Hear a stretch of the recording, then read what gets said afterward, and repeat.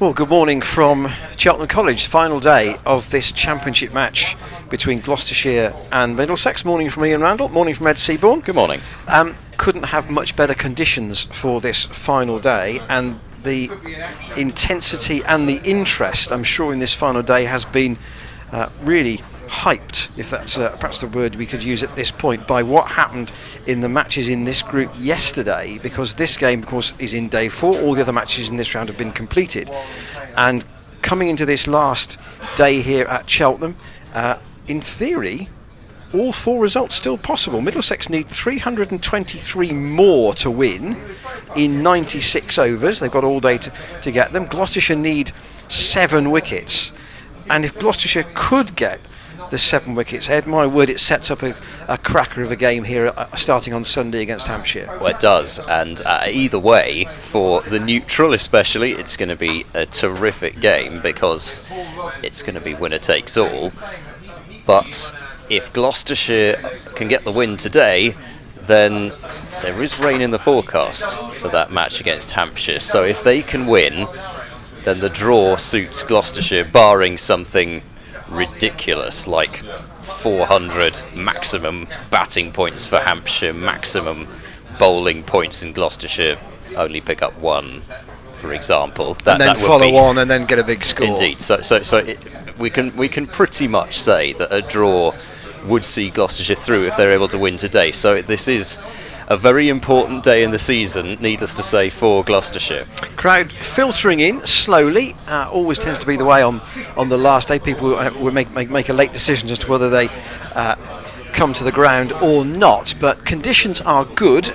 Probably the best forecast of the 4 days, actually. And just to remind you that at the close last night, Stephen Eskenazi had 48 and Darryl Mitchell had 21. 2 wickets to Dan Worrell and 1 to Matt Taylor, whose birthday it is today. He's 27 today, so he'll be hoping for a win on his birthday. There are, look at the maths here, there are 23 overs until the second new ball. Umpires Mark Newell and Graham Lloyd on their way out. So 23 overs until the second new ball.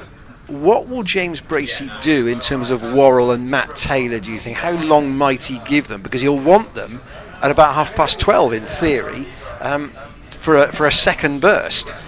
Yeah, so I would say short burst of both to start with. That would probably be what I would do, because, like you say, 12:30, it gives them a bit of time to get themselves all rested up as much as you can do that on the outfield. But I reckon 4 overs each. Maybe even 5. I think it depends, of course, on wickets, because you might be tempted to say if they've got 1 or 2 early, then go in for the kill, because why bother planning for a time that might not happen?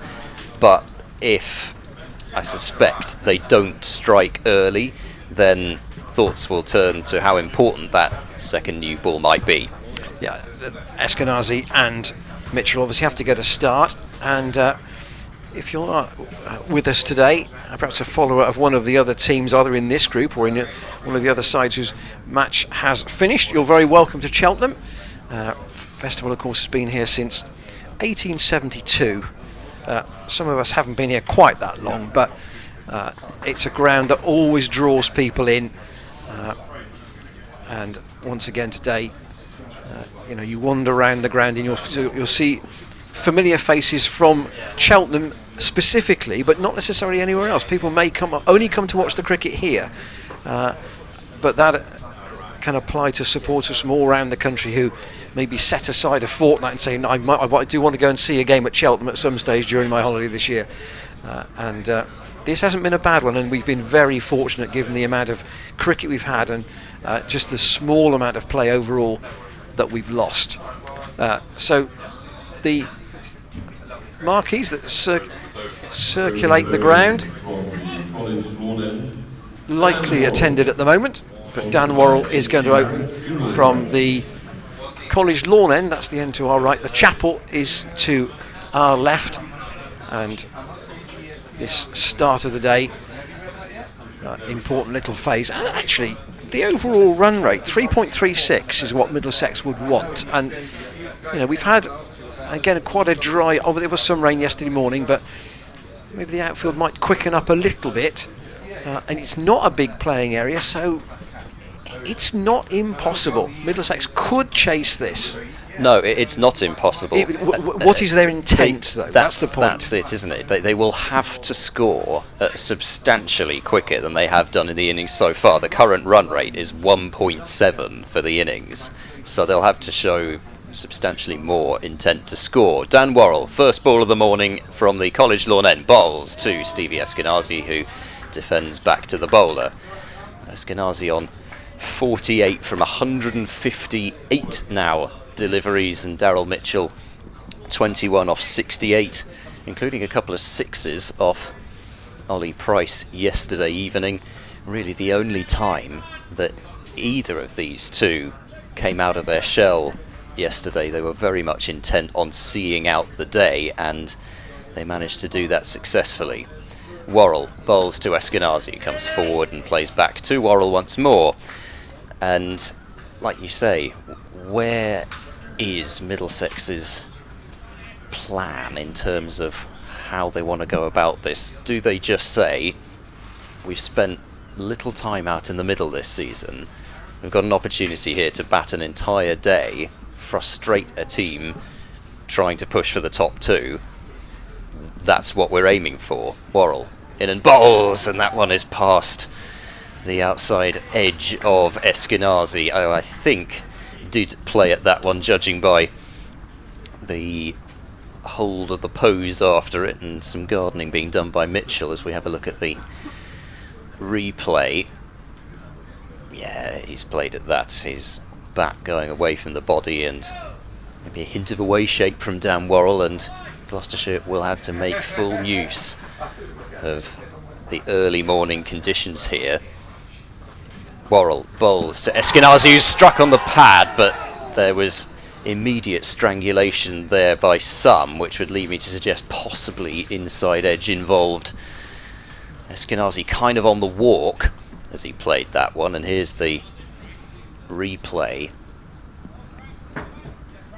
Well, it's pretty straight, isn't it? So I do think that by the fact that there was immediate stoppage of the appeal from some, and others kept appealing with some vigour, there may have been inside edge there. Worrell bowls to Eskenazi, who will leave alone outside the off stump. So a tremendous start this from Dan Worrell. He is right where he needs to be, and Gloucestershire will be hoping for an early strike from him, because his overs, especially, not to discount Matt Taylor, especially at the other end, because his figures are terrific from this match, but you feel like Worrell is the leader of this attack, and he delivered yesterday evening with a wicket of Hanscom. Can he deliver this morning? Eskenazi plays this one off a controlled outside edge out to George Scott at backward point, and it's a maiden over to start with from Dan Worrell. So 7 maidens in his 13 overs, 2 for 21. Picked up the wicket of De Caires early on, caught by Phillips at slip for 4, and then trapped Hanscom LBW in a very important moment yesterday evening for 14, and Hanscom was looking really pretty good out there until that LBW shout. 95 balls he faced for his 14. Yeah, Matt Taylor then to open from the chapel end, and just thinking about what might happen today here. I did read last night that Hashim Amla was dropped in that game at the Ageas Bowl with 17 overs to go. Gloucestershire have got to cling on to everything here, so they can't afford to let any chances pass them by.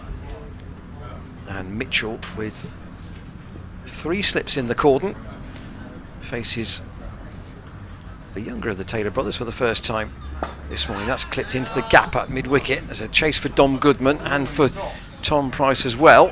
Goodman's got the longer strides, and they'll pick up 3 runs. A comfortable 3 out to, I'll say a 3. It's going to go through. It's not very well backed up, but Tom Lace and Scott have just done enough to prevent an overthrow. I thought the umpire's hat might do a bit of backing up for a moment there. It looked to be quite close to it. Graham Lloyd ducking out of the way. So 3 to Mitchell, and the 100 up for Middlesex. Remember, their target is 420. They'd have to look to get about 80 runs, I would think, or a little more in each of the first 2 sessions to have any sort of a chance of chasing this down. Matt Taylor in, and played defensively by Eskenazi back up the pitch. They need to leave themselves about 160 possibly, and they'd probably only have to lose maybe no more than 1 wicket in the first 2 sessions to give. And actually, if they did get to that point, the impetus would very much be with them, because you'd have a ball that's probably 40 overs old, an attack that's been demoralised if that was the situation they were in. But Gloucestershire have got to split these 2 and then work their way through the order, and given the overhead conditions, which are quite bright at the moment, these have been the conditions where the ball hasn't done a great deal. No, and you'd think really the best of the bowling conditions probably now, underlining the importance of this new ball spell. Well, new ball spell, keep calling it new ball spell. Well, new day. Yeah, and there will be a new ball to come shortly. Matt Taylor in, and that's beaten the push. It was no more than a push really from Eskenazi. Where, just say, our commentary position is at mid-wicket, and it's also at ground level as well, so we have lost the elevation that we would normally have up on the balcony that's behind us and the main college building here at Cheltenham. And Matt Taylor with this high stepping run, left arm around the wicket, and that's clipped straight up to mid-on, where Dom Goodman, wearing a pair of sunglasses under the cap there, does the fielding. Jack Taylor's almost the only one who traditionally doesn't wear a cap. He's always in a floppy hat. It makes him reasonably easy to distinguish in the field. Phillips and Hammond are the slips. Taylor in, and again Eskenazi solidly forward. So 2 overs gone, one each to loosen up for the likely new ball pair when the new ball is due, and just a little bit of addition in terms of what we saw this morning. You probably see Ian Harvey's on the ground today, which is good news for Gloucester. And also Ian Cobain did some straight line running yesterday, and I think this morning one of the members said to me he had a net. So whether that was after play yesterday, or whether that was at some point before play yesterday or before play this morning, I don't know, but he clearly is getting close, you would think, to being fit again. Yep, very encouraging signs. He's been doing a fair bit of moving around the field over the few days, so it's good to see that for sure. And with it being a short game tomorrow, I suppose it's possible that he might play in a 20-over game, but he might play in a 4-day game. Possibly, yeah. Either way, it's good that the recovery's obviously gone well. Worrell bowls, and that's angled by Mitchell to Tom Lace in the gully. 3 slips in a gully. Mitchell, who's scored a few runs through that region in his innings so far, looking for more, but able to pick the gap. And the one thing you mentioned, that we are lower down than we usually are here, but the one thing you really get even more of a sense of, I think, being at ground level and square of the wicket, is batsman's footwork, and it really gives you a great sense of where the feet are going, as Worrell bowls to Mitchell, who lets that one go through to James Bracey, and immediately you could see from the first over that Eskenazi's feet were not moving in the same way as they were yesterday evening, and given his admittedly white ball form rather than red ball form, but I know he's a quality player, makes it even more vital that Gloucestershire get him early on while those feet aren't moving. Mitchell has looked pretty positive to start things off with Worrell at bowls, and that's pushed up towards mid-on. And no run. Mitchell, who I think, fair to say, yesterday, he really wanted to get some runs on the board early on in his innings. He hit Ollie Price for that 6 quite early on in his innings and was really looking to get off the mark. It was his second ball, I think. It may well have been. Which really wasn't an indication that he was not prepared to be bowled to. Here's Dan Worrell, he bowls, and that's angled and brilliantly stopped by Ollie Price at third slip. He's shown some really good hands in that region. He hasn't had to take a catch yet, but he must have saved several runs in the course of things. Here is the replay. Sharp dive to the right, and that ball was travelling because Mitchell used every bit of pace that Worrell gave him. He hasn't really been called upon for a catch, but there's been a couple on the bounce to him, which he's stopped very cleanly. Worrell in and bowls short this time, and Mitchell ducks underneath it. Test out Mitchell with the bouncer for the first time.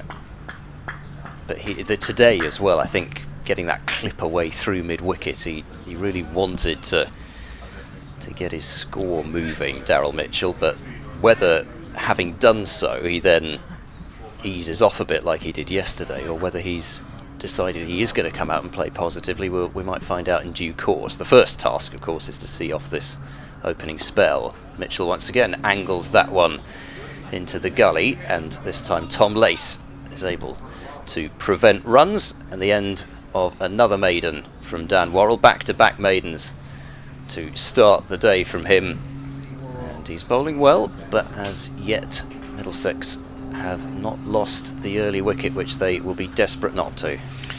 Yeah, 100 for 3, just the one scoring shot this morning so far. And I say Taylor and Worrell, certainly with an initial burst, you'd have thought, and then the question is the taking of the second new ball and what impact that has. So James Bracey's put Ollie Price now on that Eskenazi clip through mid-wicket, so he's in at short mid-wicket for Matt Taylor, round the wicket to Eskenazi, just trying to dry up the runs even further. But that was what was happening last night. It did create an opportunity or two, a false shot or two, even though it would appear that a target isn't really in Middlesex's reach. They would have to go, see, Ed said they'd have to go out with a very specific intent to counter-attack. At the moment it doesn't look as if they're doing that. Matt Taylor round the wicket, that's clipped off his hip by Eskenazi for a single. Tom Price is just by the umpire at square leg. I think it's important to say, though, that they have the time to get through the opening bowlers in terms of the run rate that they might require will not go spiralling out of control just because they really try to see out this opening period, and then they might feel that things will open up for them when the change bowlers come on. Taylor into the Kiwi Mitchell. Fields off his own bowling. Scott is at backward point. Lace at extra cover. Jack Taylor at mid-off. Tall figure of Goodman at mid-on. And then the Price brothers at, say, short mid-wicket and square leg.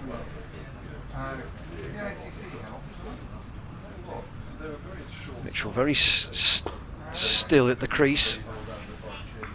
Not too many moving parts in his stance, I would suggest. He's it's uncomplicated, isn't he? I guess you'd say, in terms of his approach. Not that necessarily. I mean, you tend to talk about a batsman that's uncomplicated being somebody that tends to just put the foot down the pitch and biff it, but that's not really what I mean with Mitchell. It's just, yes, it's an easy style about him. Spring-heeled Taylor around the wicket to Mitchell. we saw yesterday afternoon was that the Gloucestershire bowlers were certainly trying to make the Middlesex batsmen play at virtually everything. They're not give them the opportunity to leave delivery after delivery, and that seems to be the way again this morning.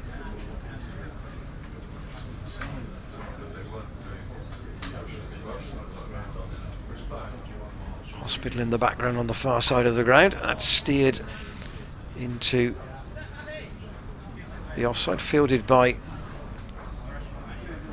George Scott, and the end of Taylor's over, just a single from it. And the backdrop of Cheltenham, Cleve Hill from our vantage point in the distance, and handy, I suppose, that the hospital literally is just over the road. Any broken bones? I think Ian Cobain had a broken wrist previously at a festival. Didn't take him long to get to A&E. That was done in the nets too before the festival actually started. And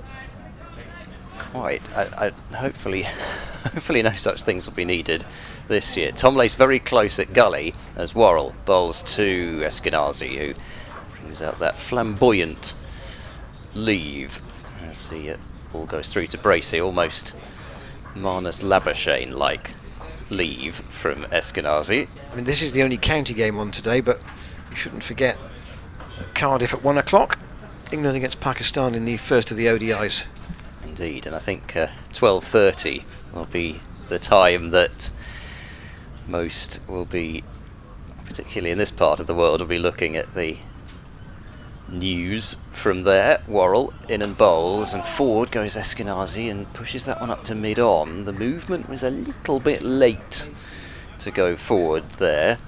Certainly not appearing to pick the ball up like he did yesterday evening, which is hardly a surprise really, because he really was set in yesterday and for the most part really did not look like getting out. And so batting for 172 balls already, setting himself in for another vigil this morning. Worrell bowls, and that's really nicely played. Open face drive backward, a square on the offside, heading towards the boundary rope, and it will not make it. It's been hauled in, so I'm informed. I can't actually see it, but that is the 3 runs to Eskenazi, and it passes 50 for him, 52 to his name. Fully deserved half century there for Eskenazi. He has batted with terrific control and composure, and 173 balls for his half century, 4 boundaries, but it's been more about the application that he's shown and the frustration that he's got into Gloucestershire's attack bowling at him, and that probably one of, even though it didn't go to the boundary, one of the best shots that he's played. Really laid back and angled that one through backward point nicely as Worrell delivers a ball outside Daryl Mitchell's off stump. And through to Bracey behind the stumps quite low. This pitch is definitely slower than most here, but there has still been, usually from just a bit further back of a length, just the occasional ball which has really taken off, but it hasn't been many. Well, Miles Hammond got one in Gloucestershire's second innings. That was a snorter, wasn't it, that one? Cullen. Worrell bowls, no shot through to Bracey. Very little he could do about that. No, indeed, and I think it feels, admittedly, maybe not quite yet, but if this goes on for half an hour, 45 minutes, it will start to feel like it needs something like that. I suspect possibly the ball that got Hanscom LBW kept a little bit low, not extravagantly so, but it feels like maybe it might take something like that to prize one of these 2 out, as Mitchell will not play a shot at that one. 3 runs off the over, just the 1 scoring shot, but taking Eskenazi to a well-deserved half century. 104 for 3, Middlesex requiring 316 more runs to win, as we look at Dan Worrell in slow motion, that repeatable action of his. Powerfully built chap is Dan Worrell, strong shoulders and back, and really whips through the crease when he bowls. So just 7 added so far this morning. Matt Taylor just replacing the disc at the end of his run. Eskenazi on strike from Boy from the Chaplain. There were 2 sounds there. It was the start of an appeal for an LBW, but Taylor heard the second sound and therefore stopped. 105 for 3. Sun's just gone in. Gloucester won't mind that. No, and it does. Silly thing to say, really, because the sun does warm things up, but the air temperature is not boiling hot, and it does feel very different when the sun goes in. You can see why that might affect the ball.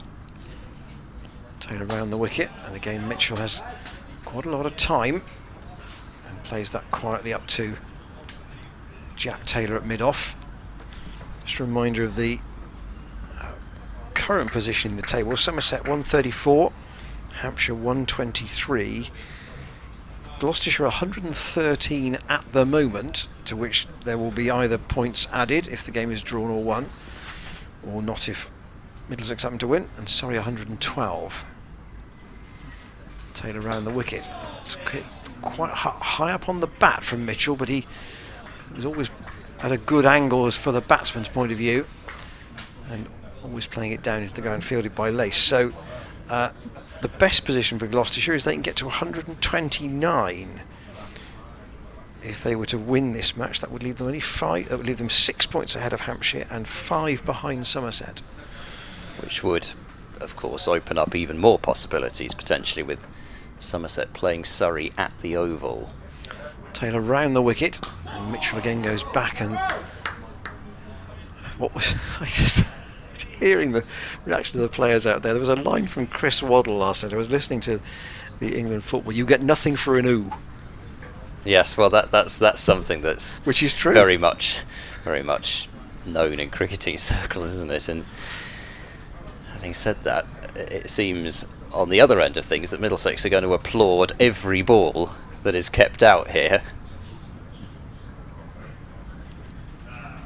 Mitchell waits for the bearded Taylor, and again defends out on the offside. I mean, if Eskenazi is batting all day, we're going to be into not with the number of runs, but in terms of balls faced, we're going to be into the area of Amla from yesterday. It's going to be well beyond, though, isn't it? So yeah. Amla batted for 278 balls yesterday. What would be one of the most extraordinary innings that's ever been played, almost, by a Middlesex player if he does it. Mitchell defends and gets the applause from the players' area to our left. Yes, Eskenazi's been in for nearly 4 hours already for his 53. It really would be a marathon effort. So you really, even in the long and storied history of Middlesex County Cricket Club, I can't imagine there would be many innings longer than that, if it were to happen, that have had an impact on a game like that in terms of either saving or even winning a game.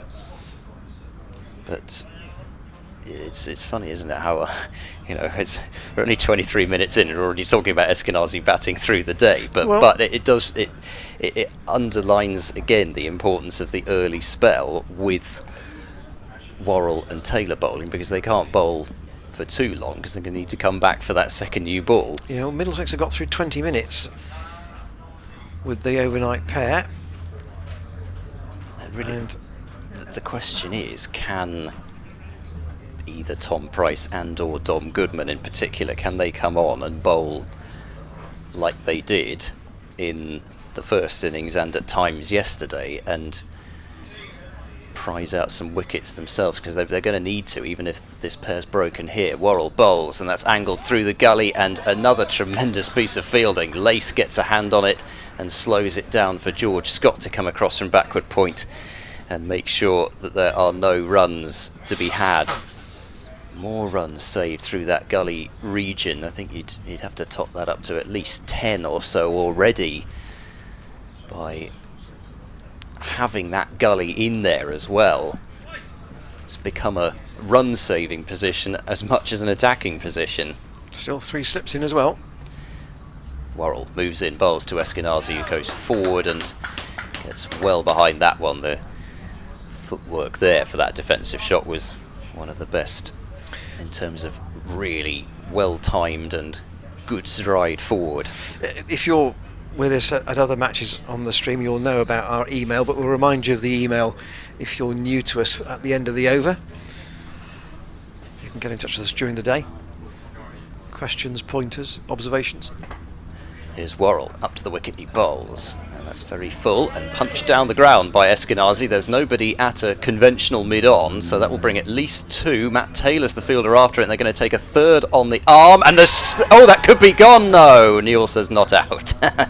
Just at the last minute, Eskenazi had to get his skates on, and his pads have been dismantled a little as a consequence of the exertions to try and make his ground. And had that been a direct hit, I reckon that might have been pretty close. What's he done to his...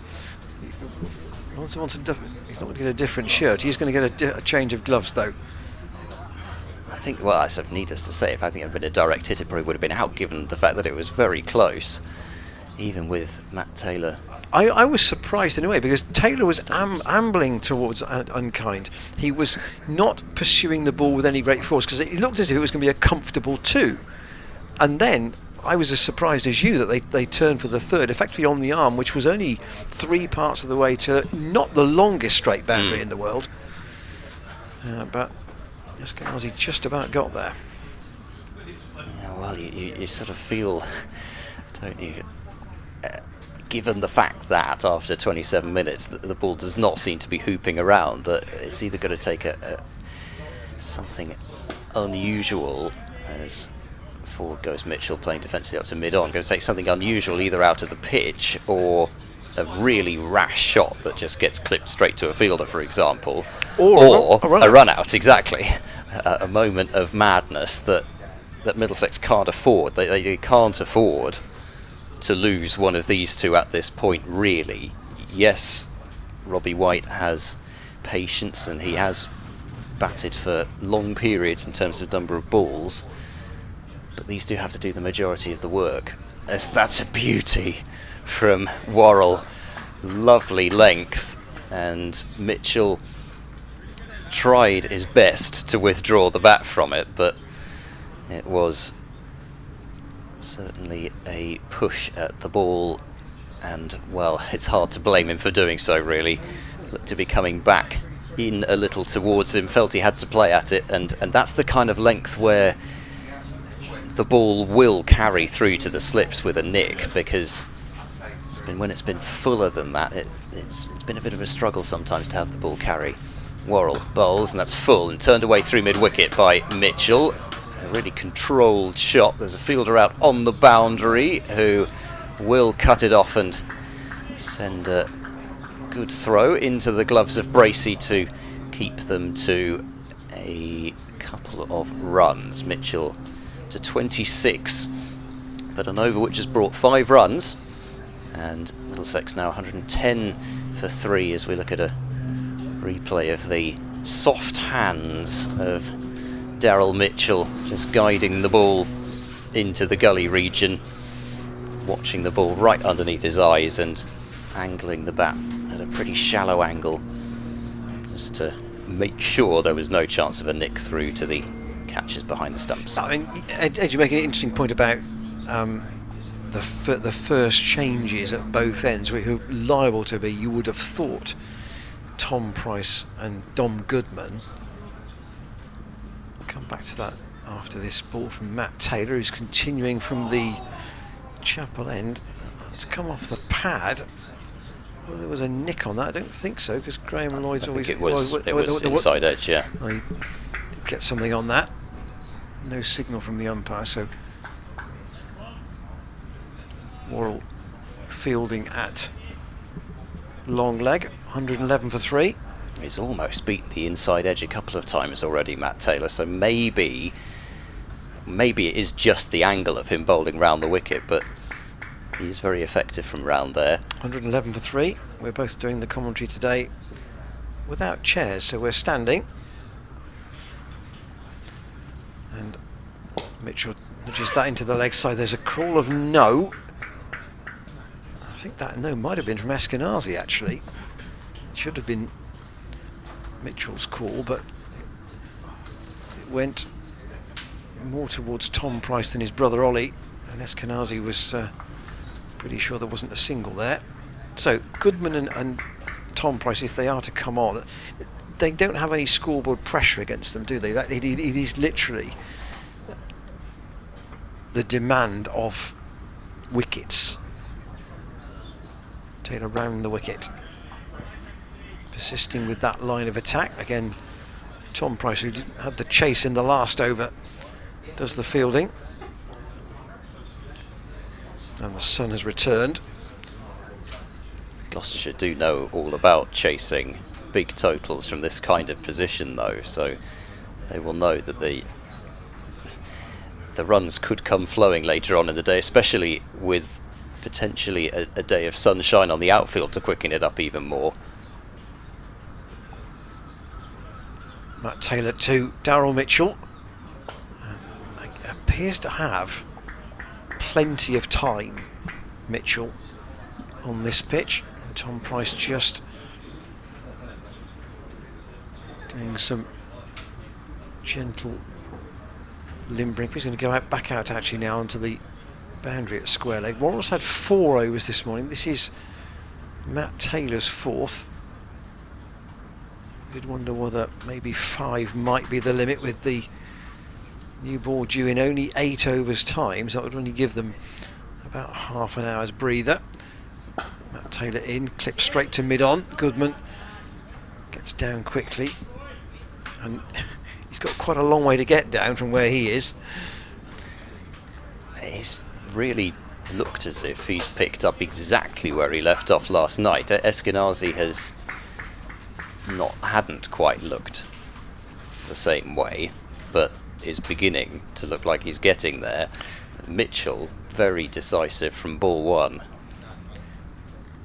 The 65th over of the innings, and Mitchell pleasantly again out on the offside, straight to Jack Taylor. Sanitisation break time coming. New gloves for Mitchell by the looks of it, or that's maybe just a message more than anything else, although the offer of gloves is there to the New Zealander, who does take that offer up. 111 for 3, 26 to Mitchell and 57 to Eskenazi. Matt Taylor's overall figures: 17 overs, 9 maidens, 1 for 20. I think any spell of economy, though, has to be pitched against Keith Barker's effort yesterday at the Ageas Bowl. Quite. 22 overs, 17 maidens, 3 for 9. I mean, the strike rates, well, it's still pretty good, but the strike rate wouldn't have been improved too much by that. But the average, goodness me, 3 for 9. So 4 overs for Worrell is, by the looks of it, his allocation at the moment. Tom Price to get the nod from the College lawn end. Not too much of a surprise about that. He's bowled, I think, the entirety of his overs from that end. There was one point when he was struggling a little bit with his landing area yesterday, but he was taken out of the attack rather than switched ends. All the no balls came in the early part of his spell, didn't they? And then when he came back, yes, he didn't have a problem with the landing area and seemed to get things sorted as far as maybe even the confidence of where he was landing. 2 slips in a gully for Tom Price, and they've once again got that almost that catching mid-wicket position, which is Matt Taylor. Tom Price in, bowls full right up there, and Eskenazi digs it out, almost literally, because certainly took a bit of the surface of the pitch with him there. So they've got that short mid-wicket, as you say, and then the deep backward square leg, as well as the fielder at long leg. So 2 fielders out. I doubt that there'll be too much short stuff, but they've not gone defensive because they've left cover open. Price bowls, and that's clipped just wide of Matt Taylor, who stops it with the footwork, and a single taken to move the total up to 114 for 3. Eskenazi up to 58, and I think it's a question, isn't it, of balancing defence and attack actually for Gloucestershire here. They don't want to go on the defensive because they're still only just past the first half hour, but as Price bowls full driven, not timed perfectly. There's more uncertainty with regards to the running, and in the end, because of that uncertainty, they've not got a single as Worrell does the fielding up at mid-on. I think that was partly the case because I think Price got just a hand on that, took some of the pace off it. Certainly not gone noticeably attacking this morning, but the positive defence, positive pushes, there's certainly been there. As there's a drop and run, Scott coming in from backward point, no chance to affect the run out, and cover is open for the drive, but it's also open for the push and run, and this time no uncertainty with regards to the running, and Mitchell gets a single to move him up to 27. And that's the kind of thing I think, you know, you think about just over 3 and over. That's all you need, really. There's a chance to launch later on if necessary, but you've just got to take what's on offer for the first couple of sessions, and the runs are going to take care of themselves to an extent, or enough of an extent that you can maybe go for things in the evening. Very full driven, nice shot from Eskenazi, and that is going to go to the boundary for 4. And a full delivery from Tom Price, inviting the drive through that open gap in the covers, and Eskenazi with a lovely flow of the bat to send it to the boundary. Moves up to 62. Already 6 runs off this over, so Middlesex may feel like this is a chance to get very much on top. Price bowls, and Eskenazi looking for the drop and run, which it may actually have been there if they'd set off for it. It was hit just a little bit harder than Mitchell's attempt, so probably what dissuaded them. But you can imagine it's only going to take a few overs, and yes, there's only a few overs left until the new ball, but this is really a period of a few overs where Middlesex could put a dent in things and really leave Gloucestershire feeling it's going to be extremely hard work to take these wickets. Eskenazi goes forward and plays back to Tom Price to end the over, and it is those 6 runs that have come from it, and Middlesex requiring 301 to win now from 87 overs. Just a reminder of our email address, commentators@glosscc.co.uk. There it is in the top right hand corner of the screen. I say observations, questions, comments, all welcome. And Dom Goodman has just passed a disc to Ollie Price. So Goodman not at the moment, but I suspect this is probably 4 overs, assuming there isn't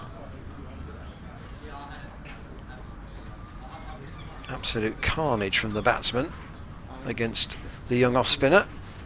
4 overs to get him to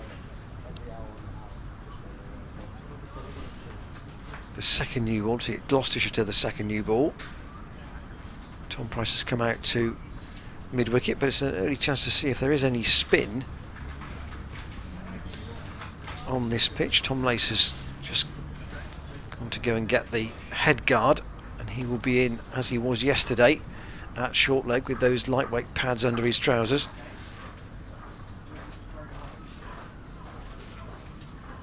Hammond is at slip. Phillips has gone to mid-off, and Jack Taylor is now in extra cover. Price just checking everybody's in position. Spins himself a catch, bowling from the Chapel end. This is very bowled from last night. And that's very full, tossed right up and fielded by Phillips. Sorry, do you want to say? Oh, it does seem to be his preferred end. He did bowl a few overs from the other end, but this seems to be the end that he's liking better. Mitchell comes down the pitch. You can't perhaps see it on the camera, and if you're with us today for the first time, just to say that there is a very slight slope across the square here. So the question is whether any of the bowlers can use it to their advantage. In theory, Price as an off spinner might prefer to bowl at the other end where the slope actually helps him a little bit, but at the moment he's from the Chapel end, and that's worked away into the gap behind square. Matt Taylor and Tom Price on the chase, and Tom will keep them down to 2. I suspect if the ball's not spinning, though, in a way, the mind says that the ball is going to be turning into me, and then the slope actually makes it potentially just nip down the other way. So if it's not spinning, maybe this is why he's bowling from this end. Ollie Price in, and again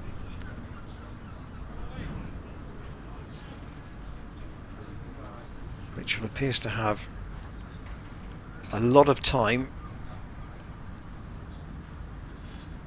That's a shorter one from Price. This almost fired that in as a medium pacer would, but no success for Gloucestershire this morning in the 40 minutes or so we've had. Middlesex have added 24 in that time. Eskenazi now 62 and Mitchell 29. They were 8 for 2, remember, at one stage, and then 56 for 3 last night when Hanscom was out. And there wasn't really a chance after that you would say Gloucestershire missed. No. And there really hasn't been one this morning that they've seen go by them either. No, and really with the new ball, it was a chance half chance at least, every other few balls. Yes, you've got to think that the hour either side of lunch is probably going to have a huge decision-making element in the match. Tom Price in and bowls, and that's clipped by Eskenazi through square leg, be at least 2, and cutting that one off. Ollie Price 123 for 3, and the first 10 overs absolutely ideal for Middlesex. That's all they need, really. You're chasing, that's basically 3.5 an over now, but to go at high 2s for some of the most difficult overs that they'll have to face in terms of run rate is perfect. They've just gone out with the ideal approach so far, these two. And all they need to do is sustain it for a bit as Tom Price bowls, and Eskenazi with a firm punch back to Tom Price, and the ball is very much finding the middle of these two's bats. And sorry. I was just going to say that as a consequence you start to wonder about catches in front of the wicket possibly rather than behind the wicket in terms of prizing them out. As Tom Price prepares to bowl and delivers. Leave from Eskenazi. So again, that fairly flamboyant leave. I didn't know whether just before it there was the slightest hint of the fact that he might want to play at it, but probably not. Probably just the extravagant flash of the bat that he does sometimes when he leaves the ball.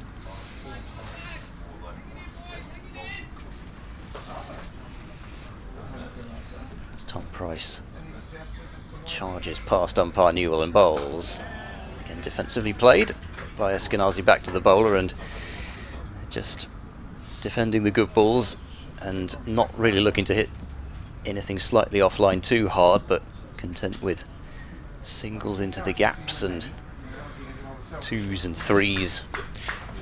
Yeah, Gloucestershire used 7 bowlers yesterday. 7th was Glenn Phillips, who only bowled the last over, but there is in this team quite a variety.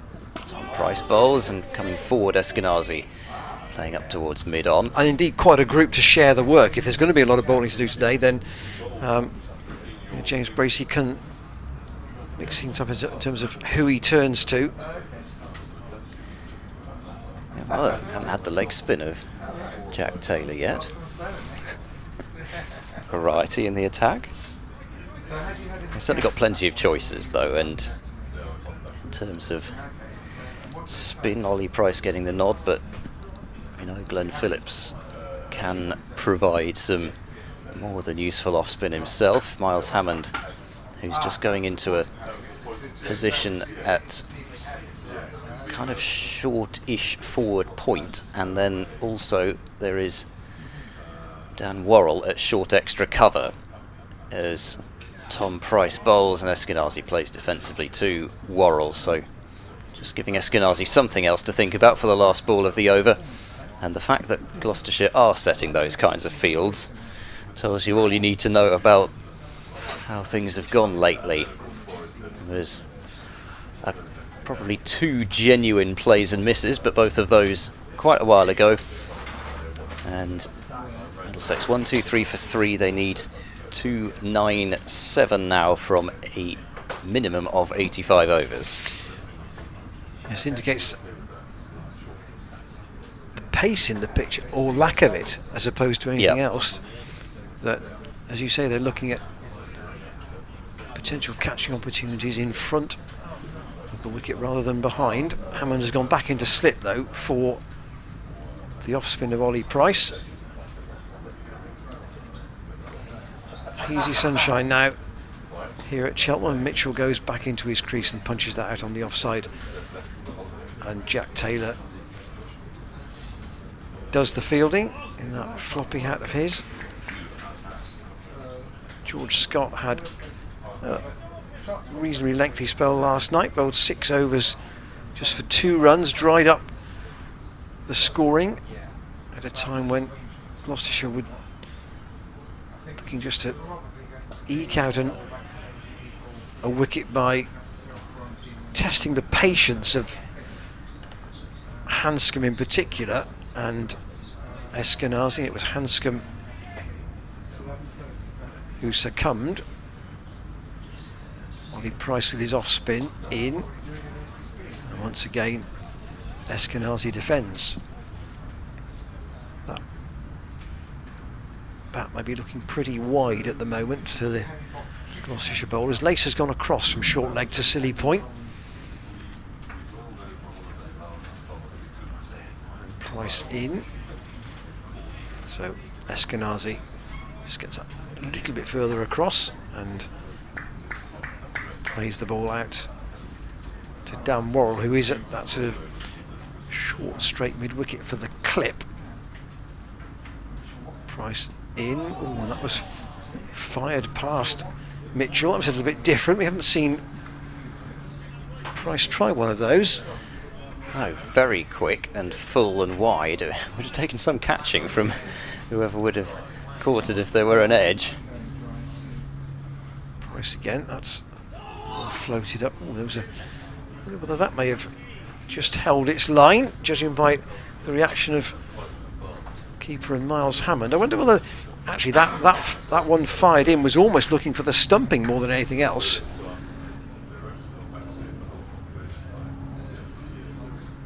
That was the last delivery in the over. Sanitisation breaks, of course, now very much the accepted policy. Chris Dent on spray duty out there in the blue bib. He of course won't play at the festival, he's got a broken finger, but hopefully by the time we come round to the Royal London Cup he will be fit to play once more. Prices have been cheaper of late. Just a couple of runs off their last couple of overs, and then just a single off that last one, and a little bit more in terms of interest for Gloucestershire,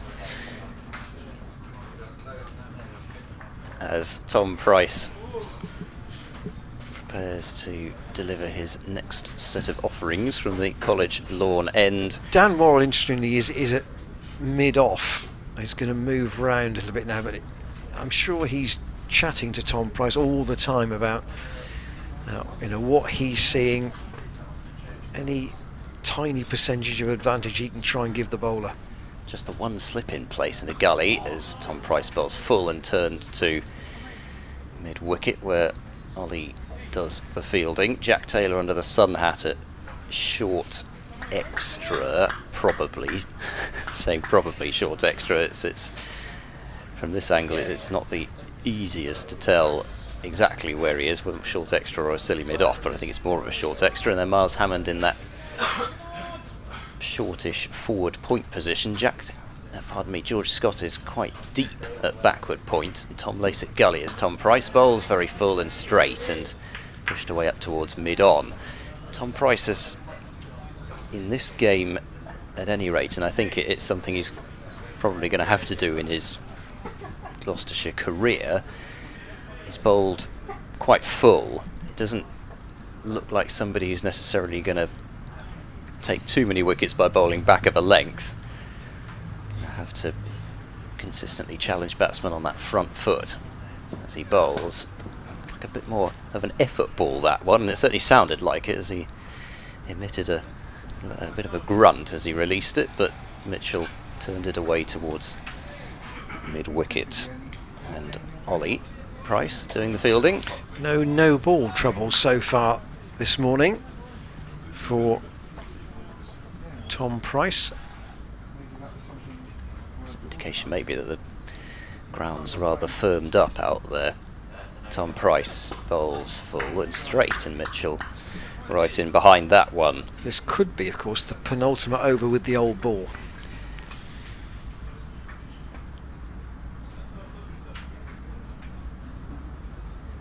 Sorry, that's not right, is it? I'm just looking at the overs remaining in the day. My apologies.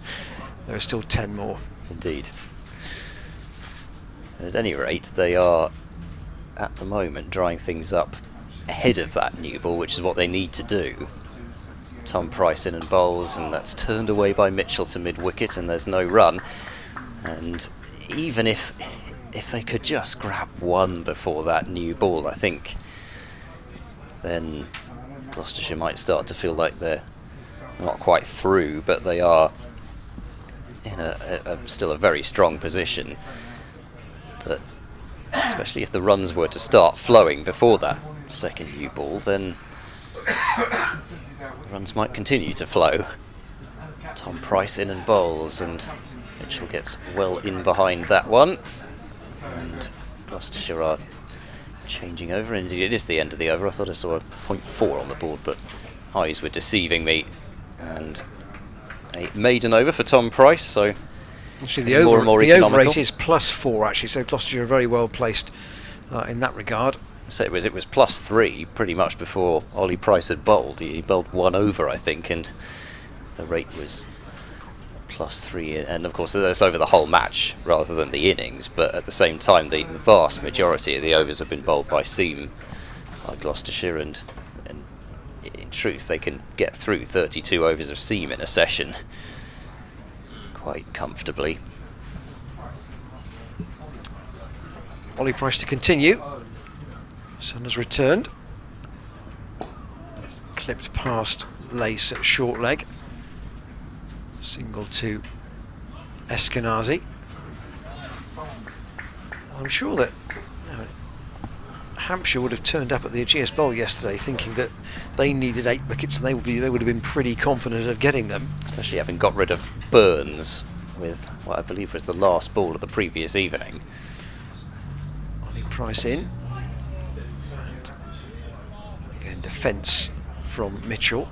I would actually suggest, even though obviously was watching this game rather than that one, but just from the few balls we were able to see because of the rain delay yesterday, this pitch is doing less than that one was.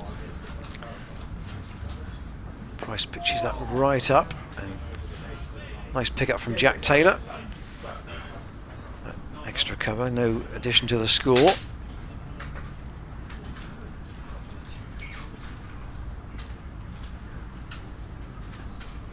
Price still bowling in a sweater.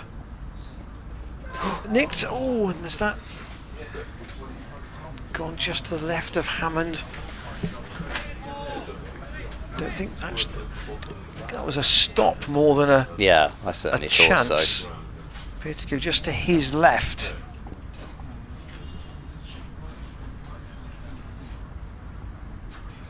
Pricing once more. It's a shorter ball this time. But I'm a bit disappointed that wasn't the same length as the previous one.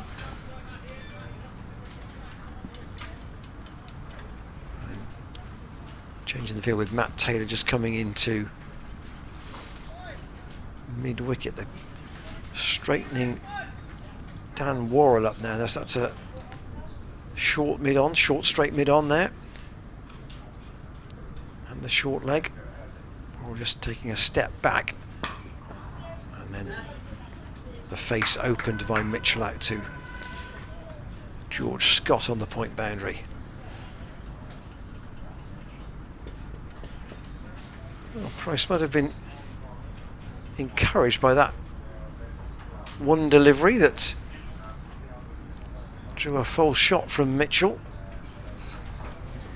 126 for 3 at the end of the over. Price's overall figures from 13 overs. He's taken no wicket for 30. Only 2 maidens in there, so I suppose in the bigger picture of things, there's always a ball where the batsmen feel they can just rotate the strike against him, and that maybe just doesn't build quite the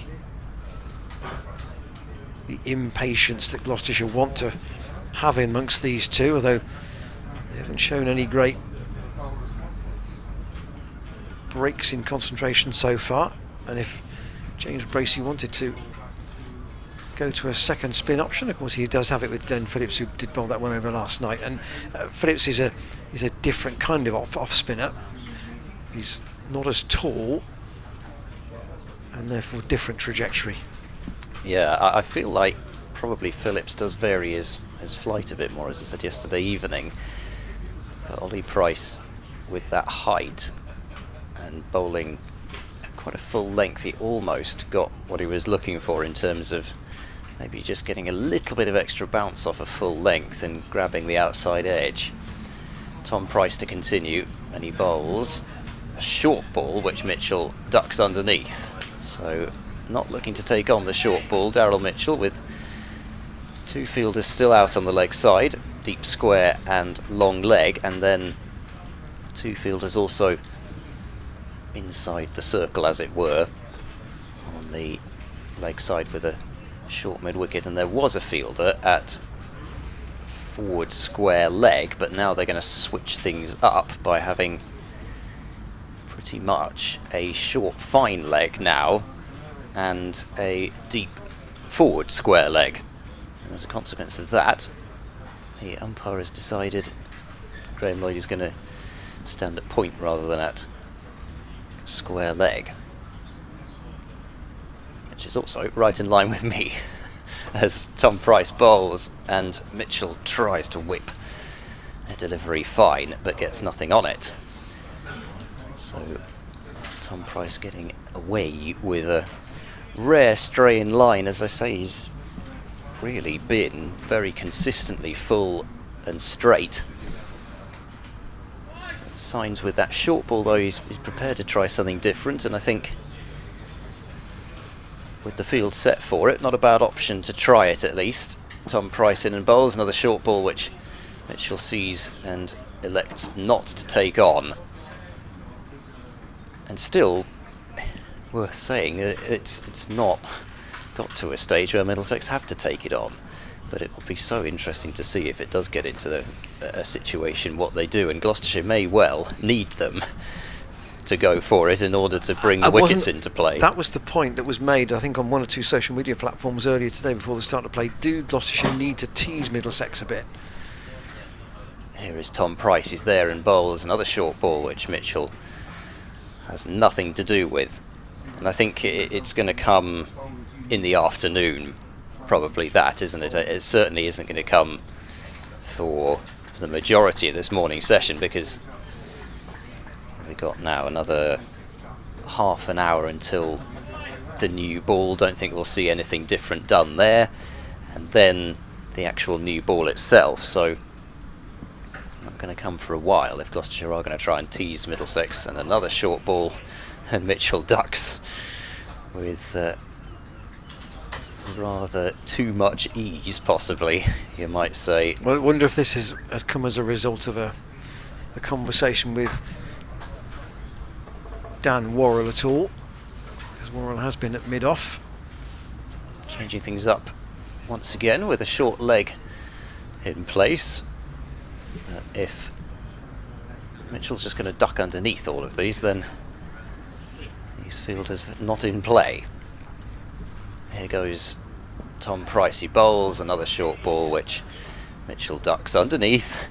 It's on repeat at the moment, and he's again got this situation where you've got, actually, it's more like a fine leg than a long leg now, and the fielder who's on the 45, and Tom laced one ball at short leg and he's come out, but he had to very much make sure that he was at forward short leg, and the fielder on the boundary at deep forward square, because would have been 3 behind square on the leg side. Price bowls, and that's turned away by Mitchell to mid-wicket. So the over is completed. The second ball was a no ball, which I missed. Apologies for that. 128 for 3. Middlesex requiring 292 more runs to win from 81 overs minimum. Ray Bede, thank you for your comment on the email. Andrew Harrison says, enjoying the commentary and live stream here in Japan. Cheltenham looks a picture. Makes me feel nostalgic. I used to love the festival back in the 90s. Our Gloucestershire fans starting to feel a little concerned. Eskenazi and Mitchell looking pretty comfortable. And Tom Wade has also sent us an email, which I'll get to during this over, from Ollie Price. Morning both, he says. My first match on the stream. An excellent way to pass the working day. Don't tell the boss. He did want us to read that out, didn't he? I shall be in attendance on Monday for the first time since Jack Russell's special testimonial match in 2004. Looking forward to a good day's cricket and hopefully a Gloucestershire win. He's obviously... so you can look forward to a good day's cricket on Monday. Yes, he's looking forward to a Gloucestershire win today, I guess. So Tom, Andrew and Ray, thanks for your notes. Here's Ollie Price from the chapel end once more. And a stretch, quite a long stretch from Eskenazi. Who hasn't had as much of the strike in the last few overs. Peter Hanscom just walked across in front of us, maybe on an amble round. Maybe he's on water duty. Now, Tom Price has come into that short, straight, mid-on position. And James Bracey just asking Ollie if he wants Matt Taylor to go just behind square. And the answer is, the bowler says, yes, please. So, 2 slips for Eskenazi and a short leg, and that short straight mid on, and indeed Matt Taylor in just the right places. That is turned by Eskenazi just behind umpire Newell, who I think had a quiet word with Tom Price after that succession of shorter deliveries in the last over. Ollie Price is floated right up and Eskenazi right forward.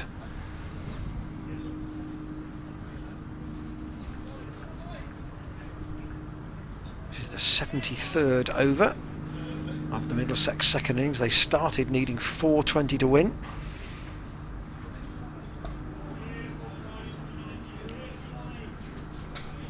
Beautiful Ollie. There's always a comment after every delivery. And I wonder if Price is thinking about going around the wicket. Yes, indeed he is. They're going to have to move the sight screen, I wonder. I do like this move coming round the wicket with the slope. It even more accentuates the angle that the right-hander probably isn't expecting, and if you can just push one across the right-hander, then Glenn Phillips moving Stevie Eskenazi out of the way so that he can do some practice bowling. Well, that you know, we're still 7 overs short of the second new ball. Maybe Phillips might get a bit of a bowl. Ollie Price in, and again Eskenazi a long way forward. So yeah, in theory they might have a spin from both ends.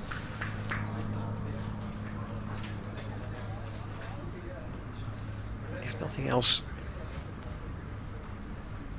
just to soak up a few overs with Middlesex.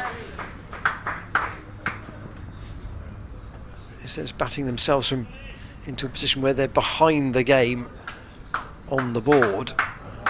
Take what you say, Ed, about where they kind of need to be. They probably need to be north of 250 at tea to give themselves any sort of a chance, and they need to have wickets in hand as well, a good number of wickets in hand.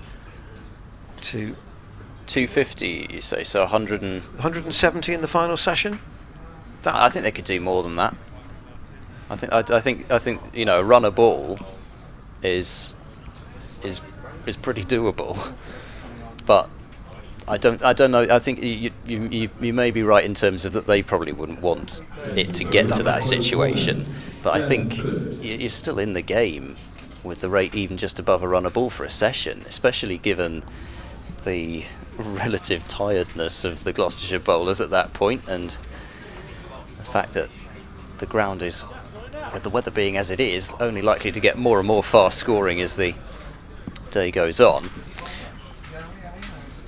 But as I said, it's all about what Middlesex want to do and how they want to play it, because the ball to a certain extent is in their court after the first hour and a bit. Yeah, Chris Dent's just taken off one of the helmets. Almost looks like he ought to be in a rock band at the moment, Dent, because his hair's got long and he hasn't got it tied back. I don't know how musical he is, actually, or even if he is. Anyway, Glenn Phillips is coming on. No, I shan't say it. I didn't think that really mattered, did it? Maybe not. Here comes Glenn Phillips, and he bowls to Mitchell. He bowls it full, and Mitchell drives a ball straight to Jack Taylor, and he could have hit that one in quite a lot of places on the offside, but picks out the fielder. Phillips just over-pitching one first ball and getting away with it. Here he is bowling, and Mitchell goes back and clips behind square on the leg side and pick up one run. Dan Worrell flings the throw in. When Phillips bowled at Leicester, there may have been some footage of one of the wickets he got. Was that not caught at short leg? Yes, he got a wicket with the ball actually turned off the face of the bat to short leg, and a very sharp catch, and then, fair to say, all replays suggested should have had Colin Ackerman LBW the very next ball. So more field adjustments are going to come almost every other ball now. Dan Worrell going towards the 45 and a deep square leg out. Phillips bowls quick and flat, and it's cut away backward of square out towards the fielder on the ropes, and they get two. Just playing it quite late, Eskenazi, as he did in the last over off Ollie Price. Just giving himself every last fraction of a second to judge where the ball's coming. 133 for 3. Phillips bowls, and a little bit more flight, but Eskenazi coming forward comfortably, and he's not actually giving this a whole lot of air either, is Glenn Phillips. It's pretty flat so far. A bit more flight there, and Pushed back to the bowler this time. But we have, this is what makes cricket, isn't it? You have off-spin from both ends. In theory, it's the same type of bowling, but because you've got bowlers of different heights, actually you've got very different off-spin from the two ends. Phillips bowls. It's more coming forward. Eskenazi playing to Phillips, and the end of an over which has produced 3 runs for Middlesex. 133 for 3. 79 more overs remaining in the day after this, but only 6 overs now until the new ball is due. Can I show my age here? Because, like, comparing off spinners, it's a bit like saying you're going to have John Embry at one end and Peter Willey at the other. You've got, you know, very different off spinners in those situations, and again we have that scenario here as well. So Middlesex have got through an hour and 10 minutes. They've added 36 to their overnight score. Wouldn't mind calling on the services of Mr. Embury, I don't think, especially against Middlesex, that would be entertaining. And a chat between Graham Lloyd and Jack Taylor, unclear what that was about. Ollie Price again has a thought about his field, and you've got to think that James Bracey is trying to use the brains trust out there to come up with plans that can dislodge one of these two, because at the moment they look as though they're booked in for a long stay. So we've now got a slip and a leg slip for Mitchell. Jack Taylor's at leg slip with the helmet on, and a short leg with Tom Lace, and Ollie Price to bowl to Mitchell, who drives straight back to the bowler.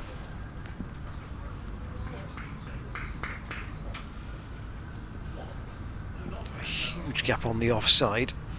On the leg side still Tom Price in for that straight clip, but Goodman is the cover fielder away at long on. He goes straighter than Price and all the way up potentially to the boundary. They're taking out the miscued 6, I suppose. Not making that a safe shot for Mitchell. He does use his feet here, and Price does well to field it off his own bowling. Well, we can definitely say he's got a good pair of hands from what we've seen as well, which just adds to the usefulness of Ollie Price as a cricketer. This is his first class debut. He's been heavily involved in the game. 2 30s with the bat, and only had the 1 over in the first innings, but that wasn't really a surprise given the way Middlesex batting fell away. Gloucestershire have got to split these two to, if that's going to have any chance of happening again. Sun's just gone in again, and Tom Price is in the action once more. Matt Taylor just doing some stretches. 5 overs after this ball to the second new ball, tossed up and squeezed out this time for a single by Mitchell out to George Scott. There might have been a case for Scott and Goodman to have had a little session in combination against these two. James Bracey's gone to the spin first, maybe because the ball is old and soft, and I thought there'd be nothing in it for either of those two bowlers in that situation. Possibly it's also just a case of trying to keep somebody back as a kind of not an ace up your sleeve, but option? Yeah, just, you know, somebody that Middlesex haven't seen yet for later on, and Goodman could be that somebody, given that he provides something a little different with his height, and maybe that's the thinking as much as anything else, because if it is going to be a long day, then you need that variety, and you need some bowlers who are mentally fresh as much as anything else, and if you've got somebody like Goodman, who I'm sure will be itching to bowl, as every bowler does out there, so you let that build up for a session, and unlike everybody else who's feeling kind of tired and They may be a little bit weary out there after watching Middlesex stymie them for that long. Goodman, on the other hand, might be raring to go and get his chance and break the partnership later on. Just to say that overall the run rate is basically where it was at the start of the day, so there has been the odd little flurry. Broadly, they're still going along at less than 2 and over. Phillips into his second over, and Mitchell to face. Mitchell goes back and just dinks it out into the short leg region. That was dragged down a bit. Interesting that they've still not shown too many signs of going after these two yet. Mitchell going forward and playing defensively. Did bat really. The required run rate though still has only got up to 3 2/3. So that's really barely any change from the start. Phillips with a quicker delivery right up to the bat, and Mitchell with a push drive into the covers, picks up 1. Worrell firing the ball in, getting that arm a little bit loose potentially. Won't be long. You don't sense that Dan Worrell ever throws a ball other than firing it, do you? It's never a lob. Well, when he does it almost unwillingly, a kind of a theatric kind of lob. This is very full driven, and oh gosh, that kept spinning towards Graham Lloyd, who somehow managed to get out of the way of it, and it's 4. That almost became 12th fielder for Gloucestershire there, because as far as Graham Lloyd ran away from the ball kept following him, but a flourishing drive. You can't quite see Graham Lloyd from that replay, but we had a great view of him looking right along the line of him. The spin of the ball just kept taking it towards him. Mitchell, ooh, that one was slightly uppish. Whether, had there been a silly mid-wicket, it would have been to the field or not, I'm not quite sure. May even have fallen short, but did just pop up a little bit. Yeah, he just held that back a little bit, Phillips, I think.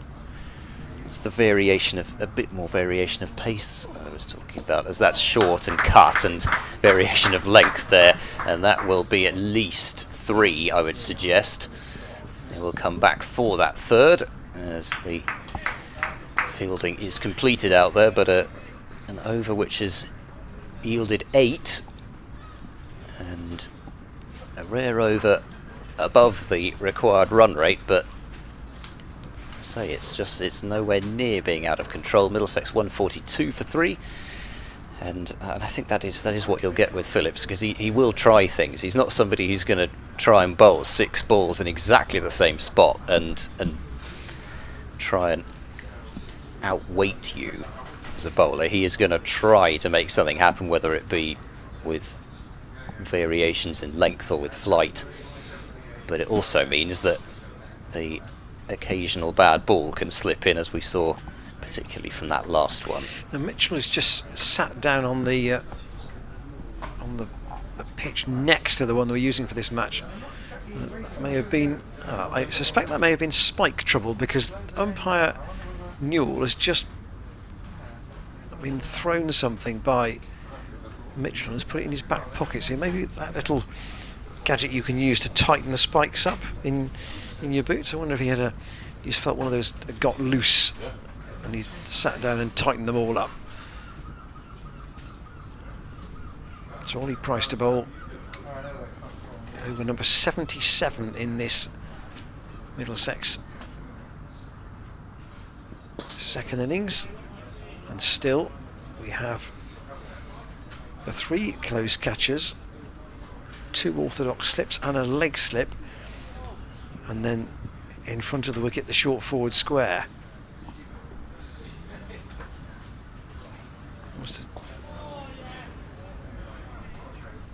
Lace is now at mid-off, of course, or short, silly mid-off.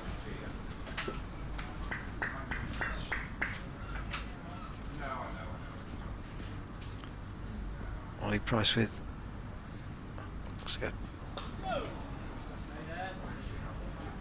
it's not his cap tucked in the back of his trousers, is it? It looks like a like a bar towel or something. They are quite good, those, actually, for trying the ball if necessary. Well, that's wheeled in, but he dropped short this time by Ollie Price. Matt Taylor does the fielding. Into his 16th over. He trots in off about 4 paces. Still Eskenazi able to defend. Started the morning on 48. So he's added 28.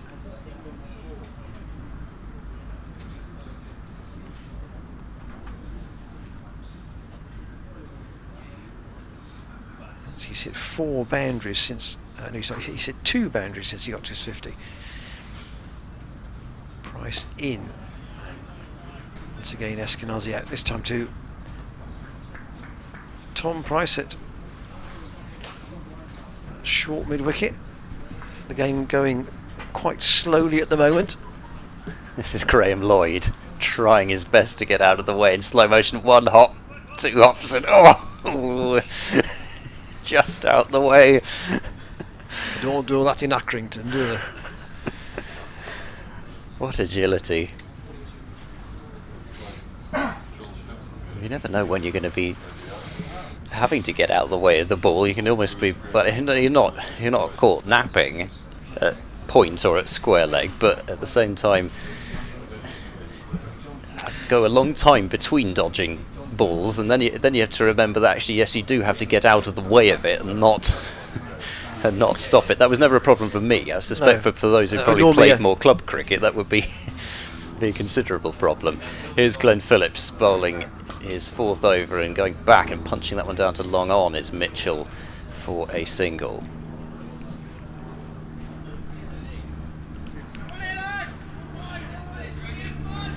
Coming round the wicket here, Glenn Phillips.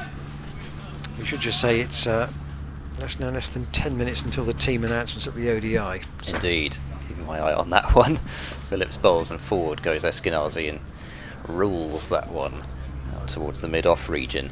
And almost the case really that the longer these two go on, the less likelihood that the clatter of wickets will fall. I think that's maybe a pretty obvious statement, but flighted this time from Phillips. Eskenazi turns that one towards mid-wicket, but the belief will be there, I think, now that from the remaining Middlesex batsmen that actually, what we can survive out there is there's nothing too tricky.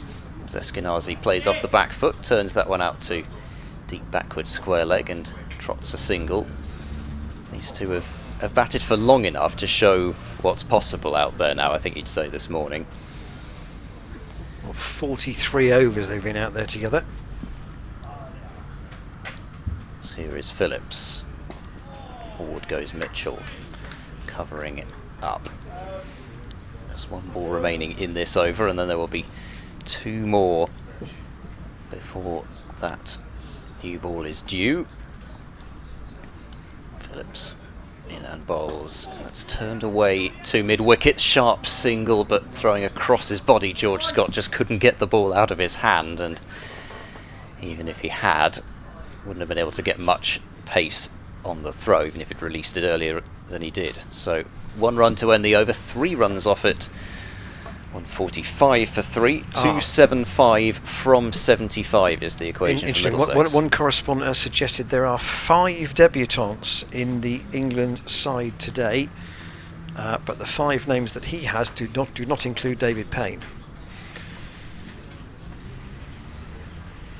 Well, he was spot on at this particular scribe about the squad, so I would imagine it is pretty definite that he is correct about the team for today as well. Yes, I've been shown a tweet from a second source which has the same 5 names, so I think we've got to assume that those 5 are correct. Ollie Price round the wicket, still with the 4 close catches in, and when we have that side in full, we will obviously bring it to you. But it looks as if David Payne isn't going to get a game today. So for me, Lords is the place for him to play in so many ways. That's where you'd love to make your England debut, isn't it? I suppose so. Yeah. Ollie Price around the wicket, and Mitchell using his feet this time to really defend with conviction there. Having said that, of course, you want to be in the first one, because there's always the danger that everybody performs well and you don't get in for the second one. 36 to Mitchell. Oh, that's punched and well stopped. Second bounce by Ollie Price. A real drag down, and I wonder almost if Ollie Price felt like doing that just to see if he'd attack it. That's tossed up again and taken behind the stumps by Bracey. Hammond at slip, Phillips at second slip, Jack Taylor at leg slip, and again Tom Lace now moves across to silly mid-off.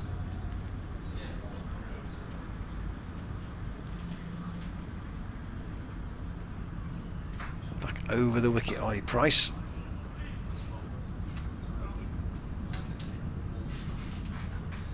It's a little bit of extra frustration there, because he knows that this is his last over, and he knows that this is his last ball coming for a while.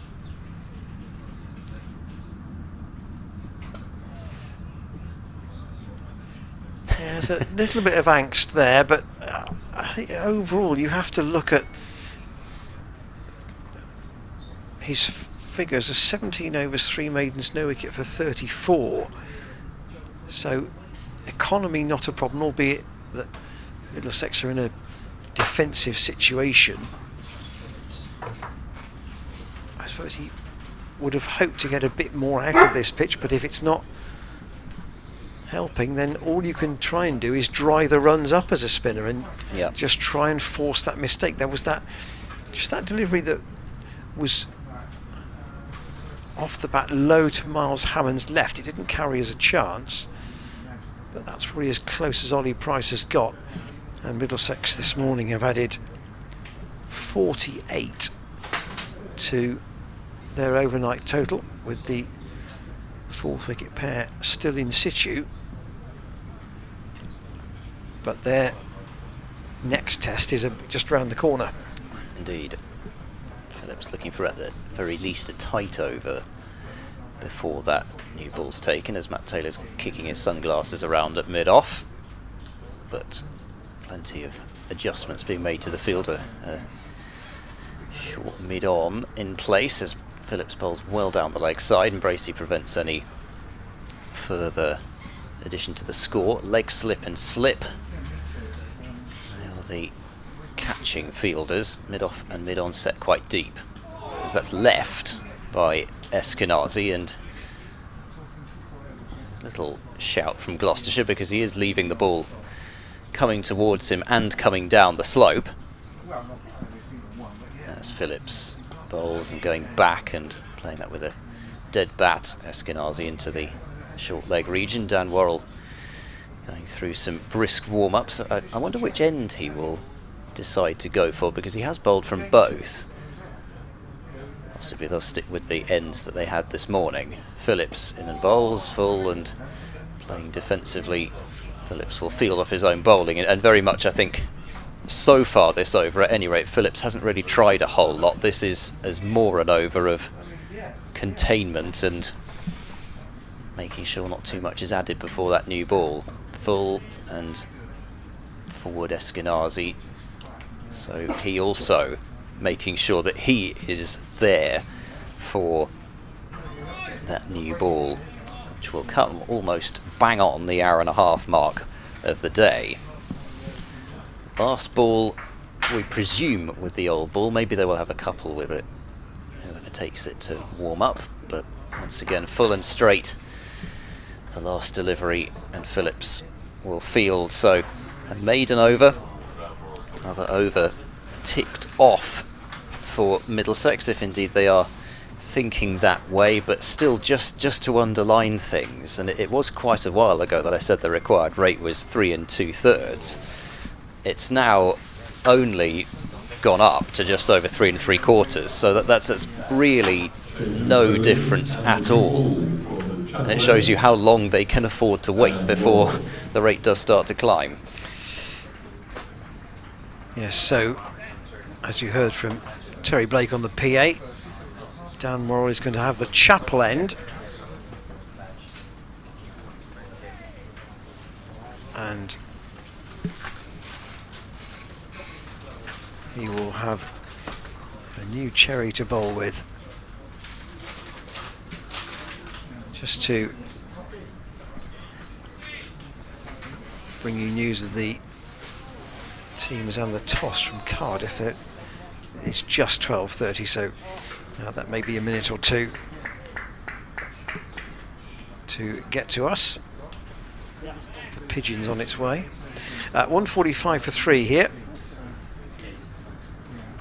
And this is going to be an important half an hour. Gloucestershire have to do some damage with this second new ball to have a chance of winning the game. 3 slips now in. And Worrell has to be careful how he uses this new ball. Mitchell lets that go. That's the off stump taken by Bracey, so it's back to back. There are 4 slips in. Phillips, Hammond, Ollie Price and Tom Lace all in there.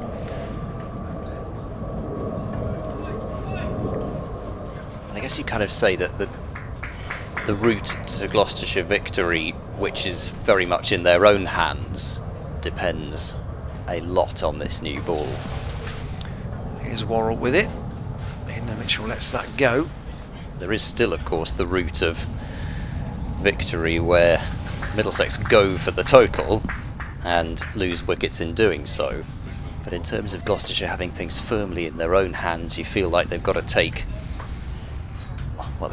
one wicket with this new ball to open things up, but if they really want a more comfortable afternoon session, then they could do with 2. Yeah, I think my likely plan was they'd get to just after lunch with Middlesex 6 down, i.e. 1 wicket early, which hasn't happened, and 2 with the new ball. That was kind of what looked like the optimum position given the way the pitch had played last night.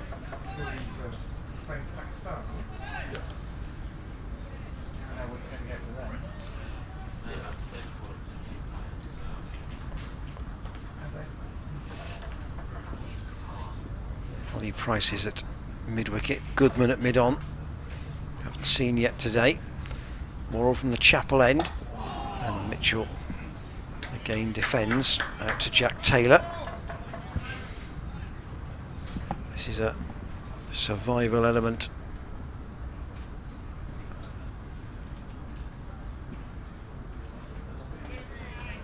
For Middlesex, you think, over the next half an hour.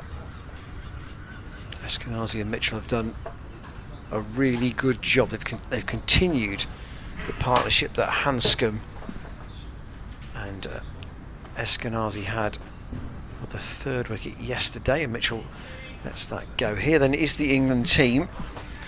Phil Salt, David Malan, Zach Crawley, James Vince, Ben Stokes, John Simpson, Lewis Gregory, Craig Overton, Bryden Carse, Saqib Mahmood and Matt Parkinson. England have won the toss and they will bowl first, and as we said, there are 5 debutants in ODI cricket in that team, albeit that Zach Crawley, one of them, has already played in a test match. Of course, Worrell in, and that's let go again by Mitchell through to Bracey. And indeed, Lewis Gregory has played in T20 cricket, so ODI debuts for Bryden Carse, Phil Salt, John Simpson, Lewis Gregory and Zach Crawley. And we very much hope that David Payne will be added to that list of debutants for the 2nd ODI at Lords. But a selection of Simpson over Ben Duckett, who could have had the gloves, so sure there'll be many viewers of this stream will be delighted to see John Simpson making his ODI debut, and very much another who very much deserves to make an England debut. There could have had, rather than being an outright specialist. In terms of Duckett over Simpson. I think Salt could have kept. said that Salt. Well, I would have said Salt would not be somebody that you would keep in an international with. But Duckett, likewise, though, has not kept so much for nods. It's been Tom Moores who's been behind the stumps. So they have selected the best keeper in that game. Matt Taylor with the new ball, second over of it, and Eskenazi with a push out towards Tom Lace, but right out of the middle of the bat. And as much as Matt Taylor has bowled with great economy so far today, at any rate, he's not, I think, past the outside edge. Chance for him to pass the outside edge, or maybe take it with this new ball as he bowls, and Eskenazi with that back foot that comes up sometimes, almost Gareth Roderick style, goes out towards cover. That's a good comparison. Yes, because Roderick's back foot also did sometimes leave the floor, didn't it? If he was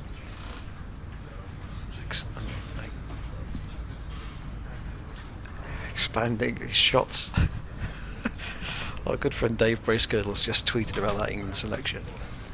Here goes Matt Taylor, bowls, and Eskenazi once more turning the wrists and getting the ball into the ground out to mid-wicket. Typical Dave, short to the point. No Duckett, no ball, no thanks. Only eyes for knots. Where's Luke Fletcher? Yeah, Dave Bracegirdle. Plenty of people wanting Darren Stevens, but the calls for Luke Fletcher, especially after the wickets that he'd taken this season, must have been loud in that part of the world. Matt Taylor bowls, and that's attempted to be driven by Eskenazi, and he has completely skewed that one. And Gloucestershire will be pleased to see that, because there was just one late on last night, one break in concentration, and I believe it was from Mitchell going for a bit of a booming drive late on in the day and had his outside edge passed, and Gloucestershire knew that that was what they were after, but the outside edge hadn't been found, and that was a similar moment there of perhaps a slightly unwise decision from Eskenazi, who this time is forward and playing that one out towards Tom Smith, who's on the field that wide mid-off.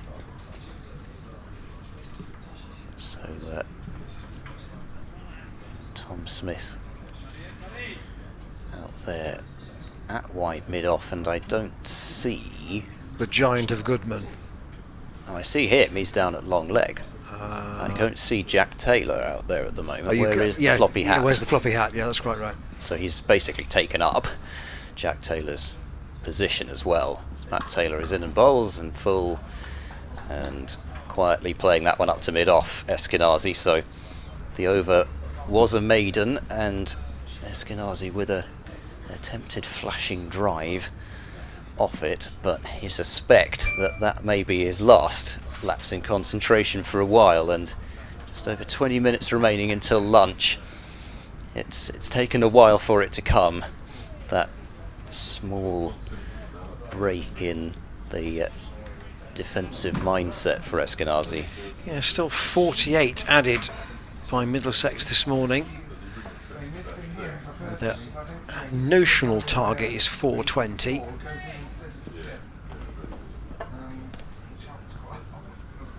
And of course the more they dig in here, the greater the likelihood of the draw, rather than them batting themselves into a position where they could in theory still win the match. On a sort of a pie chart scale at the start of the day, what do you think Middlesex's potential to win the game actually was? Win percentage? Well, they're always frighteningly low, aren't they? Those sorts of things. So I think sometimes they're almost set too low, but it wouldn't have surprised me if it were 1 or 2% even. I don't think their chances of doing it were quite that low, but with those predictors, that's often what you see. Worrell in, yeah, go again by Mitchell. We've seen Just so many leaving chases. on bounce at the moment a little bit, aren't they? Yeah, at the same time. Well, sorry, leaving on, that's poor words. Leaving on length. Yeah, no, I take what you mean, but I think in some ways though that's the length possibly that Worrell does have to bowl, because if he's looking for the nick off to the slips, I don't know that even with a new ball, the ball is sure to carry off a full length to the slips. Worrell, short sleeves shirt, and again it's outside the off stump. And again, Mitchell. What's it go? Just looking at the balls faced at the moment. Mitchell now up to 151, and Eskenazi 229, and his innings is now over 5 hours, and Mitchell's is very nearly 3.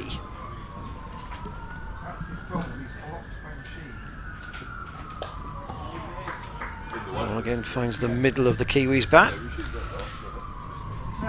Should say that whilst this is his first class debut for Middlesex, he does have 10 first class hundreds and 4,000 runs at 38, so that's a decent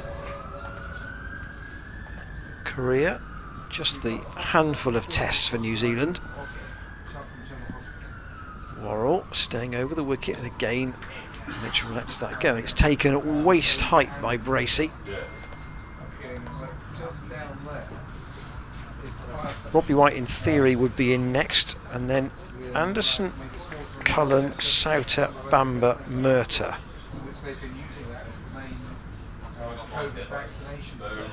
So yeah,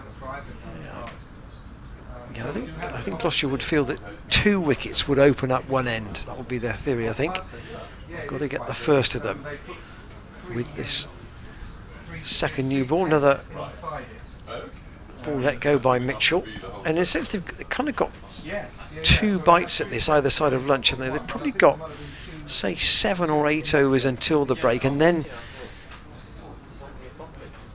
if they wanted to continue with Taylor and Worrell, they probably could briefly, and then Goodman certainly from one end and presumably Tom Price from the other. Try and make the most of this hardness of the new ball either side of the interval. Yeah, it also opens up another interesting question about bowler usage as well. Who do you give the second new ball, well, that's 2 as it will still be new after the break? They will have not bowled that many overs, Taylor and Worrell. Will they be extended again after the? I think there's got to be a chance of that. Break, yeah, I think there has, and then you start to think, if you're Middlesex, that you get through that, and it's going to be a long time before you have the 2 main strike bowlers coming back, and Gloucestershire somehow have to buy some wickets without the services of those 2 for a fair bit. At the moment, though, it is new ball and Taylor and Worrell trying their best to break this partnership, and Eskenazi almost acted as though that one stayed down a bit on him, but I think it was quite a full delivery. As when there's not a huge amount of pace in the pitch, you've got the time to be able to see and adjust, as Eskenazi did, still to get the middle of the bat on it. Daryl Mitchell does have a Test 100 to his name as well. You're mentioning the overall first class hundreds. Came against Pakistan at Christchurch, the Hagley Oval. Pretty quick fire knock it was too, as Matt Taylor bowls to Eskenazi, who watches that one through to Bracey. And if they are leaving on length here, the Middlesex batsman, that again will come back to I'm sure that the marking that the umpire will be giving, marks the umpires will be giving this pitch at the end, and you'd have to say overall it has played very well. Well, yeah, I mean, I don't think there's any question about that. There's not been a single ball misbehave, and that's all the umpires are really interested in. Matt Taylor in and bowls full and dug out by Eskenazi out towards forward square leg. They're only interested in uneven bounce and excessive turn, aren't they? Those are the only two things where they would ever mark a pitch down, and we haven't seen. We've seen the occasional ball take off, but nothing to anywhere close to a dangerous level. It's just, we've seen some good carry at times, and we've seen the odd ball keep very slightly low, but really, you've got to expect that from any pitch.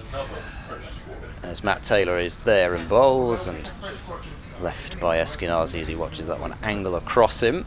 Wonder whether how many overs already it'll be before. I preempted that. I was just about to say how long before Matt Taylor switches to around the wicket and tries to change the angle, and that's exactly what he's about to do. He doesn't waste too much time doing that. No, and although my thought was, by and large, he's bowled round the wicket from the chapel end and over the wicket from the college lawn end.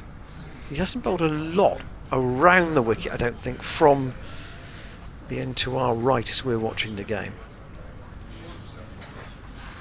So here he comes.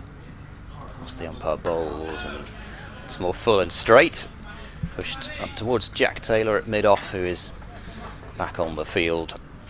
Just relieved, perhaps, in more than one sense by as Tom Smith replaced him for a couple of overs.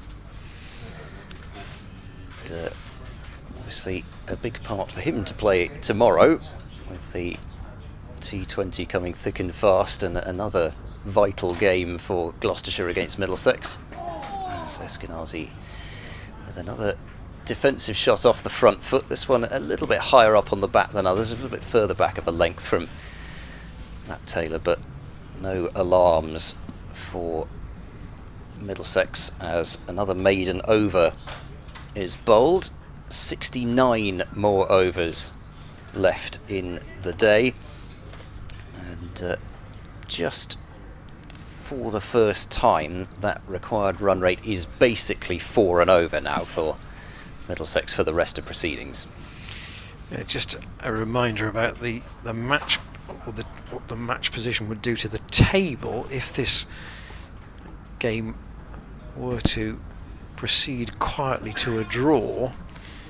Gloucestershire would end up with 121 points. That would be 2 behind Hampshire, and that would mean that the draw would then favour Hampshire, and it would force Gloucestershire to try and dictate the tactics of the game that starts here on Sunday to get a win out of it. Yeah, if you're going to overturn 2 points, a 2-point difference for a draw, then you're probably setting yourselves up pretty well to win the game, because that automatically means basically that you've got a 100-run lead, doesn't it, with 2 points? So that's the task that awaits Gloucestershire. We're all in again, potentially. But here, yes, Middlesex did lose 8 wickets for 25 in the first innings, but that doesn't look like happening at this point. Indeed not, and in the first innings there was a period, never quite like what we've seen over the last couple of sessions, but there was a period when things looked to be getting easier, and then a little strangle down the leg side opened things up. Worrell in, and as also down the leg side. Mitchell can't lay bat on it.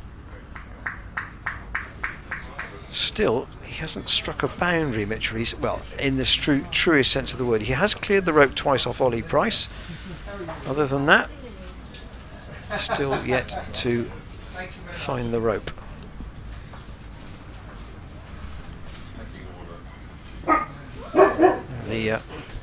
The barking dog of Geoffrey Dean in the background, and that's straight to Goodman, who hasn't been used yet today at mid-on. Jack Taylor's back on the field. Just looking around the crowd, not as many today as on the first 3 days. I suspect a few of them may be feeling the effects of last night, perhaps. Oh, yeah, couldn't possibly say. I mean, those in the members, the keen Cheltenians were here not long after 10 o'clock. Well, that is a big appeal for an LBW, and Worrell can't believe that it hasn't been given. Umpire Lloyd, not interested. You heard two sounds? Well, here's the replay. I must say my first thought was that it was too high. I mean, that struck him knee roll, but looks like almost top of knee roll. I can hear that Stephen Lamb over on the BBC side of things agreed with me as well, and he thought it was too high, and that was certainly my first thought. But the fact that Gloucestershire have had such little to shout about made them appeal as though it were absolutely stone dead, and it certainly looked straight enough, but as I say, I think height was the issue there personally. Worrell looks like a man chewing a wasp as he walks back to his mark. Comes in again, and Mitchell lets that go outside the off stump. Yes, he was wanting that wicket, but umpire Lloyd was not interested. Worrell trots away, 1:45 for 3. 9 minutes to go until lunch. And Worrell, he's just trotting off actually, so Tom Smith's come out. Shouldn't mean that Worrell shouldn't be able to bowl what might be the last over before lunch. Matt Taylor is to continue from the College lawn end, and Middlesex will feel that they've taken a giant stride towards saving the game if they can get to the interval with the overnight pair still together. Matt Taylor indeed to continue from the College lawn end, round the wicket to Eskinazi, who clips that one fine. That's going to be 4 runs, and it was clipped very fine. Fielder's very much at long leg, but even had he been at fine leg, that would have been 4 all the way. Just went too quickly for nobody to be able to do anything about it. So Eskinazi moving up to 81 with his 7th 4. If they were hoping for a little strangle down the leg side like they got out of Eskinazi in the first innings, they just didn't quite get it. And in fact, actually, I guess Daryl Mitchell would say that his LBW in the first innings maybe was high. I don't know whether he thought he inside edged it, but he certainly felt there was something wrong with it. And in the last couple of overs, we've had, well, small margins the other way, close to the 2 dismissals that happened in the first innings, and it just shows you the overall way that things have gone so far over the last couple of sessions for Gloucestershire. Ball back in Matt Taylor's hands. He moves past umpire Newell and bowls, and reaching for that one a little was Eskinazi out in front of himself on the drive. George Scott able to do the fielding at forward point. Just a couple more drives coming out lately from Eskinazi, even though this ball is new and there's only a few minutes to go until lunch.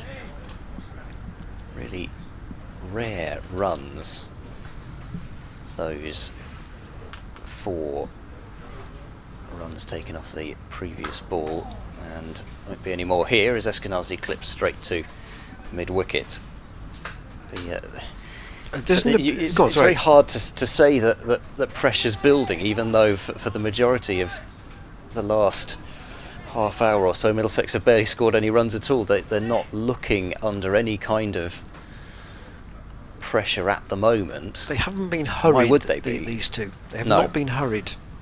No, and they've very rarely gone for an ill-advised shot.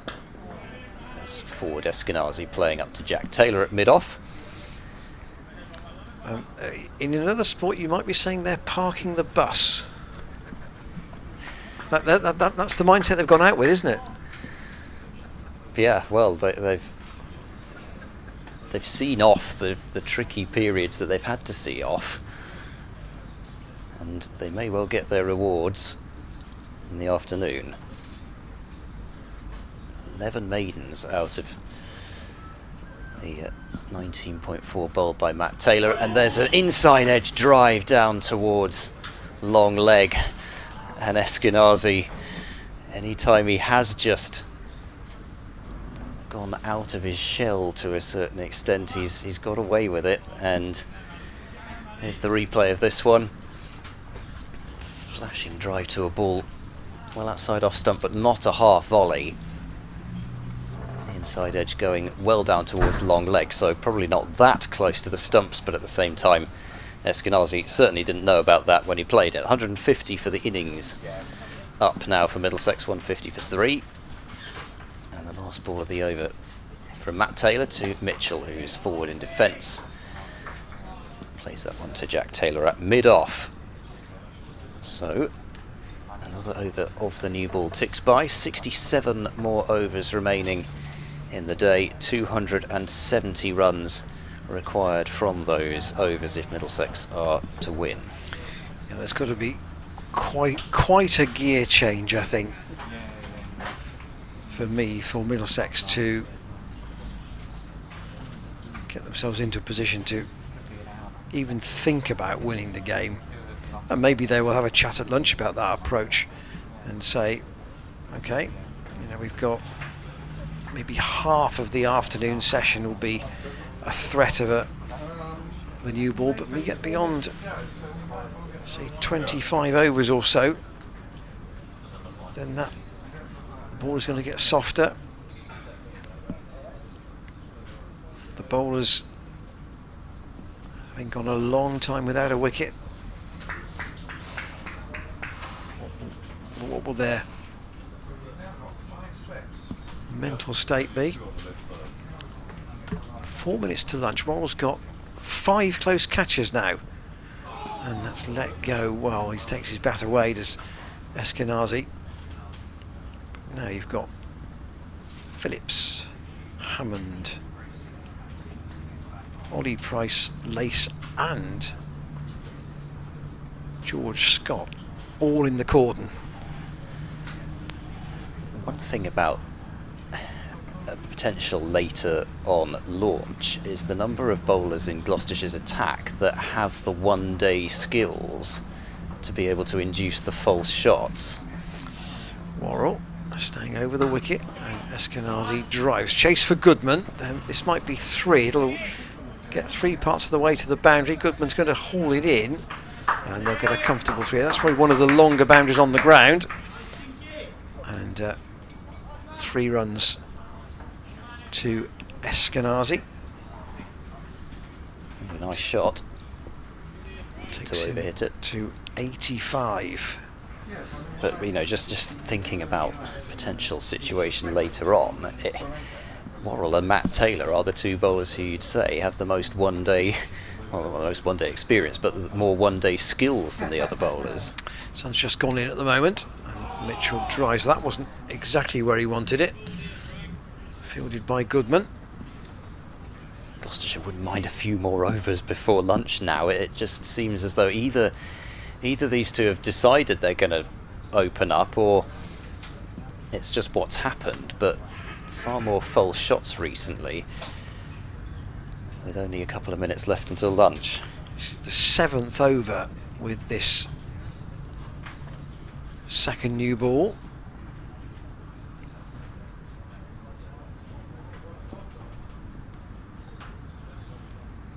Worrell past umpire Lloyd. Mitchell again inside half of the bat this time. Chase for Matt Taylor, and actually it's a comfortable 2, so he's onto the ball with a gentle trot, really, more than anything else.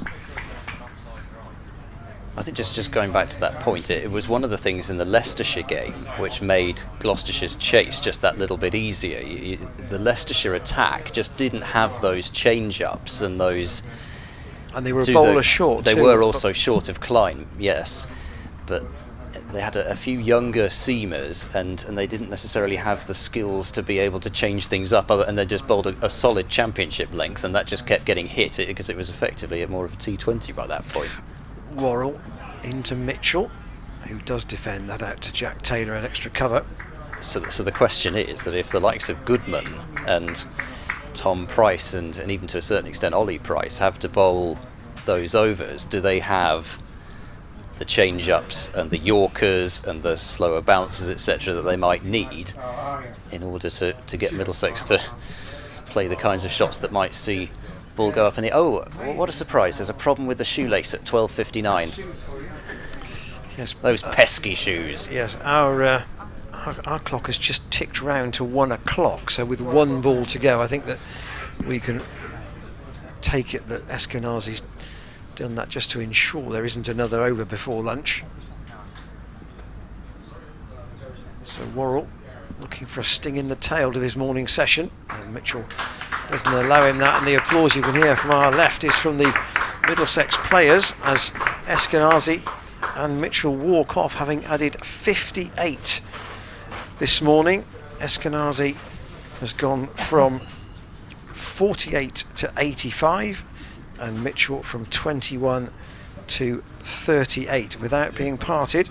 Their stand is now 99, and Gloucestershire, with 7 overs with this second new ball, have been unable to split this 4th wicket pair. And you're looking also at junction points in the day. Could they get a wicket early? No. Could they get a wicket with the second new ball? Not yet. Again, these two have got to start after lunch. First 20 minutes, again, very important, particularly with the new ball in hand. Indeed. It hasn't, though, seemed to be a huge problem starting, and it's difficult actually now, having seen that morning session and the relative lack of chances that even the likes of Worrell and Matt Taylor created overall. It's difficult to see any kind of clatter of wickets fall, which then really does open up the possibility of Middlesex having a position to strike from in the evening session, and they, as I say again, they do not have to do anything different for an entire session here, because even if they scored at under 3 and over again for this next session, they will still have the possibility of scoring at a run a ball for the evening session, especially if these two are still at the crease. I'll just leave you at lunch with a couple of amusing tweets. One from Isabel Westbury about John Simpson's selection today for the ODI. Marvellous stuff. Has anybody checked on Kevin Hand?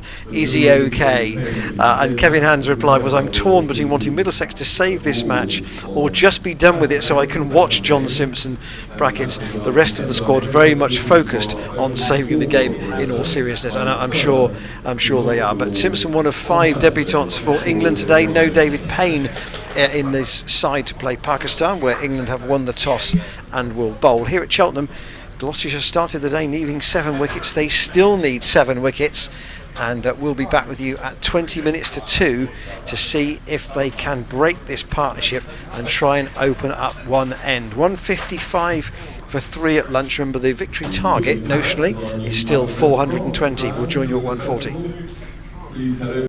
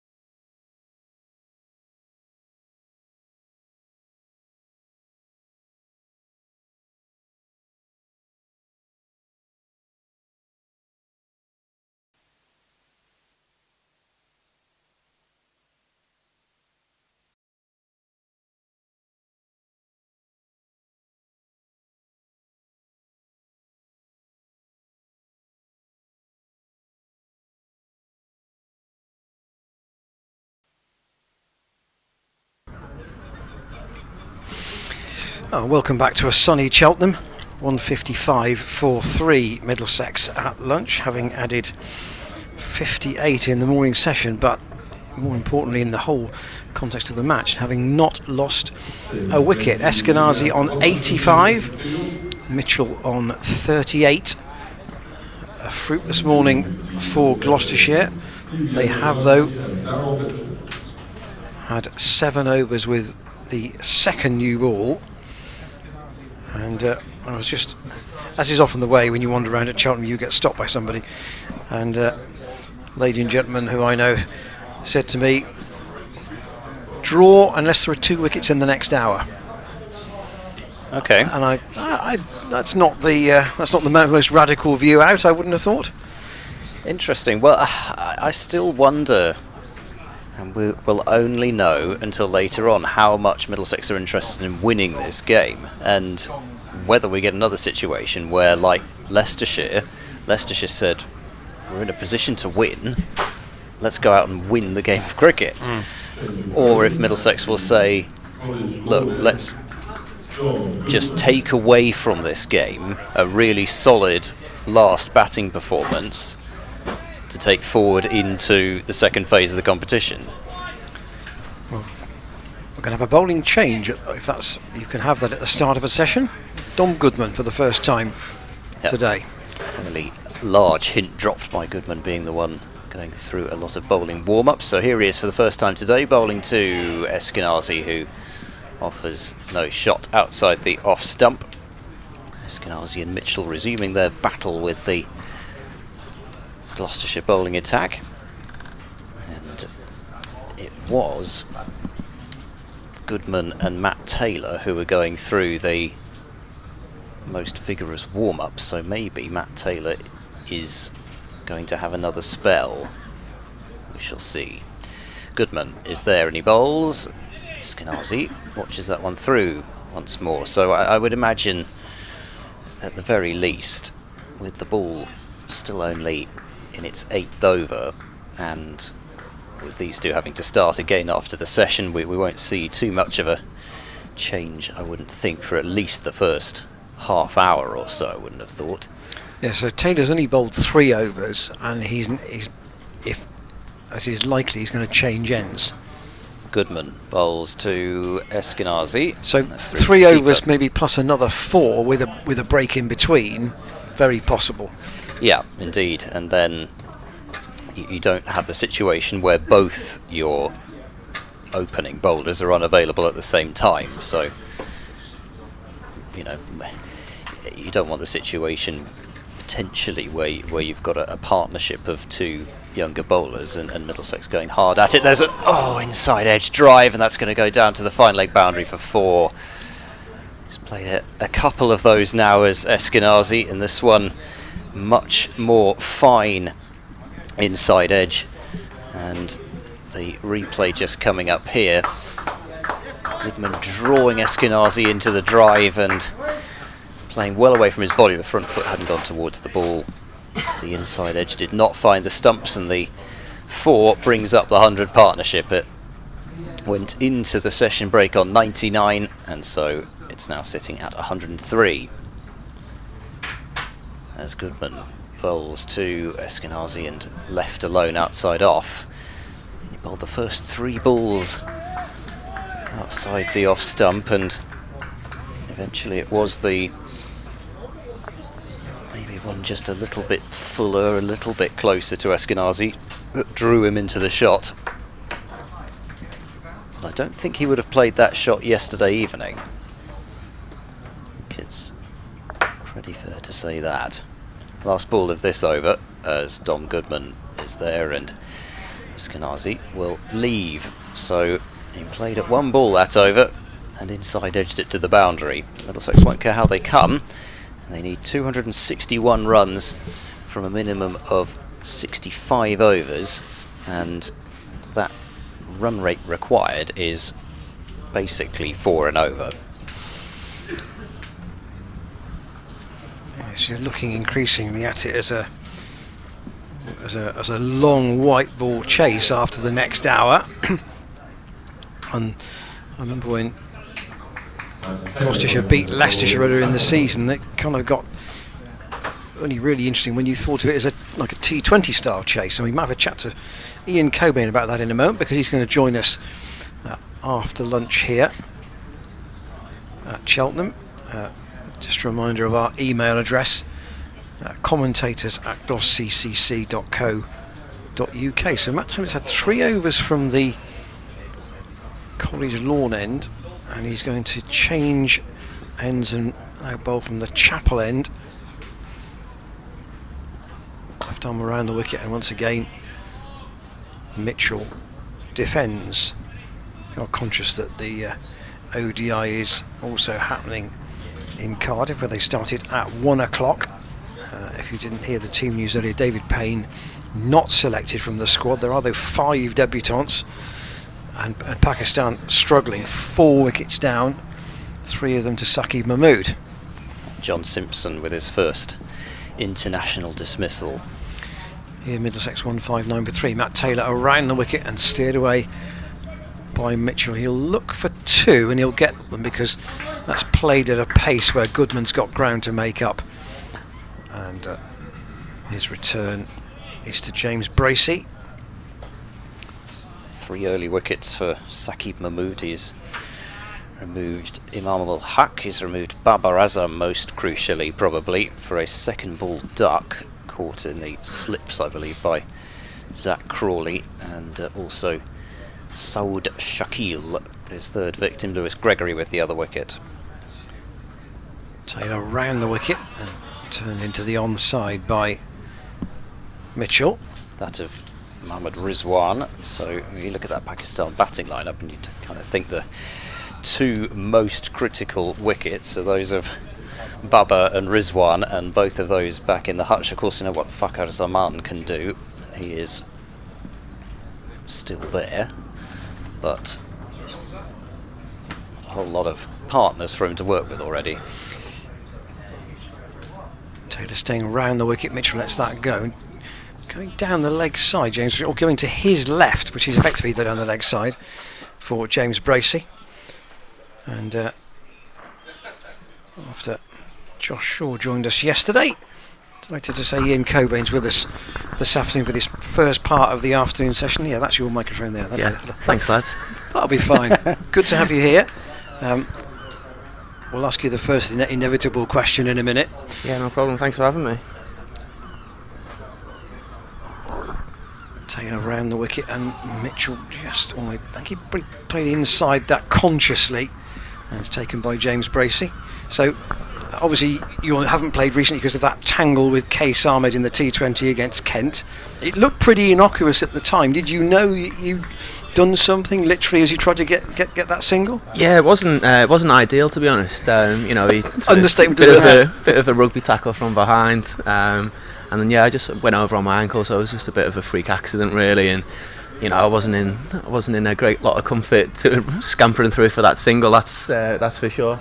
Taylor in and driven straight to Jack Taylor by Mitchell. End of the over, 161 for 3, and Middlesex trying to set off again, as these two did at 11 o'clock this morning. So what are we now, 2.5 weeks, just over 2 weeks since it happened? Yeah, it would have been 2 weeks on Tuesday. It would have been. What sort of shape are you in now? Yeah, I'm doing okay. Rehab's going really well. You know, I'm sort of ticking all the boxes as we go, and yeah, looking forward to hopefully get out there tomorrow. I was going to say, we've seen you do some straight line running. Have you picked up a bat? Yeah, I've been hitting most mornings, so that's going well. Ticked off the final box today of running 2s and a bit of changey direction stuff in the field. So yeah, I think I'll be good to go for tomorrow. Here is Dom Goodman, continuing from the college lawn end, and he bowls now to Eskenazi, and there's played off the inside half of the bat. He did kind of roll his wrists on it at the last minute as well. He'll pick up a single for it and score up to 162 for 3. I must admit, when I saw a photo that you'd posted of you with your foot up watching, I think it was the Sussex stream, yeah. I got a little bit worried given the it was just compulsory recovery, I guess. So I was on the ice machine, and you know, trying to do everything I could to get back as quickly as possible. Mitchell just taking a bit of time here just to set himself for the Goodman offering as he's in and bowls, and that's turned away fine, and it's too fine for the fielder at long leg, and that will be 4 runs. So good start this for Middlesex. They're picking up a few boundaries here and there, supplementing the singles. 166 now for 3 as the replay on your screen just straying a little too far onto the pads and the boundary taken. So how do you go about rehabbing an injury like that? Is it really just mostly rest, or? Yeah, it was sort of a bit of rest and get things on ice. A strangled shout, but I think probably leg side-ish anyway, if there wasn't inside edge involved. Yeah, so just sort of get it on ice and have as much rest as I could those first couple of days. Try and stay off it as much as I can, and then once the swell and pain's subdued, then get back out there and start moving again, and try and get a bit of range of movement back into the ankle. Goodman up to the wicket now and bowls.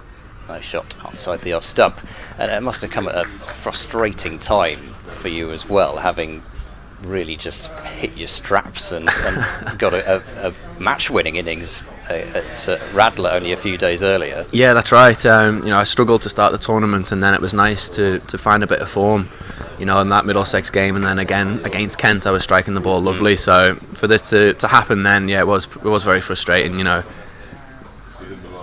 Goodman is in and bowls very full, and Mitchell digs it out back to the bowler. Yeah, because the games come thick and fast, as we know, and once you get into a bit of form, it's nice to get that ball rolling, and going from one game to the next, you can really rack up some runs.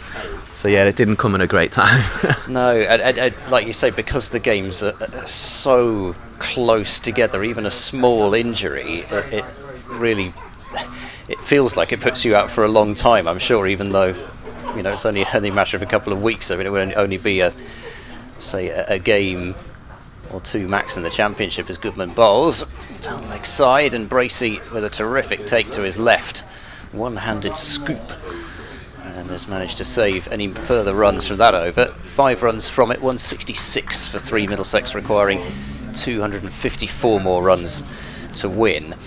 And I guess I have to ask about the as it turned out, last ball 6 to win the game at Radler. And obviously you had no idea at that point that was when you would go off. Did you know when you walked off that had been a winning hit or not? We knew that we were in front of the rate from the end of that over. Obviously we didn't realise that the rain was coming, so each over we were just trying to stay in front of the rate as best we could, and knowing that we could have gone off at any minute, whether that be bad light or with the rain coming in. So it was a strange game to be involved in, to be honest, because not many people knew really what was going on. Matt Taylor in from the chapel end, defended once more by Eskenazi. I can confirm it was very dark. I was going to say, actually, how did you actually dark. See the ball? It was probably up there with the darkest conditions I've played in. We played actually the week before at the Swalek, and it did get pretty dark there because their floodlights weren't working. So I just don't think it's a great idea to start at 5:30 with no floodlights available. No, I think that's a fairly unanimous thought. Taylor with the sun having gone in, again to Eskenazi, who defends. Where is he now in terms of minutes? 343 minutes he's been out there for his 90. You were involved in that Leicestershire chase, Ian, which is not dissimilar to this. Do you think that Middlesex's mindset will be kind of the same? They'll bat until tea and then kind of see where they are? Yeah, I think so. It's you can't really win it in this session, but you can certainly lose it. So yeah, I think this partnership's obviously very crucial to a result being made today. So if these guys can bat till tea time, let's say, they'll probably be in a pretty good position to give it a good chase. And what are the boys saying about what the pitch is doing or not doing? Yeah, I think the pitch has flattened out a little bit, the lads were saying, so we've got to work hard and stay patient, and if we can do that, then I'm sure we'll create enough chances to get a win. 66 for 3 at the moment. Matt Taylor's been with both these batsmen, he's been making them play a lot. They've not been able to leave very much.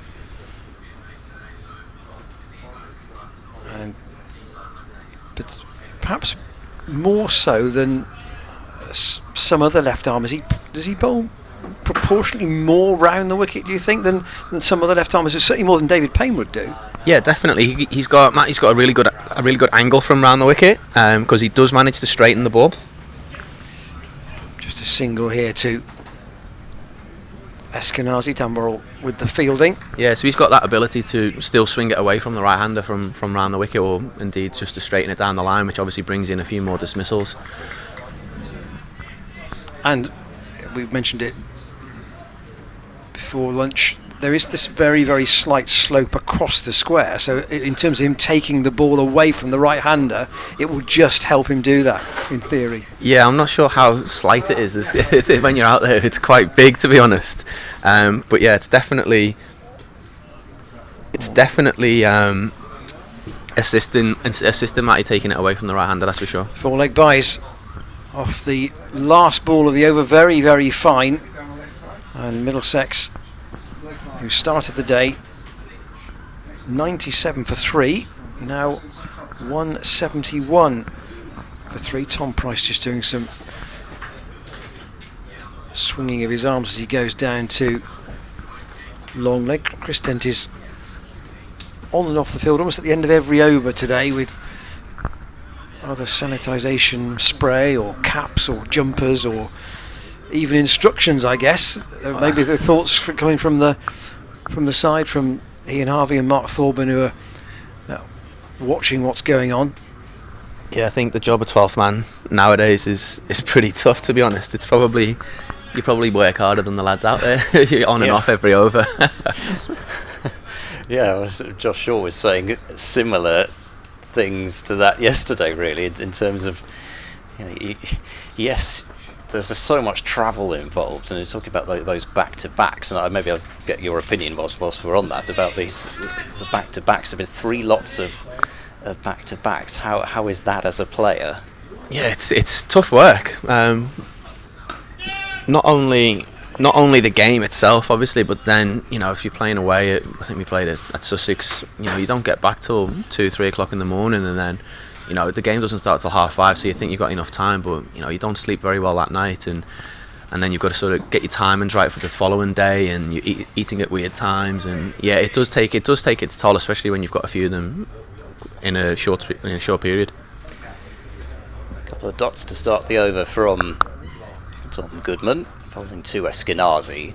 There's a drive out in front of his body. There's going to be a shot at the stumps from Jack Taylor, but the throw was always going to be a very difficult one to the non-striker's end, and as such a fairly comfortable single. 172 now for 3. Middlesex have brought the runs required to fewer than 250. Are you a good watcher of the game in terms of when you're not playing? No, I'm a terrible watcher. To be honest, I find it a lot easier to be out there playing and than sat on the sideline watching, especially being at home watching it on the live stream. It's a tough watch. Especially if you've got the sound on and you've got to listen to us. That's not what I was getting at, but yeah, it's no, it is. I don't really enjoy watching, to be honest. I much prefer to be playing. Here is Goodman. He's there in bowls, and Mitchell watching that one very carefully through to James Bracey. And I noticed you were amusing yourself with the debutantes for Gloucestershire over the last few years just the other day. Yeah, we were. A few of the lads were talking about their cap numbers, and about Middlesex have got theirs engraved on or embroidered on their hats, and we don't. So we were saying we'd quite like to have that, and then we got onto the conversation of what numbers people wear, and a few of us older boys couldn't remember our number, so we had to do a bit of digging around to try and find. And so Denty was the earliest in the change room yesterday, and then obviously with Ollie making his debut this fixture, so we had 614 for Denty and 671 for Ollie. So we thought we'd give it a crack and try and find everyone in between. How many short were you? We got them all. You got them all. We got Brilliant. them all. So we need we need Adrian Thomas to confirm that on our informal stato. So if he can confirm that, that'll be fantastic. Goodman Bowles turned away to forward square leg and just the single off the over. Yeah, we thought we'd done a pretty good job there, and we started scrambling around towards the back end, and I was writing them down, and I'd actually forgot to put maybe 3 of the lads who were in the changing room with me on the list. They were just already given, and I forgot to write them down. So we were scratching our heads, and we managed to get the last couple who. So the question is, who were the last couple? Who? I think I forgot to put down Matty Taylor and Josh Shaw, who were literally sat next to me. I was wondering how many brains there were on the job. So was it mostly yours then? Not mostly mine, no. I only contributed a few. It started off trying to get them in order as well, which we quickly scrapped that idea. Yeah, I can imagine. And then we just went off the cuff with names that popped into our heads, and we sort of tried to put them into year order, but we still struggled with that one towards the back end. Matt Taylor into Eskenazi once more. You get nothing for an ooh, as we know, but still the enthusiasm out there. How would you rate the Middlesex lower order? So if 2 wickets were to fall here, would you feel that they would have the defensive capability maybe to shut up shop, or would they still want to push with the style of batsman they've got? Here's Taylor coming in again to Eskenazi. People like Cullen, Souter, for example, who, in that sort of lower order area, they're not natural blockers, are they? No, not as such. They like to play their shots, so it'd be interesting to see how they would approach their innings going forward if we do get a couple of quick ones now. What happened in the first innings, things happen pretty quickly, so if we break this partnership, I'd like to think that with our bowlers we might be able to do the same. Yeah, 8 wickets for 25, remember. That's got to be back in the back of Gloucestershire's minds, but I think you make a good point that if the pitch is flattening out, then A, credit to Christian Brain for the pitch he's prepared, but B, it just balances the result. And we were talking earlier on about the fact that Hampshire rocked up yesterday needing 8 wickets to beat Surrey, and they only got 6 because Amla played a very, very good defensive innings and he got just enough support. Well, here there are 2 players arguably on what might appear to be a better batting pitch than that one. Matt Taylor in. James is trying things with his fields, isn't he, at the moment? Yeah, he is. Yeah, we've got to stay creative, I guess, and sort of be patient with the ball. But you can change the field around and keep the batters guessing of where we would be looking to get them out. So, it's just maybe not trying to get very predictable and keep things a bit fresh and change the bowlers around. But ultimately, I think we just need to stay patient with the ball. I think the rewards will come. Might talk to you about Dom Goodman in just a sec, because Matty Taylor's at the end of his run. Birthday today, of course, but no wicket so far for him, and that's pulled to square leg for 4. That's a confident shot from Eskenazi. Now up to 96 from nearly 6 hours at the crease, and the total up to 176 for 3. Dom looks like a very rhythmical bowler. Doesn't change the lengthy bowls too much, and when he's in that rhythm, he's very economical. Yeah, he's been brilliant since he's come into the team. You know what you're going to get from Dom. You plug him in, and he doesn't miss his length, and runs it through 4th, 5th stump, and you can set a feel to it. And yeah, I just think he's one of those bowlers where the longer he sits in, catch it. Was it just short? I think so. Well, certainly the reaction of those in the slip cordon suggests. Well, did it carry? Let's have a look on the replay. Nah, that's well short, isn't it? Yeah, it is short. But the edge didn't quite go to hand. I just to go back to what you were saying about Dom, 4th, 5th stump, absolutely metronomic.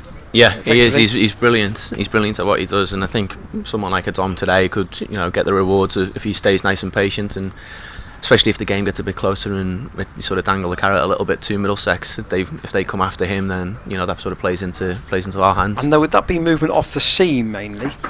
With him? Probably just playing some false shots, I guess. He does bowl good balls, and I think defensively these guys might be able to, you can leave it and pat it back, but I think once you start looking to attack Dom, then that brings him into the game a bit more.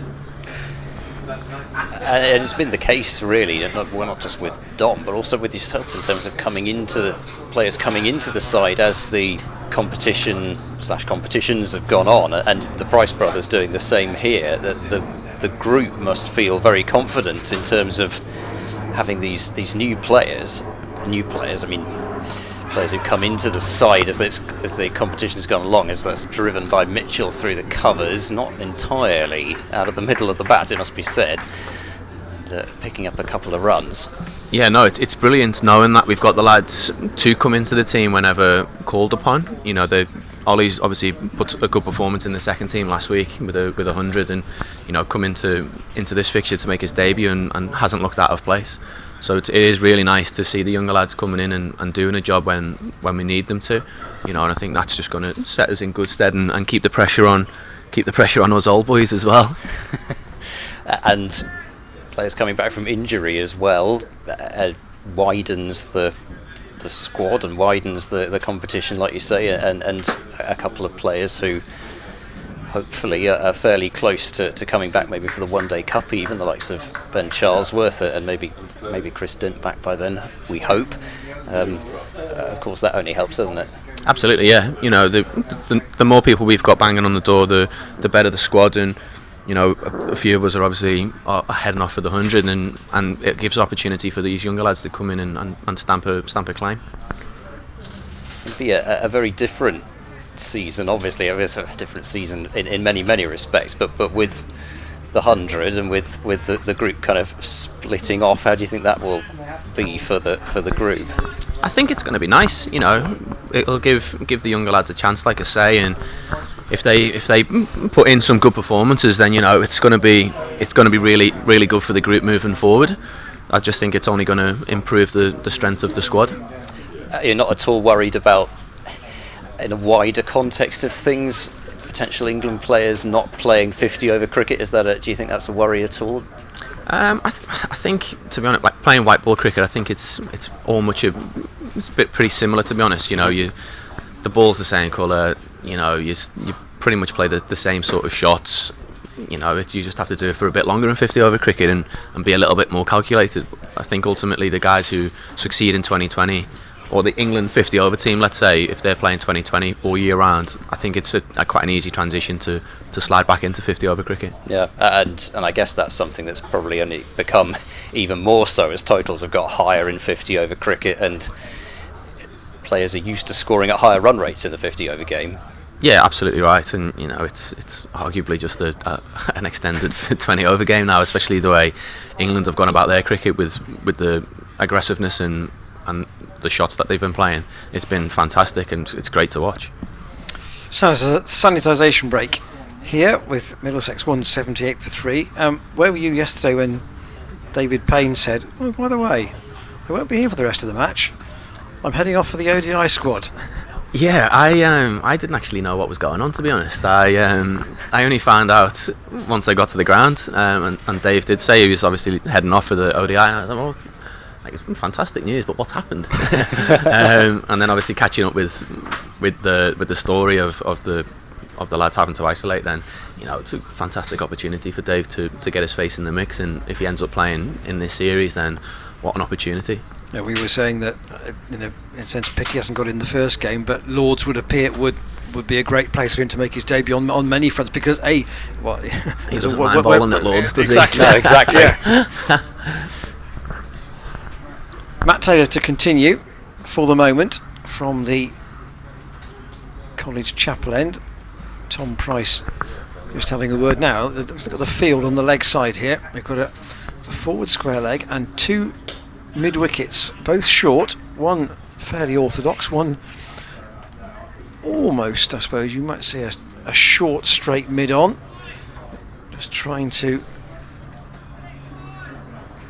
dry up Eskenazi's options here. He's on 96. And he's proved very much a limpet in this Middlesex second innings. That high-stepping Taylor in, and there's an appeal for an LBW, but there have been two sounds there. Was there anything off the bat? No, says umpire Graham Lloyd. It will be acknowledged as a leg by. The scorers to our right acknowledge it with their cards. I should say the gentleman who's doing the boards on the ground today. Come back to Mike Turner in a second. Well, you'd have to think, especially with the slope being as it is, that probably was going down the leg side. Just looking at the replay. Having said no, I'm being an idiot, of course, is against the slope. But at any rate, I think it was going down the leg side. 179 for 3. Yes, Mike Turner is doing the two scoreboards on the ground today. He's going to score the ODI at Lords on Saturday. So, big day for him. And hope he enjoys the day as much as the crowd. I think I read today somewhere was going to be 100% allowed at Lords on Saturday. So, literally, a full house. It'll be good to see. Matt Taylor around the wicket, and again, Mitchell defends. I guess actually, just on the whole crowds thing, when you walked out for the first time with crowds at Bristol, describe to me what that was like. Yeah, it was pretty special, to be honest. You know, it's been a long time coming, and you know, you do sort of get the hairs on the back of your neck stand up listening to that roar as you first walk out. You know, it's obviously once we're back to full capacity, then it'll be a lot louder. But even still, from going from nothing to having a couple of thousand in, then yeah, it was brilliant. And you know, that's why we play cricket. It brings all the entertainment and the fun with it, and it's fantastic. And 3,000 in here on tomorrow will feel quite full. Absolutely, yeah. It's always fantastic here when you get a couple of thousand in. You know, it's right on top of the pitch, and yeah, it's a fantastic atmosphere. Tom Price just giving Matt Taylor the ball once more. So still the two slips, but the two catching players in front of square on the leg side, but nothing doing there. Matt Taylor walks ruefully away. He's in all in this Middlesex second innings, 24 overs, 11 maidens, 1 for 32. That's a lot of graft for him. 20 overs for Dan Worrell, 2 for 34. Tom Price 13 overs, 0 for 36. Don Goodman's bowled 10 overs for 19. George Scott 6 overs yesterday, which only cost 2 singles. Ollie Price 17 overs for 34. And Glenn Phillips just 5 overs for 15. But 7 different bowlers used, and I'm sure James in his head, Ian out there, will be going through his potential options, because he's got a lot there and he may need them all. Yeah, he has, yeah. And he's probably thinking as well, he might fancy himself to have a bowl as well and pass the gloves over to Glenn. I think he's got a list A wicket. He's got Dan Lawrence in his pocket, so there you go. That could be another option to think outside the box. Tom Lace, how's his bowling? No, if Tom Lace bowls, we're in a lot of strife.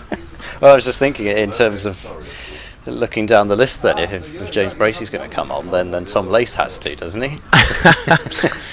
No, Bracey's bowling's actually all right. Yeah. He's got a yucky action. So he bowls off the wrong foot. So yeah, it's a bit like a frog in a blender, but he's just arms and legs going everywhere. So you never know. He might just pick one up for us. That list A wicket was in the same game where he got 100, wasn't it, at Chelmsford? Yeah, Chelmsford. Yeah. Yeah, that was the last game of the list A that season. I think you won, but other results went against you, and therefore couldn't get through to the knockout stages. Sonny's out again here. Sorry, I've just taken you over. It doesn't matter. I think we're being very informal here. You know, we're flexible. flexible way of working. And does that indicate the quiet sort of meanderings of what's happening out there in the middle? Well, maybe. Having said that, Middlesex have moved things on at a rate that I think they'd be very comfortable with since the lunch break. Down leg, and another terrific one-handed take from James Bracey, and saving some more vital runs. They saved some good runs through the gully region earlier on today, did Gloucestershire, but this one, look at the replay, and James Bracey's had to dive far. He's had to dive almost, it looks like almost 2 pitches worth away to his left to prevent that one from going all the way through. I have to ask, because I've been dying to ask this for, well, I guess it's almost 9 months or so since this happened, but at Edgbaston in the T20 last year, you played a shot which it almost looked like it threatened to clear the stand over extra cover. And if you remember that shot, it certainly did the rounds online, and I have to think that's one of the most incredible shots I've ever seen. But how do you go about generating that kind of power over extra cover as a batter?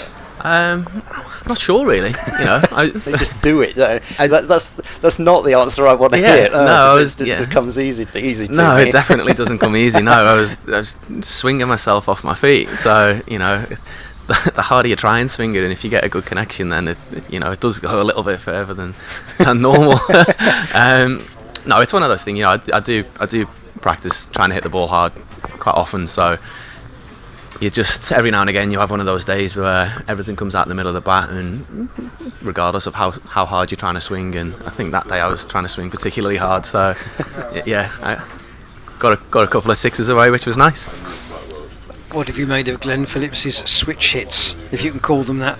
Well, how talented is he? He's just one of those guys who's just really good at everything. He's a bit annoying, actually. Whatever he turns his hand to, he's just really good at. What's his golf handicap? I'm not sure about his golf handicap, actually. I think he used to play a little bit more when he was a bit younger, and I'm pretty sure he was in single figures. So he's one of those guys. He does archery as well, and he's trying to get into the Olympics for New Zealand as an archer. So he's one of those guys. He's just really good at everything. And he's very enthusiastic too. Very, very enthusiastic. Yeah, I mean, we've seen him, bowling his off spin during the lunch breaks. Yeah, we're sort of imagining him during a rain delay or something, being that everyone else is kind of sitting back with a newspaper or something quietly, and he's kind of charging about the dressing room round and round. I don't know if that's accurate or not, but yeah, he's got a lot of energy, that's for sure. Tom Price. So however you want to interpret that, then. Yeah, Tom Price back into the attack from the chapel end. It's the end of Matt Taylor's spell for the moment. And there is quite a bit of heat in the sun now, certainly in our position, which is on the main college building sides of Cheltenham. But the sun coming over the pavilion right onto the playing area. Mitchell into the ground. Cry of no at Cardiff. Pakistan 74-4 after 16 overs. 3 of the 4 wickets to Saqib Mahmood. And that was after England won the toss in the first of the ODIs. Middlesex still need 241 more to win. Here is Tom Price, and that's a genuine play and a miss by Mitchell. Moral victory to the bowler. Haven't seen very many of these. And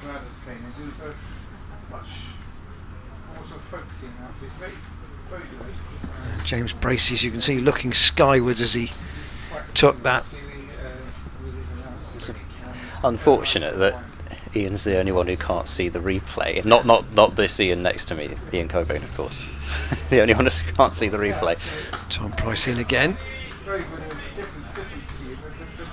What's been noticeable about Ollie in this game? This is Tom's second game, Ollie's first game. Very good fielder. Obviously, he's shown ability with the bat, and he's well, from what we've seen so far, a tidy off spinner. Have you any thought about what he might become? Is he going to be a batting all-rounder, do you think? I'm not sure really. It's probably whatever he sort of spends more time doing, I guess, on whatever the role in the team is. Because he's very good at both, and like you say, he's a good fielder as well. He's plonked himself in the slips as well, which is nice to see the youngsters getting in there and having a bit of responsibility, which is good. Well, and you have responsibility too in the white ball stuff, because you're one of the key players on the boundary under the steeplers a lot of the time. Yeah, that's right. Yeah, I tend to do my long on to long on, which it's not overly good for the body, but I do love fielding, and it's one of those things that I pride myself on my fielding, and I think quite a lot of the younger lads do that as well. It's just one of those things that you've got no excuse to not be good at, really. You've got to enjoy it if you want to try and get better. So I do love it, and I try and get myself in the hot zones as much as I can. Are you catching zones, you mean by that, do you? Yeah. So wherever I think the ball's going to go, I tend to try and put myself there. Yeah. It feels like, actually, since you have been injured, it feels like Chris Dent's been the person, the ball's been following him around in the outfield. A lot of the time he's been in important positions until this broken finger, obviously. Yeah, we've got an excellent field inside. Myself, Denty, Miles Hammond, Benny Howell, Jack Taylor. We all work really hard in our fielding, and I think as a group we've probably got one of the better fielding sides going around, to be honest. We don't really have to hide anyone. Tom Goodman to continue, but just a tweak or two in the field first. Yeah, well, we've seen Glenn in the field as well. He's absolutely electric. Okay, yes, and then a very distinctive throwing style as well. Goodman continuing here, and turned into the leg side, no run. And it's a extraordinary kind of. I described it as almost like a baseball pitcher's wind-up that he's got as he throws it in. Yeah, he's not shy of throwing it in left-handed either, just to keep it interesting and save his shoulder a little bit. Again, he's really good at that as well. It's actually really annoying.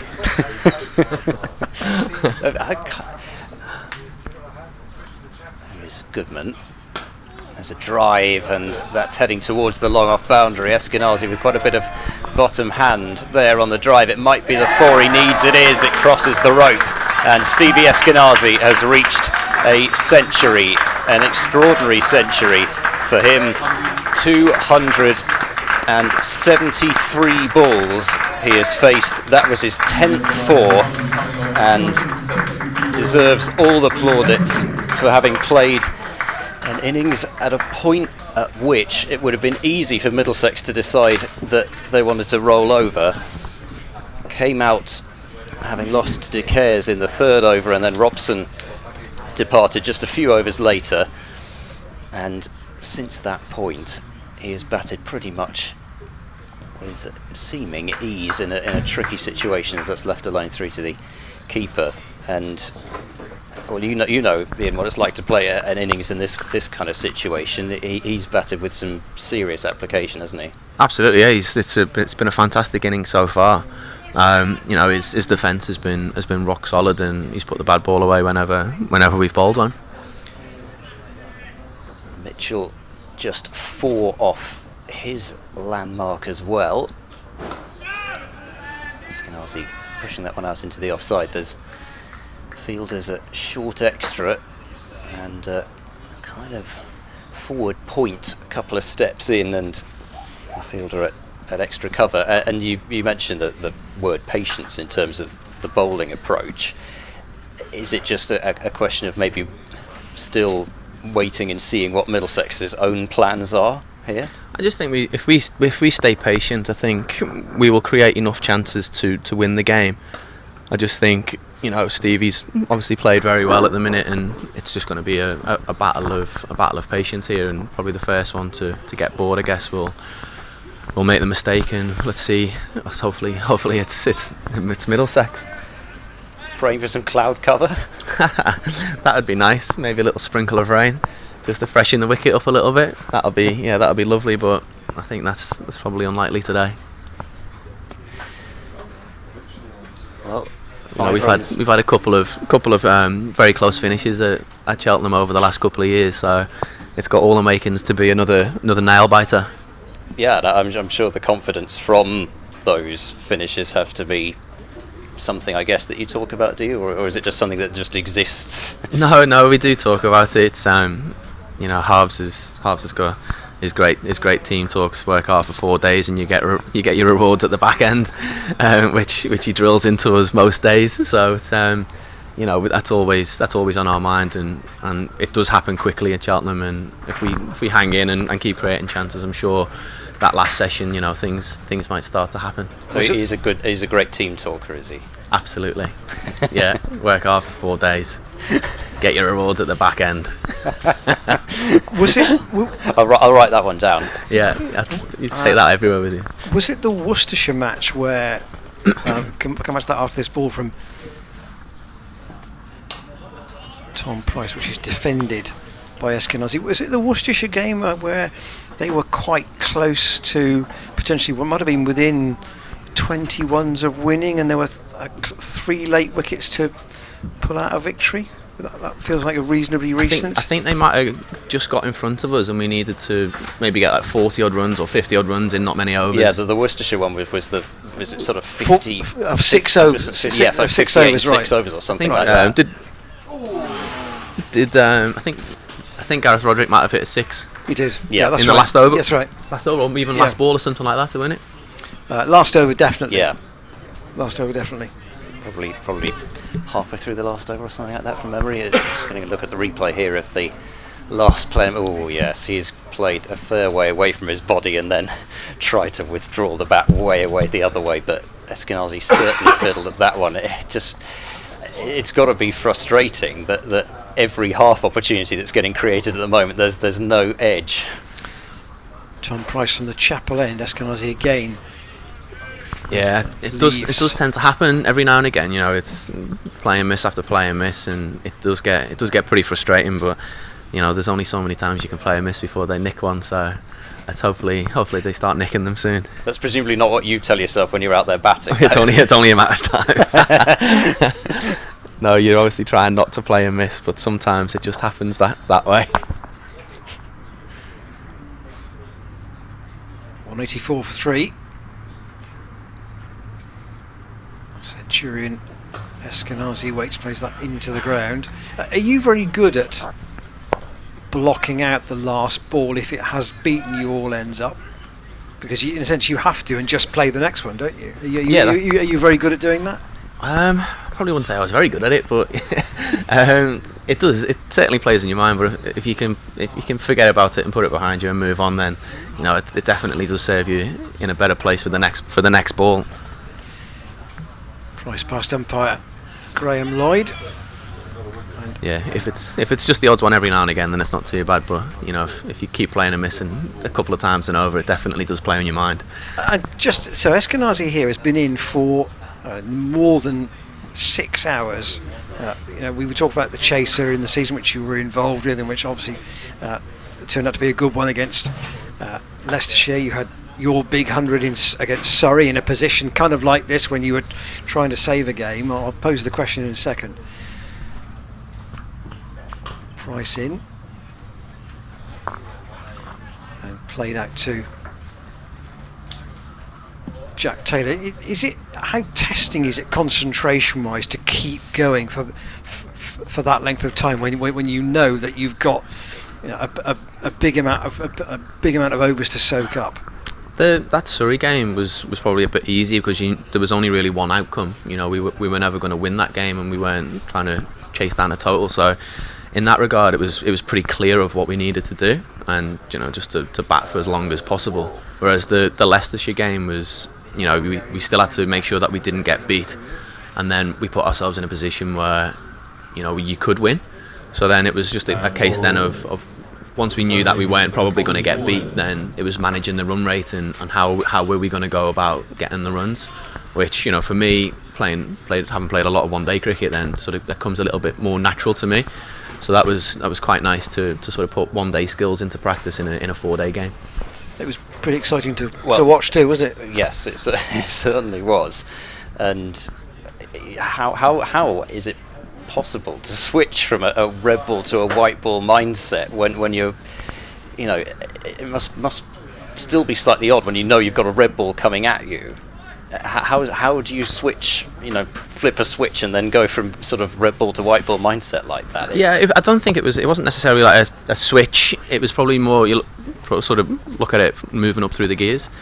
You're in first gear, sort of blocking out for the draw, if you like, and then you sort of have half a mind on trying to win the game. So you just you start taking a few more risks and sort of slowly move up through the gears, and then once you get into full flow, then you just keep going. Really, you don't really think about flipping a switch. It's probably harder to go the other way of playing your shots and then to sort of come back down the gears again if someone bowls well, for example. I find that a lot harder. Is coming back down the gears.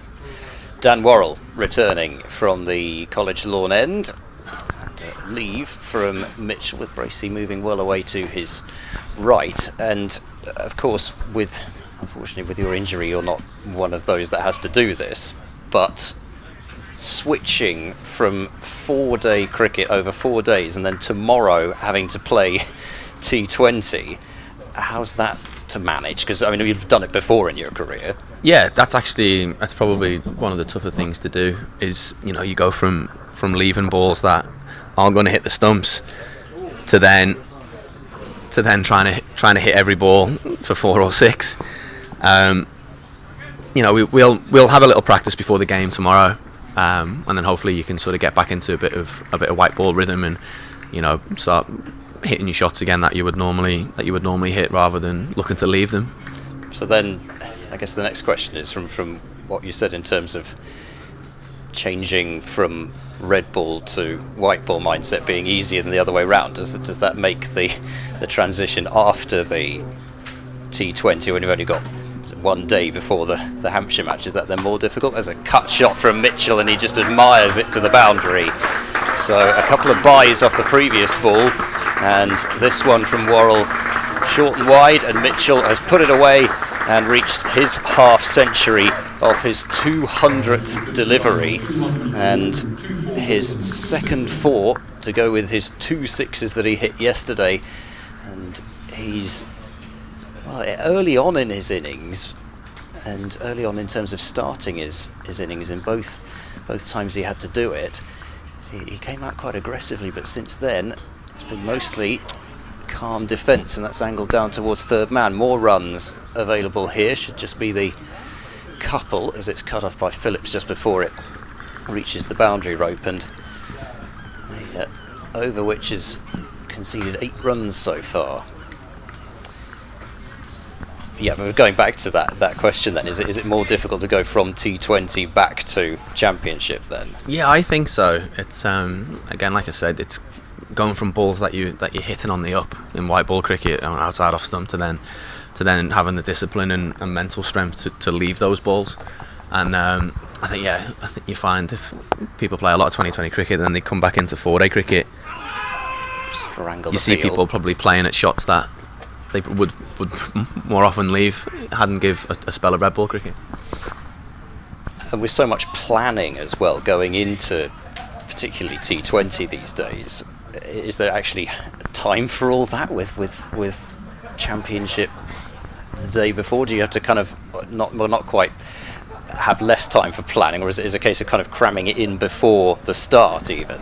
Yeah, well, obviously we're lucky that we've played Middlesex already in this competition, so we pretty much know what we're going to get, or what we're going to come up against tomorrow. So, everyone will probably have had half an idea on how they're going to approach the game, whether that be with bat or with ball.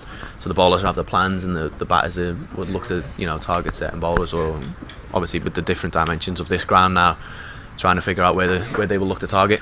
How much are you kind of personally looking at stats and things against different bowling types or different bowlers? Do you really try to drill down into that, or are you more of just a see ball hit ball type? Yeah, no, like at the start of the season, I'll have a goal of where I need to improve, whether that be against pace or spin. And how I go about that, it's all dependent on the bowlers, and I don't really do a lot of analysis. I get a little bit muddled up. The more analysis I do, I sort of end up clouding my head. So, for me, I just look at different bowling actions, and if people have got different slower balls, and like at the end of an innings, would they bowl Yorkers or would they bowl slower balls, that type of stuff, rather than where are they looking to bowl at the top or through the middle or what have you. So yeah, I try and keep it pretty simple if I can.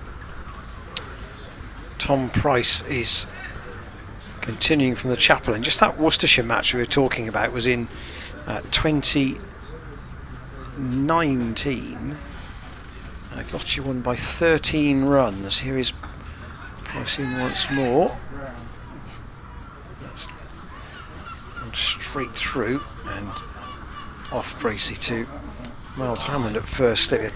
They were chasing 246 and they were 181 for 4 at one stage, and then lost the last 6 wickets. In fact, they were 229 for 7, so they only needed, at that point, 17. And then Parnell and Pennington fell to Ryan Higgins, and Finch was last out to David Payne. Here is Tom Price once more, taken by the tumbling James Bracey. I think it was the Leicestershire match where the target was small and Gareth Roderick hit the 6. Okay. But I'm trying to go back to a game where you thought the batting side were going to win, and then they've still got to get over the line, and there's an element of nerves in doing so. So yeah, I wonder if Middlesex might be, if they might be tempted, that might make it a bit more interesting here, rather than them literally just deciding that they're so far behind the clock. Let's see. Tom Price in once more, and a bit of fielding from Tom Lace. The closer that Middlesex get to the score, and if they make the mind up that they're going to try and chase it down, they'll obviously have to try and take a few more risks, which will play into our hands. So we might create a few more chances the more aggressive that they get. So it's at the minute it's still a fine balance of between defence and attack. So hopefully, if we can keep dangling the carrot and they start playing a few more shots, then it might create a few more chances. 227 more they need, and again Mitchell lets that go. They've got 52 overs to get them, so the rate is just over 4, if my mental arithmetic isn't too bad.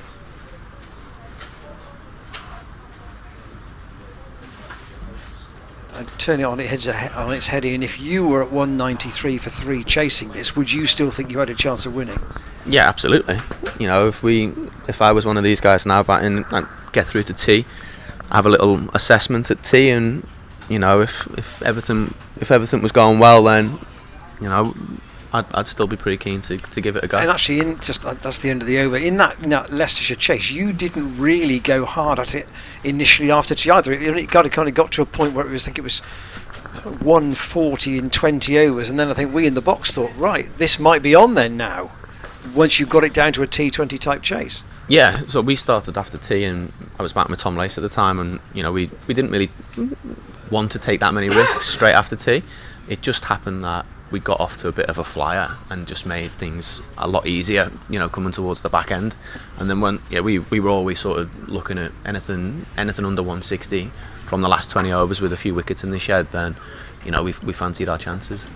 Were you surprised at what Leicestershire did on that final day? Did you expect them to really go as hard as they did on that morning where they lost quite a lot of wickets in quick succession? Yeah, I think they went about it the right way. They probably would have liked another 20 or 30 runs instead of losing those wickets, and I think they played it well. We just batted exceptionally well on that last day, and it just goes that way sometimes. Yeah, and it's not, I guess, totally unique even this year. We've seen several around the country, several chases of high totals on final days. Obviously, Gloucestershire very much hoping this isn't another one of them, but we're continuing to Eskenazi here, and a couple of dots to start the 102nd over of this innings. But I guess in general, better batting surfaces can only be good for English cricket as a whole in terms of bowlers working hard for their wickets and batsmen getting used to playing really long innings. It can only be good for Test cricket, I guess. Yeah, I completely agree with that. In the past, I think English cricket, it's a green seamer, and the 70-mile-an-hour bowlers tend to clean up, and batting early doors is not much fun. Whereas, there's been some big scores going around the traps in every innings, really, whether that be first or second. And yeah, I think it does promote good cricket. So Worrell, 21 and a half overs, 11 maidens, 2 for 40. Really impressive figures overall, but he would desperately love one just to open things up, or at any rate, I guess sort of bring the ball back into Gloucestershire's court rather than Middlesex's at the moment, where it sort of feels like it's up to Middlesex to decide what they want to do, with Gloucestershire just continuing to remain patient and say, all right, if you want to go after it, then please do. But one more wicket and things really do start to open up again. Yeah, absolutely. I think this partnership's crucial in the game for both teams. So if we manage to crack this open, then I think things might happen quite quickly, like we saw first innings. Just say there's a wicket at Cardiff. James Vince has run out Sahib Masood for 90 for 5 in the 22nd over. Well, there's plenty of depth in English white ball cricket, isn't there? And the second squad, as it were, is just doing a pretty good job at the moment. But Pakistan have always been the kind of side where I guess you never really quite know what you're going to get from them. It's what makes them wonderful to watch in a way. Drop and run here, yes and no. Mitchell, I think, very much correctly sending back Eskenazi there, who'd set off in hot pursuit of a single that wasn't there. You played your winter cricket out in Australia, I believe, and I think I'm right in saying you were on the reserve list for the BBL. Is that right? I wasn't on the reserve list. No, I spoke to quite a lot of the BBL teams out there, hoping that if things didn't go well with their overseas, then I was in the country and available. So I just sort of put myself in the shop window and hopefully somebody had a nibble. But unfortunately, everyone was pretty much boxed off with their overseas, so I didn't get a look in, unfortunately. Has it been a frustration at all that others with your record in T20 cricket is exceptional? Has it been a frustration that perhaps the overseas deals haven't necessarily come? Absolutely, yeah. It's a huge frustration of mine. It's one of those things that I really want to happen. Get yourself in the shop window, and all you need to do is get your foot in the door at one of the franchises, and you see the same guys tend to go on that merry-go-round of bouncing from tournament to tournament with the same coaches and captains. So it is frustrating that I've never really had that opportunity to get my foot in the door. I've had a couple of good years in the blast. So I'd like to think that if I keep putting in good performances, then ultimately something will happen. But the time's against me now, I guess, and sort of coming towards the back end of my career. But if I can get in there and get a couple of franchise deals over the last couple of years of my career, then fantastic.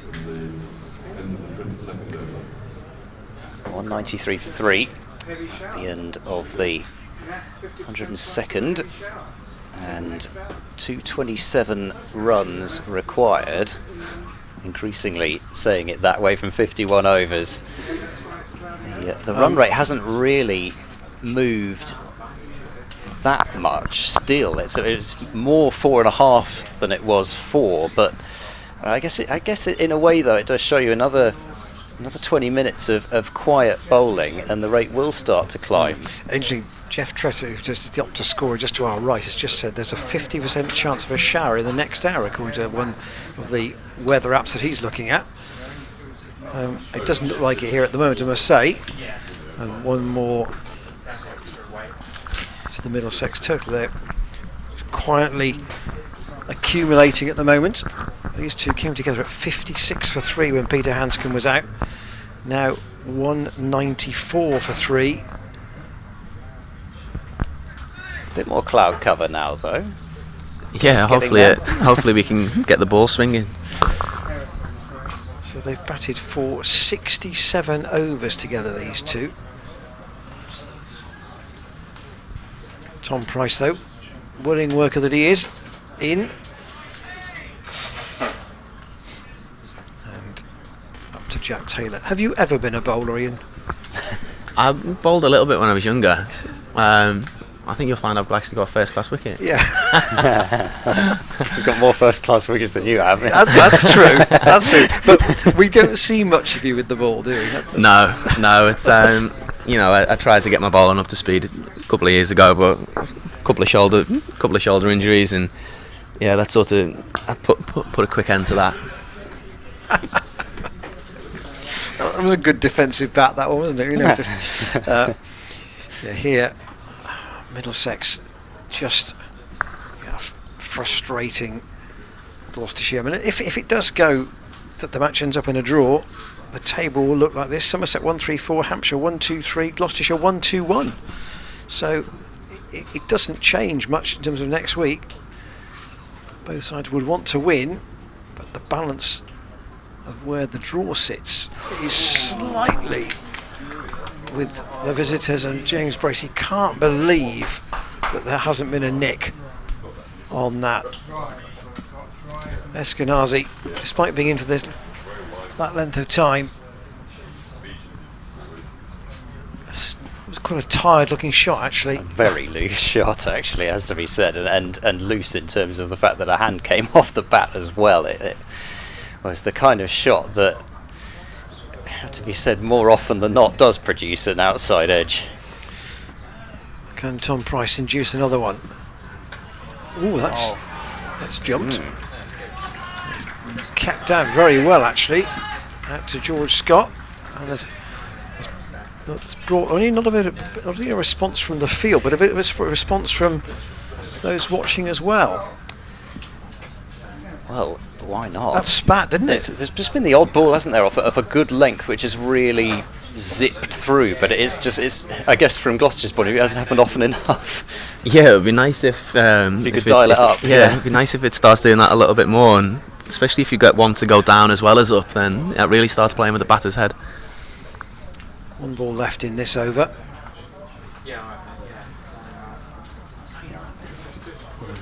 Tom Price has lost his run. Can tell you that Pakistan are now 6 down, 90 for 6, and Matt Parkinson has grabbed the wicket of Fakhar Zaman for 47. Crawley bowled Parkinson, so all the top 6 of Pakistan are out. Tom Price from the chapel end down the leg side, taken by James Bracey.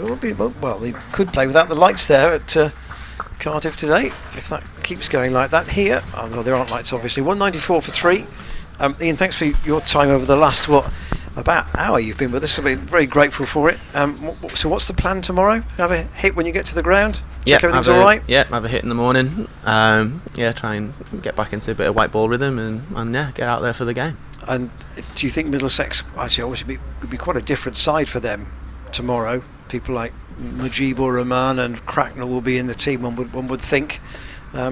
Is it useful that you've had sight of them once already? Yeah, that's right. Yeah, you obviously know what you're going to come up against them. We played against Mujib before, over a couple of years ago, so it's no surprises there really. And yeah, hopefully we have another good day against them.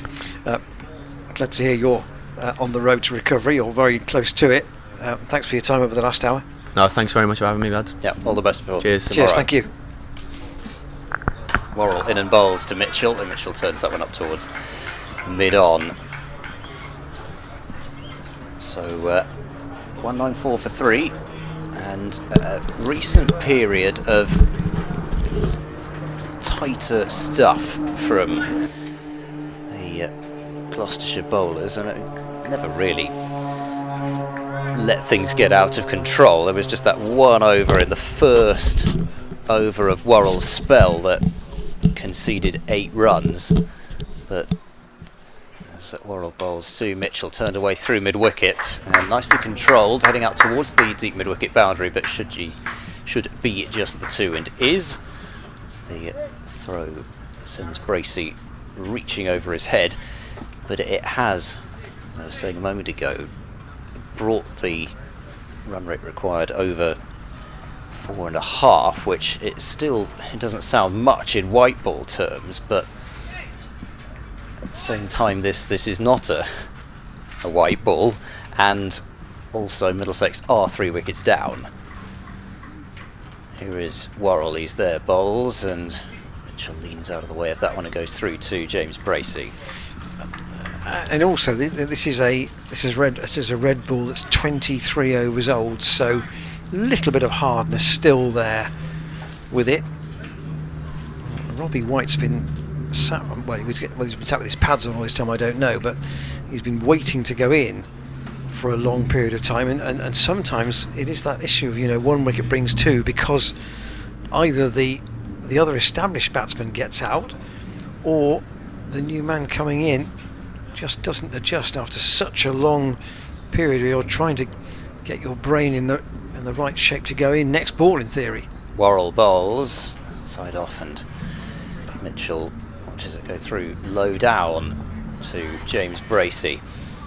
So another critical spell of Worrell. It feels as though, said before, but it feels like more and more that he might have to be the one once again to break this partnership and open things up. And Tom Price has bowled a terrific spell once again from the Chapel end this time. Worrell bowls, there's a flashing drive and it goes over the top of Lace in the gully, and 4 runs.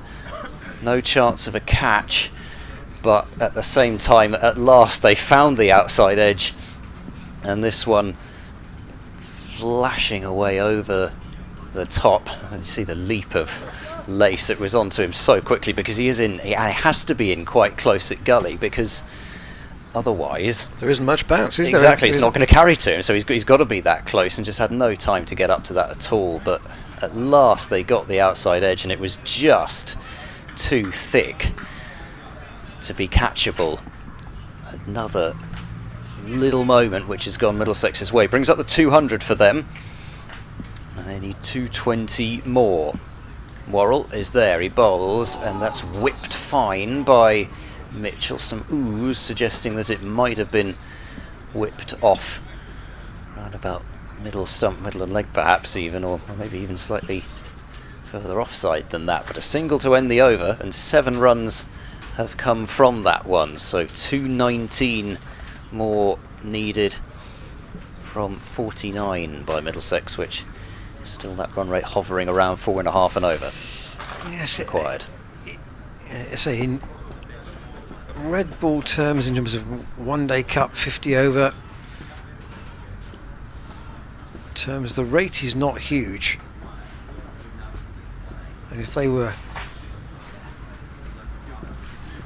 20 for 3 in a 50 over game, they certainly wouldn't think that the game is done and dusted. They want to just get to a stage where maybe in the last 15 overs they had a chance to have a dart at it, and maybe that's almost the strategy with Middlesex here. How late in the day can they give themselves a chance, even if it's a short dart? But certainly from the shots that they've played over the last few overs, there's more of a sense that they'd like to test things out and see if they can play a few shots to score some quicker runs. Tom Price in once more.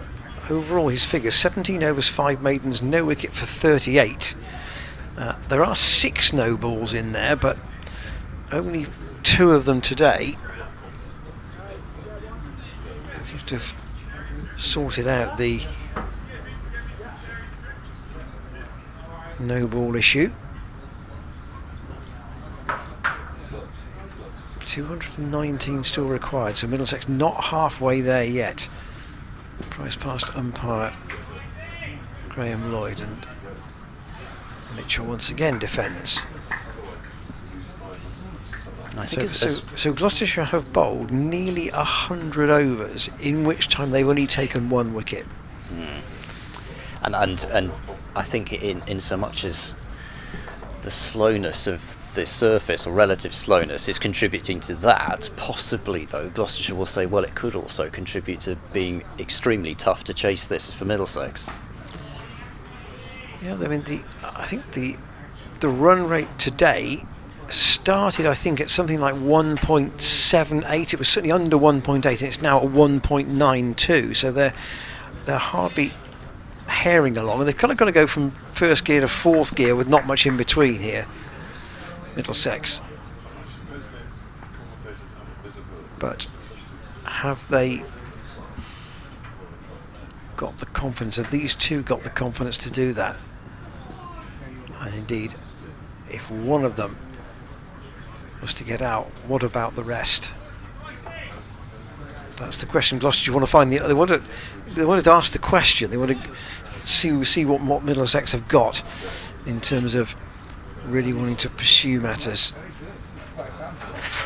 Really been a tremendous spell this from Tom Price. It's a little bit frustrating because the service that I use for live scoring normally tells you the spell as a whole, but unfortunately that particular area is blank at the moment, so I'm having to do a bit of adding up because it has been a really good spell this. He's kept the batsman honest in terms of trying to make them play as much as possible.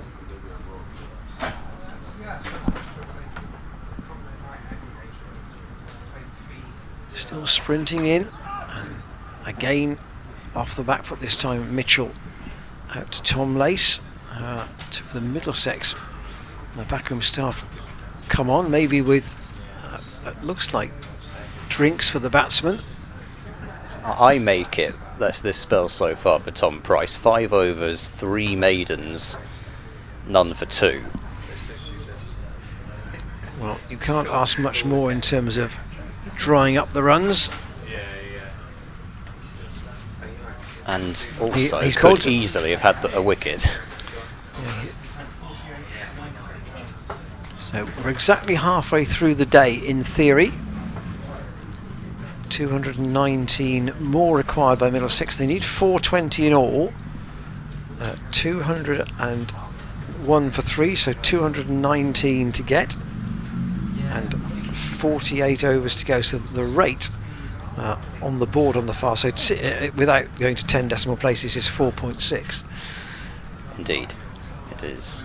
And George Scott just doing a few loosening up exercises. I say a few, I mean it very much looks like the exercise of somebody who's got the nod, so whether he's going to have the next over from the chapel end or whether Tom Price gets one more, we shall see.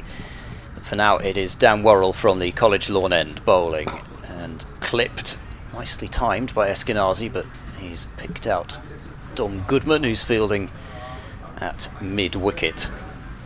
One of the rare occasions that Goodman hasn't been on the long leg boundary with Tom Price down there.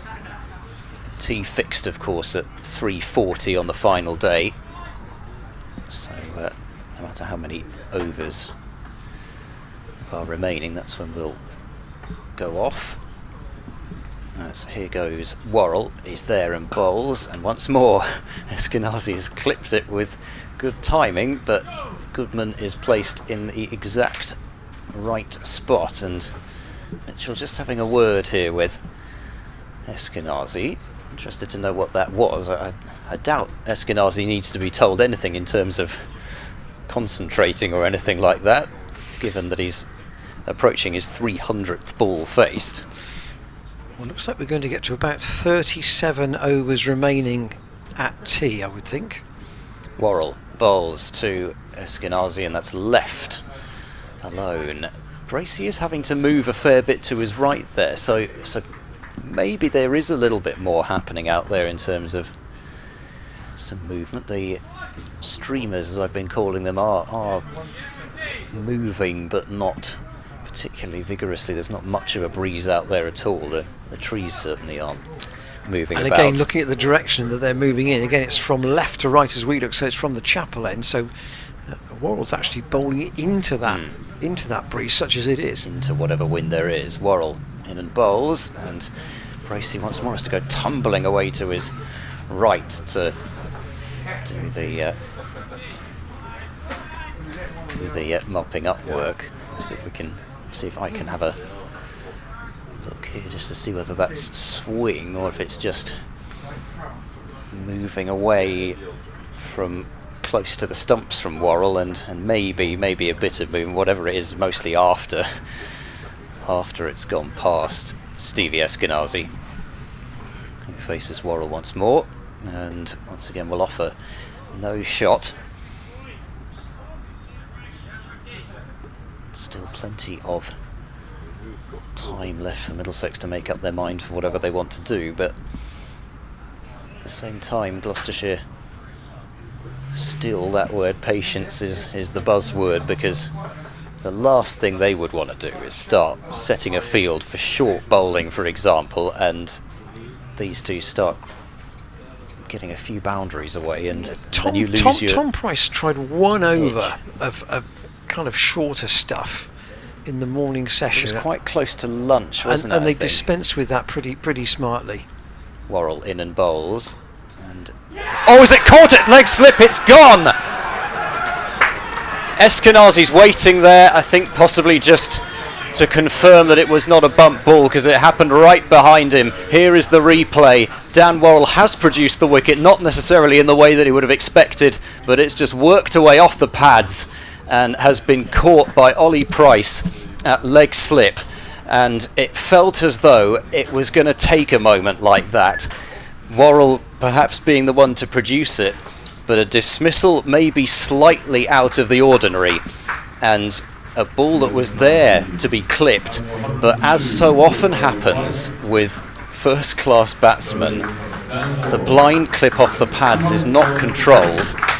Didn't necessarily notice that the leg slip was there, and Eskenazi goes, but he goes with a incredible innings having been played. 102 from, I make it 300 balls on the dot, and he's batted since yesterday in the early part of things, coming out with, well, he's been there just the third over. Yeah, so he's been there for more than 100 overs. And came out at 2.4 overs, so yeah, 103.1 overs he's been out there for. Herculean effort, and an effort which, were it not for the fact that we got play yesterday when we might not have done, might have already secured the draw, at least for Middlesex by now. Well, they had to open up one end, and Ian Cobain was talking about Ollie Price's all-round ability and the fact that he does have good hands, and that was quite a sharp chance. Well, you've got to be ready for it as well, haven't you? To be ready at leg slip for a ball travelling that quickly when nothing has come your way pretty much all day. And you know, we noticed even earlier on, when he didn't have any catches to take, that he clearly had a really good pair of hands, and he certainly displayed them there. So now the question is, can Robbie White show the same resolve as those that have come before? And the cloud cover is certainly, you know, the blue sky is sort of disappearing off a little bit now. Here's Tom Price to see what he can do to improve matters, and played with very soft hands by Mitchell to Matt Taylor at mid-on. So 201 for 4. Middlesex, Tom Goodman. He thought he heard a call from somebody. In fact, he is at deep square, just down to our right. Mitchell waits for Tom Price from the chapel end. And again, that's up to Matt Taylor. And Goodman once again has run across in front of us. He's getting in a few.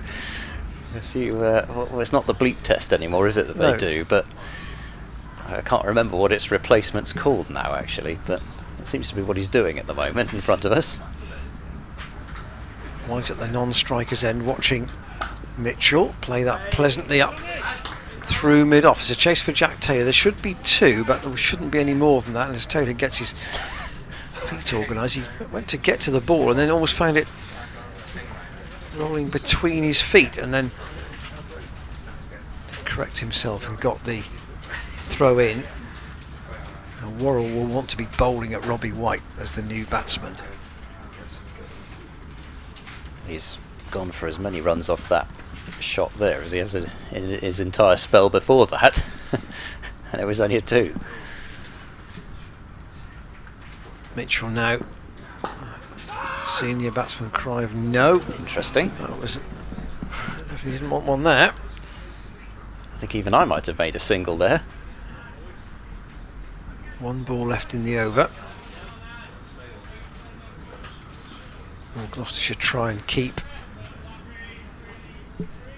Mitchell at that end? I wish I could hear what was just said out there. It was, I heard really, really, really. I wish I'd heard what was said either side of that, because you can imagine plenty will have been said when a single as easy as that gets turned down. Price in, and that's the same shot from Mitchell, but laces onto it quickly. All sorts of talk about farming the strike and wanting not to face Worrell next over, etc. Everybody, particularly Lace and Jack Taylor, trying to keep the shine on the ball here. Still 46 overs left in the day. T, as Ed said, will be at 340. That's fixed.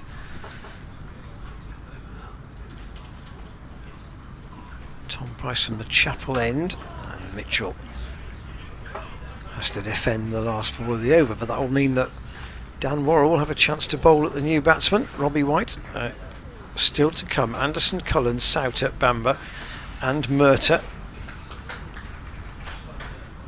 I think that wicket has probably come about 3 hours later than Gloucestershire would have wanted, but they've finally got one. Is there a crumble like there was in the first innings in the Middlesex middle order coming? Well, they'll be hoping that, as often happens with a partnership as long as the one between Eskenazi and Mitchell was, that so often when one goes, the other component of the partnership follows quite soon afterwards.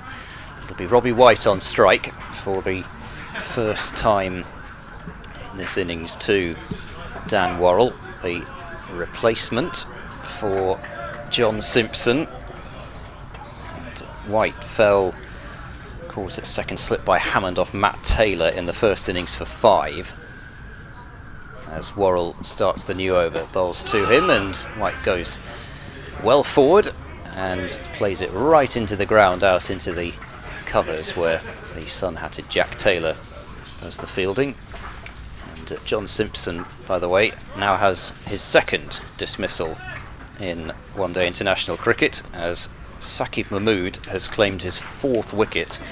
Fahim Ashraf caught behind for 5, and it's really a case of Pakistan's lower order, the all-rounders, trying desperately to get whatever runs they can at 119 for 7 now, as Worrell bowls to Robbie White, and that's turned away just wide of mid-wicket, but Goodman is able to prevent a run. So this is Worrell's 5th over in this spell. I wonder if there will be one more, probably maximum 2, you'd have thought. You'd have thought it would be unlikely to stretch Worrell to 7 at this point. Having said that, I suppose he's probably not going to get another spell before tea, so maybe you do think about extending him here and having come back in the evening session. So that's very full, and White gets on top of it and plays it out towards Jack Taylor once more. George Scott was loosening up, but is now not so much. Price, I believe, has bowled 6 overs in this spell. You could be talking double change potentially. Perhaps Scott feels as if he's loose enough already. So Don Goodman's only bowled 6 overs today. Just that one spell this afternoon. Here goes Worrell, bowls short ball, and that's a good one. It got White to duck, but unlike say, the short balls that were bowled to Mitchell earlier on by Tom Price. It was just that little bit lower and did not pass his helmet by too much, even though he did manage to duck it in the end, and you could tell it was a later decision than those ones. And when Worrell wants to bowl a sharp bouncer, it is seriously sharp. Here he is once more, bowls, and White leaves outside off stump. Understandable that he would need a little bit of time to get himself going, and White not really so much of a one-day player. 27 first-class matches, 9 List A and 3 T20s, and his record at the moment in List A and T20s is, well, obviously, modest, as you'd imagine from that few number of matches. Yes, not amazing. He has finished not out in 5 of his 11 innings, so opportunities obviously haven't been tremendous. As Worrell bowls to White and one outside off stump, and a maiden over completed by Worrell to back up the wicket in his previous over. We'll see whether that's the end of his spell or not, but I guess what I'm trying to say is that White his career so far has been very much a first class batsman, and therefore, if the rate's going to be pushed on at all, the onus is on Mitchell to do that. But do Middlesex feel like they can afford to lose Mitchell? I'm not sure that at this point they would feel like they can. 45 overs remaining, and a chat between Tom Price, James Bracey and Jack Taylor. So that's captain in this match, T20 captain and bowler respectively. No thoughts should be rejected out of hand in a situation like this, and you're looking for a bit of creativity. Tom Price keeping going from this Chapel end and turned away by Mitchell off the first ball of the over. They think about 2 here. Goodman's got ground to make up, but he's going to keep them down to a single, and that will allow Price to now bowl at Robbie White. I mean, White's got 4 half centuries this season. The average is nearly 30. He's played in all 8, in fact he will have played now in 9 out of 10 first class matches for Middlesex. He's got some long innings this year as well, so against Hampshire 73 off 161 deliveries. Middlesex against Somerset at Taunton, this one was 92 off 244. Tom Price in, edged, and again just short of Miles Hammond. Sorry, as you were, just short of Ollie Price. So again, I was having to look past the elbow of Mark Newell. This has helpfully got the teapot, double teapot in fact, out. And Tom Price must wonder what he's got to do to get one of these nicks to carry.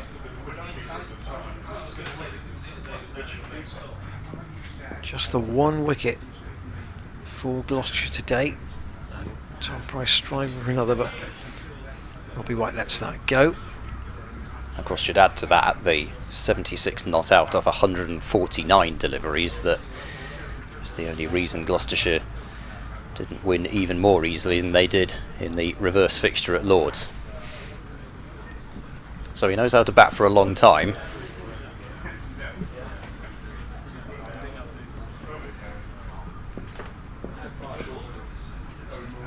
Price turns quickly into his rhythm up to the wicket, and Robbie White's off the mark with a steer down through third man. George Scott is on the chase. They'll take a comfortable 2. And then we were saying yesterday that Gloucestershire just about caught everything in the first innings, and this time they haven't dropped anything, but I think edges just haven't gone to hand. Just the weight of the shot has kept them out of the fielders' clutches on, it feels like, about half a dozen occasions.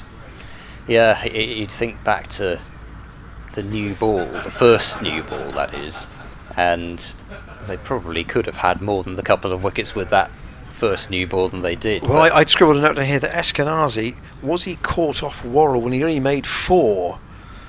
Was that the diving Tom Lace one there?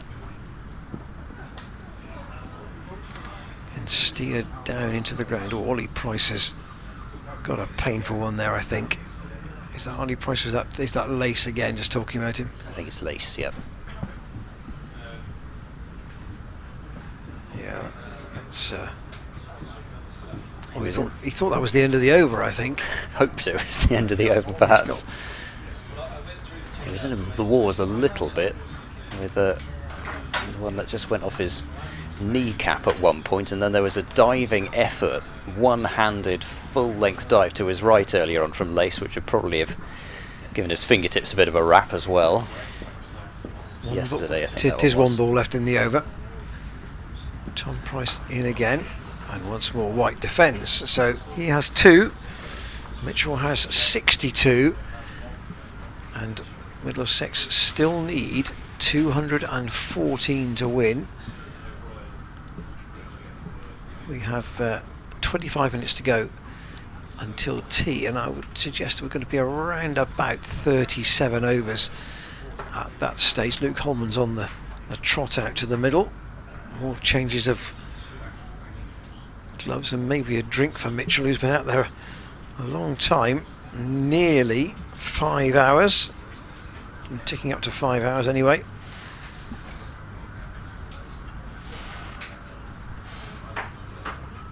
And I still don't sense we really know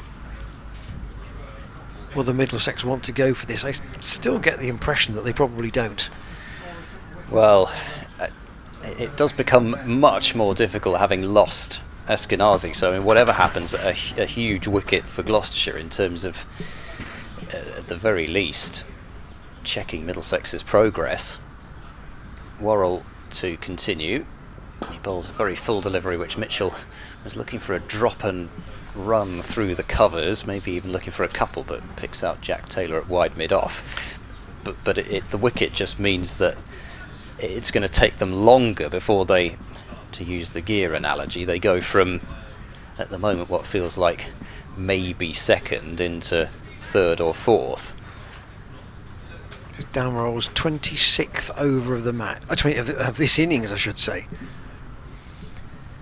He's there now and bowls. Oh, Mitchell. He went forward and the ball passing the outside edge, and I think that one, by the looks of things, that one must surely have swung a fair bit away from Daryl Mitchell. Here's the replay, and that has to have left him at least to a certain extent, because he played down the line of off stump, and Bracey was having to move across to his right there to take, so even though at the best angle, ball must be doing a little bit out there now as Worrell bowls very full and straight and dug out by Daryl Mitchell back to Worrell.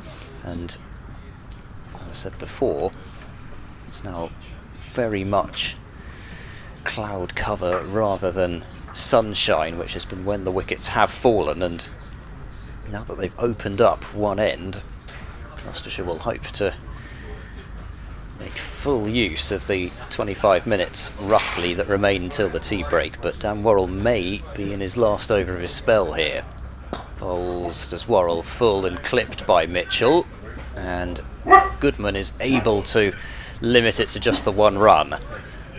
To move a fair bit from deep square leg all the way around to deep mid wicket there, Dom Goodman, to make sure that wasn't more than a single. Mitchell 63. He's been deep square leg to both bowlers recently. I just seeing Worrell after that ball that literally beat Mitchell, sort of the newspaper headline on that would have been, "Worrell, there is no justice." He feels he's really grafted hard for his 3 wickets. 3 for 47, 26 overs. You won't care that the average is good. He's had to do a lot of work for each of those wickets. Worrell bowls, clipped away by White, and he's got that one towards deep backward square leg, and that is 4. No chance for the fielder at long leg. And Tom Price down on the boundary rope. No chance to get that one, just too far down the leg side from Dan Worrell, and White picking it off and doing a good job to get it away from the field. It would have been easy just to have turned that for a single. So say a boundary that is welcome from Middlesex's point of view for many reasons. Full delivery, and White gets in behind that one and rolls that one up to Matt Taylor at mid-on. And the end of Worrell's 26th over, the end of the 110th over of the innings. 211 for 4 with 209 more required. So that boundary taking Middlesex past the halfway point in terms of runs required. I suppose also the application that Middlesex have shown in this innings has probably been, in terms of a partnership, at any rate, probably one of their better partnerships of the season, I would imagine. But I guess it also shows you, though, that if you can't bat just like this in the first innings of a match. So, there'll be a lot of people, I suspect, taking to social media saying, well, why couldn't they have done exactly the same thing as this in the first innings? Well, it's kind of the whole point of the bonus point system, that you're trying to discourage people in that situation from batting at 2.5 and over, because the 110 overs are now up. Yes, that's what I mean. They've got 211. So they would have one batting point. One batting point. So that's the whole point of the bonus point system, to move the game forward. But obviously, in a situation like this, in some ways, you've got no choice but to bat like that. But it's just preempting the no doubt the comments that there will be of why can't we always bat like this? Well, actually, you can't always bat like this. News to another wicket in the ODI, but here George Scott is on from the Chapel end. Can he produce a golden arm delivery? Mitchell chops that away behind square. They'll take a bit finer than I thought, actually. It's gone down to third man, and Glenn Phillips on the chase keeps them down to 1. Hassan Ali is caught by David Malan off Matt Parkinson for 6. 129 for 8. Pakistan have been put into bat. Shadab is 27 not out, and Shaheen Afridi is with him.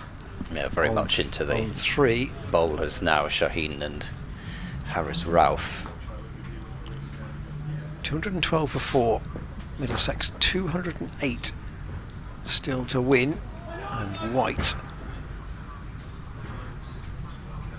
steers that carefully out on the offside on the bounce. Tom Lace doesn't appear to be any worse for that crack he took in the last over. Don't forget, we'll bring you commentary tomorrow and pictures too, obviously, of the T20 game, same opposition. Oh, the baby seagull's back, examining the advertising boards.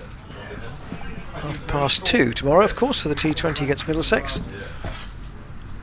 Which board is he examining? I'm just wondering exactly what he might be after. It's the perhaps he's looking for some insurance. I think that might be what he's after. Some insurance, possibly in case he gets hit by a cricket ball at any point. And he's found a company which could provide him with that insurance.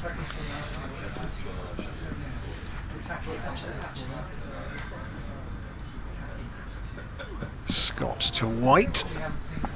Lets that go.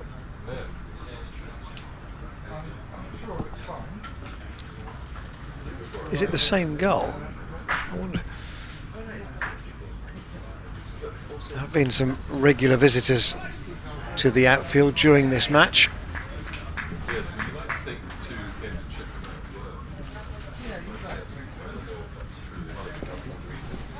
Scott, first over of the day, and steered by White for 4, down between the slip cord and gully. Safe shot to play all the way along the ground, and takes Middlesex up to 216 for 4, so it's likely they're going to be down below 200 wanted at tee. Yeah, which is still a position that they could win the game from, should be said. That is the case, even though that wicket has just fallen, and Robbie White has come out and really started off exactly how you'd want. He's got 10 off 17, which is already a decent enough rate, and he's taken 0 risks in order to get them, and Gloucestershire may have to think about putting a third man in quite soon, because we've been a few runs through there and White has looked as though that's an area that he's targeting, and Gloucestershire won't necessarily have to think immediately about saving runs at the moment, but if it happens more often they might have to plug that gap. Scott in, and White again defends. And we should just say that if the game was to go right to the death, this ball would be, give or take, 70 overs into its life, and Gloucestershire would have bowled something like 150 overs at Middlesex in this second innings. Yeah, you would think it wouldn't be easy to hit that tired old ball, but then that's exactly what Gloucestershire did against Leicestershire, so it certainly can be done. You'd have to imagine though that Daryl Mitchell will have to be the one to play the Ian Cobain role in particular. He's going to have to be the one that is going to have to, if not necessarily clear the boundary consistently, he's going to have to find it. Yeah. So Dan Worrell off, unsurprisingly, after a long spell. 26 overs, 14 maidens, 3 for 52, and looks as though Scott and Dom Goodman will take us to tea. Goodman returning, 12 overs, 4 maidens, none for 24, just like all the Gloucestershire bowling figures, very tidy. They could do with a spell of his consistent length bowling. He's in and bowls, and that's cut by Mitchell. Didn't look to overhit that one and just get a single for it, because there was a sweeper out on the offside boundary, Tom Price, but moves Mitchell up to 65, 217 for 4, and a few of the fielders come in now, quite happy to allow Mitchell to get off strike. Last 2 overs he's got a single off the first ball. The required run rate still just hovering around about that 5 mark. It hasn't hit 5 yet, but that's what Middlesex would need. 3 slips, so James Bracey still staying on the attack, and Tom Lace at shortish extra cover, still walking in as Goodman bowls very full, like going forward and playing defensively. As far as I remember, it was a bit of a flash from White in the first innings that saw the end of him. It doesn't look at the moment as though he's going to do the same thing here in this second innings. Goodman trots in and bowls, and White's played that one quite softly, but our angle is a little bit deceptive. It looked as if that was heading more towards the stumps than it did, and in fact it's played pretty comfortably to Ollie Price, who's fielding at, well, he's fielding at gully, but it's quite a short gully, and he's got a helmet on just to be on the safe side. As Goodman, bowls, left alone by White through to James Bracey, and possibly thinking of that flashing edge that Mitchell had earlier on when he went for a full-blooded drive and over the head of Tom Lace, but you don't want one of those heading towards your chops, because I don't think you'd be able to get him out of the way of it. Lace is probably 4 or 5 inches shorter than Ollie Price as well, so Goodman bowls, no shot, through to the maybe keeper. Just half a thought that if there is one that's going through there aerially. You may as well give yourself the best chance of taking it, to have another good close fielder there. Just the single off the over, and I think has he moved now from looking at insurance to maybe looking for a beverage or two now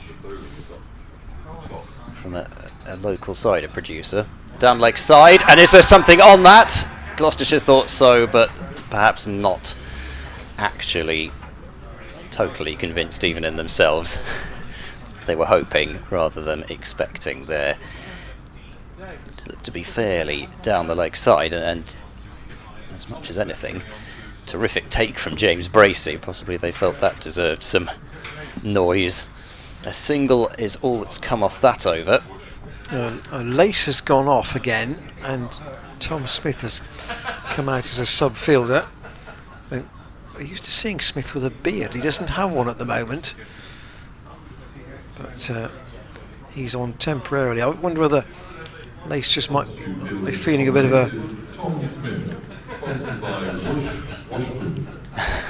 Here we go. He had to get the sponsorship in somehow.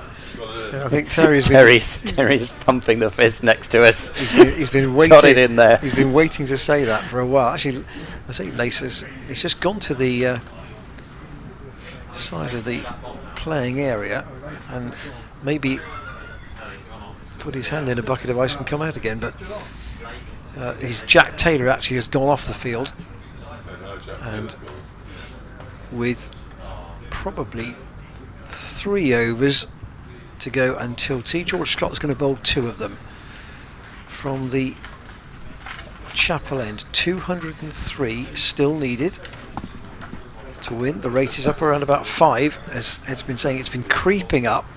Started the day at 3.36, so it's not jumped erratically, but got to a stage where they're going to need to have a chat at tea about how they go about the remainder of this day. Will they continue just to bat, basically to survive, or will they at least have a look at going for this target? Single off the first ball. Mitchell rotating the strike once more and bringing White back down to face George Scott. A few near things in his spell yesterday without making the breakthrough. Yeah, it was him that produced one of the only false shots in Stevie Eskenazi's innings. Scott right arm over the wicket, and there's half a shout for an LBW there. That was a little more convincing than the one in the last over, but again, must have been bat involved in that, because where the ball ended up, it was with Dan Worrell at square leg about 20 yards from the bat, maybe a little bit more than that, maybe 25. Scott in again and let go by White. Still Phillips and Hammond there in case of the nick, but the only wicket today came from a catch at leg slip, leg gully, short fine leg. Well, leg slip or leg gully, I think you'd say, wouldn't you? Ollie Price off Dan Worrell, and Eskenazi got to 102. Scott in once more. That was briefly, but only briefly, in the air from White as he defended. And Matt Taylor at mid-on does the fielding. There'll be another burst, you would have thought, from Taylor after tea. He too has bowled 24 overs in this innings. Scott doesn't hang about between his deliveries. Here's once more. White punches down the ground. That's a nice looking shot. Chase is on for Tom Price. They'll pick up 2 and they'll want 3 and they'll get a third. Well run by White.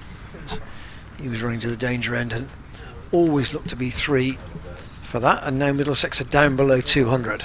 That might have been a change up of some sort that went wrong from Scott. It was not really even a low full toss. It was at least sort of shin high full toss, and White just punching it calmly down the ground, and he knows that even though he's a first class player for the majority, 5 and over is not a great run rate. Mitchell.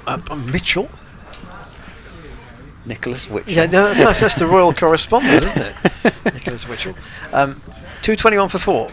Middlesex 199 required off 40 overs.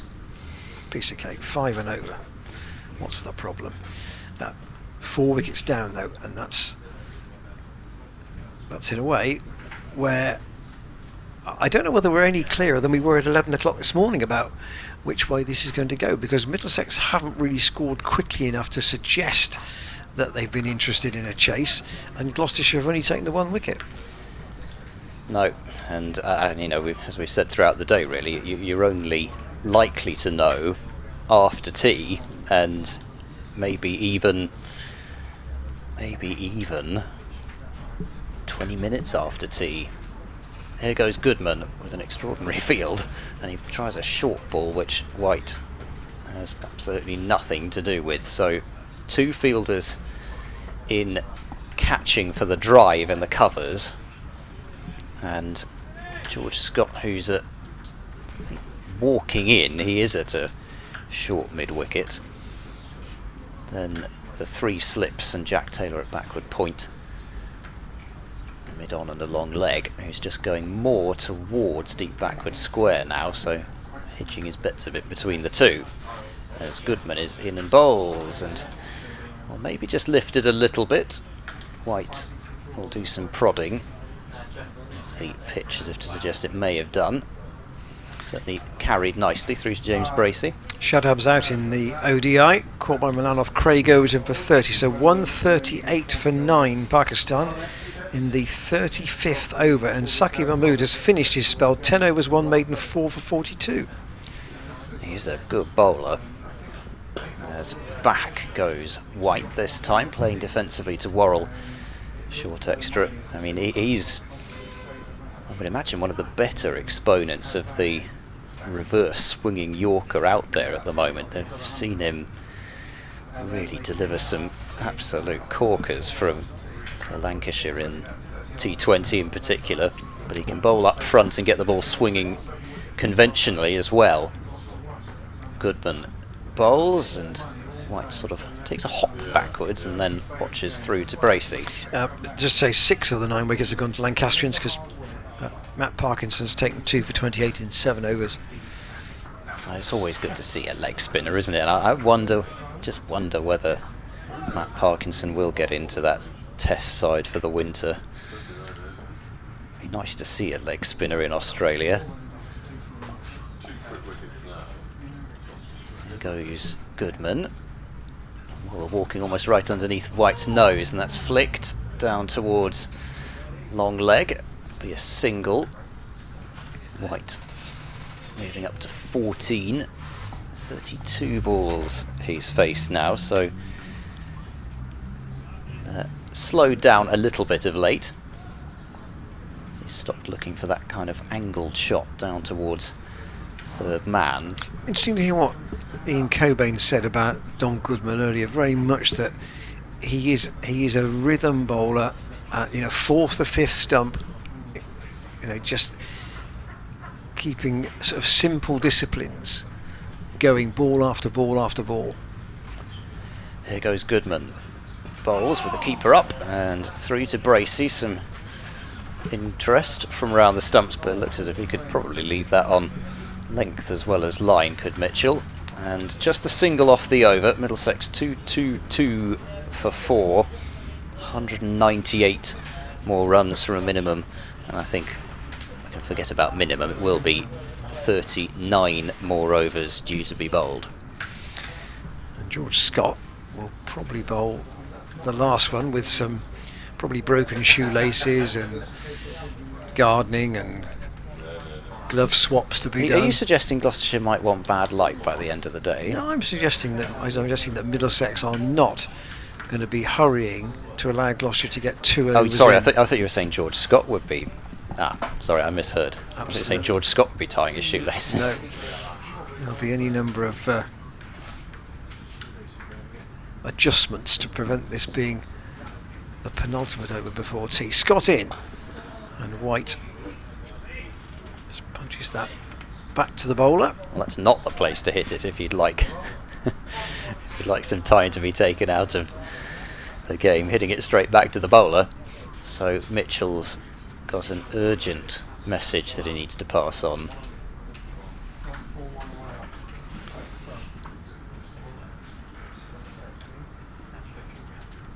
Oh, something on the pitch there. Oh, yeah, that needs to go.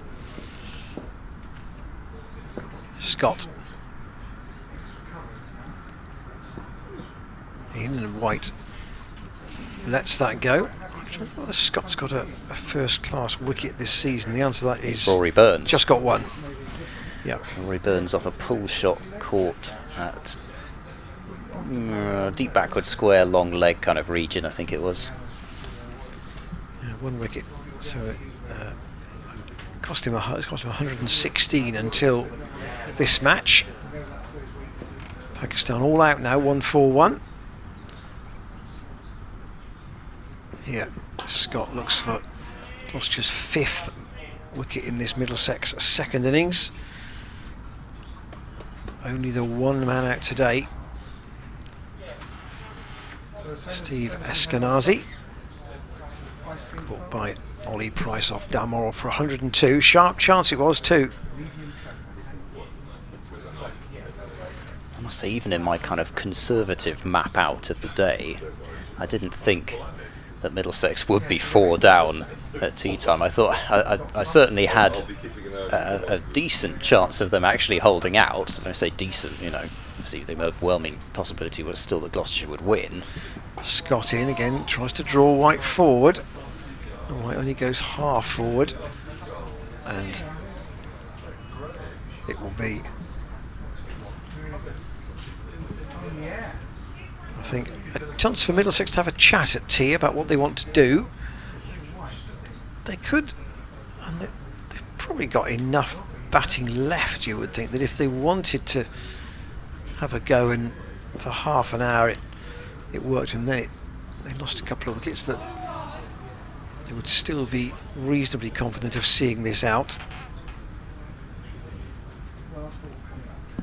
On 1 ball to go until they can have that discussion. But Daryl Mitchell still there, 66 not out. He had 21 at the start of the day, so 45 in 2 sessions he's made, and he's just retying his trousers. Or moot point now, because the clock has actually just gone 3:40, and maybe Daryl Mitchell didn't notice that. Scott into White, who again defends, and that is the end of the over. So Gloucestershire bowled 115 overs in this Middlesex second innings as they go off at tea. In theory they can bowl another 38. Whether we will get that far, whether the captains will decide at 5 o'clock that there is no chance of a result from the position we're in. But 222 for 4, Mitchell 66, White 14, and they need 198 from 38 overs to win the match. Gloucestershire need 6 wickets, and they've only taken 1 in the first 2 sessions. I suppose it's the old adage, Ed, isn't it? Add 2 to the score. What does it look like then? Yeah, having said that, as you've really put it, 1 wicket in 2 sessions, 2 quick wickets have not seemed to be around the corner any time today, but you never know. It could be another special final session at Cheltenham. But I think at the moment the probability in terms of win-lost draw for Gloucestershire, I'm not sure I'd like to put a number on it at the moment without a bit of time to sit down and think about it, but I certainly don't think that this is anywhere near out of reach for Middlesex. 198 off 38, run rate of 5.2 and over, and they've got some batsmen to come who can play a few shots, so I think this is still very much in the balance, and all 4 results possible. Well, we'll be back with you just before at 4 o'clock for the resumption. and here at Cheltenham, where it's been bright for a lot of the day, sunny for some of it, and certainly now conditions are very pleasant. Middlesex have certainly batted themselves into a position where they're not going to be ashamed by their performance in this match. How proud they'll be of it, we may find out in the next hour. 2:22 for 4, chasing 4:20 to win, so still 198 needed, 38 overs to go. Join us just before 4 for the final session of this championship match, which could see Gloucestershire, will it see them third or second in the table at the end of this game? We'll find out post-tea here at Cheltenham.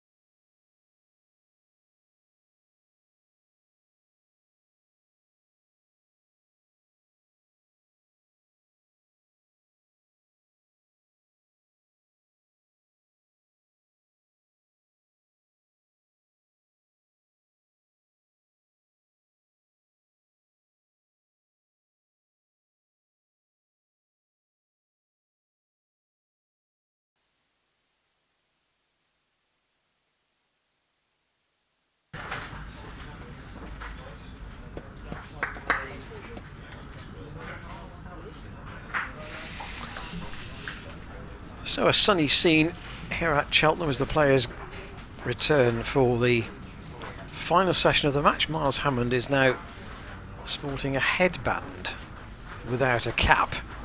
A headband clearly visible. Middlesex 222 for 4. They need 198 to win in 38 overs with 6 wickets in hand. But Edda, you've been sampling opinion amongst those of a Middlesex persuasion.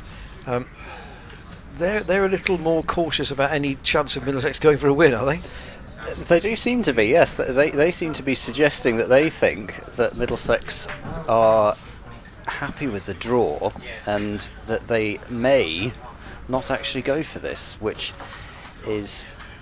I don't know. We'll see whether that's the case or not. They may. You'd have thought they might at some point at least risk 1 wicket as the overs tick down. And the reason that Miles Hammond came out with no cap and the headband on is because Hammond is going to open things up from the college lawn end, and so it remains to be seen whether this is a purely attacking move or whether this is an invitation for Middlesex to see if they want to have a go at this. Who knows? Might see Phillips from the other end, but if it really is an invitation. Miles Hammond is in to bowl, and he bowls a low full toss, which is driven up towards mid-on by Daryl Mitchell, and there's no run. There is a short leg and a slip, and in fact it's pretty much the field that they've had for the spinners all innings. He's not got a different field from Ollie Price or Glenn Phillips, and that's a rank full toss which is smashed over long on. 1 bounce and 4, I believe. I can't actually see the rope there, but I think it fell just short, and indeed it did. So 1 bounce 4. Mitchell didn't have to think too much about hitting that one, and the replay here, pretty high full toss he made it into by coming down the pitch, and the ball has gone into the beige tinted structure, and therefore I think it's going to need to be sanitised before it can be used again. Oh, that was nifty. Nifty little flick off the front of his boot from Ollie Price down there at long on. There's no barrier to his skills, clearly. He can bat, like bowl, he can field, and football skills as well. So here's Hammond, he bowls to Mitchell. It's a good length ball, and not too far off Tom Lacett's short leg actually, although it may have been into the ground. Either way, it was played off the inside half of the bat from Daryl Mitchell. So Hammond has 3 first-class wickets this season. Here's Hammond. Bowls down the pitch goes Mitchell. Turns that one up towards Jack Taylor at deep mid-off, and there is a single there, despite the shy at the stumps. Even if that had hit, it would have been well home, Daryl Mitchell. So 5 runs off 4 balls this over. Roughly what Middlesex need. And Robbie White will just have a couple of balls this over to face. No change in the field really for him. Jack Taylor maybe has taken a couple of steps closer at mid-off, but Ollie Price is still fairly deep at mid-on as Hammond bowls, flighted, and that's driven nicely by White out towards deep cover. Tom Price on the chase and able to limit it to just the single. Certainly not being over-aggressive in their running between the wickets, Middlesex. They are not pressing the extra runs like a side who are really going for it, but at the same time they'll be quite glad that they've managed to pick up 6 runs this over and haven't really had to do a whole lot. Hammond bowls right up to the bat from Miles Hammond this time, and Mitchell plays it defensively. So 6 runs off the over, and the 4 that was hit was off a rather rank delivery. So I'm sure Middlesex will just take the view that if they can get something like that, then you take it. But if not, then we see what happens. Is Matt Taylor going to bowl from the other end? Yes, he is. So I'm I'm trying to think. I'm not sure I've seen Hammond bowl at Bristol. So where have those 3 wickets been? Well, there was Hashim Amla at The Oval. and then he took 2 At in Leicester. the same innings against Leicestershire. I forget at the moment who those were, but those were his career best because that was the first time he'd taken 2 in an innings. So Matt Taylor from the Chapel End, just to remind you of matters at Cardiff, Pakistan 141 all out in the ODI. They will start there, I would think, at around about 4:15, maybe a little before that. Saqib Mahmood 4 for 42, Craig Overton 2 for 23, Matt Parkinson 2 for 28. They'll be done pretty early there, you would have thought. Colin Ackerman and Chris Wright, Hammond's 2 victims at Grace Road. So one genuine bat and one lower order batter. As I remember, the shot from Chris Wright was one of trying to clear the boundary, caught short, bowled Hammond. Matt Taylor back in again to have another go at this pretty stoic Middlesex middle order. And White now batting without a sweater. He clearly got warmed up during that little session up until tea. He came in when Eskenazi was the one man out today, caught by Ollie Price off Worrell for 102. Gloucestershire still need 6 wickets, and White steered that away down through third man, and that will go all the way for 4. There isn't a third man at the moment, and Middlesex still leading 188. Yeah, pretty low risk shot. Yeah, definitely. Just a little glance, and he's scored a fair few of his runs down in that third man region. Gloucestershire still not tempted to put a fielder down there. Ball needs to be sanitised before it's returned to Matt Taylor.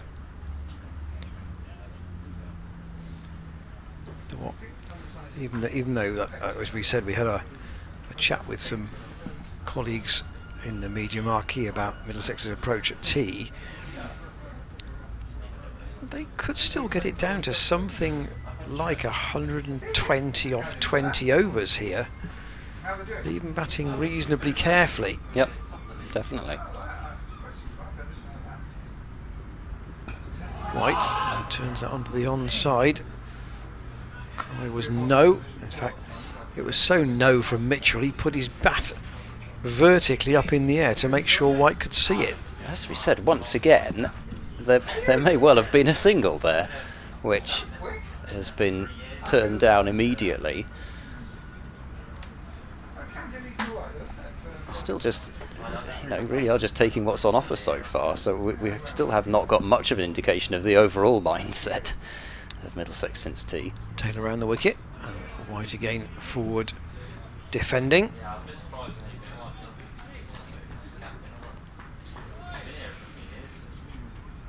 See that George Scott is now fielding on the run to third man, so he's not.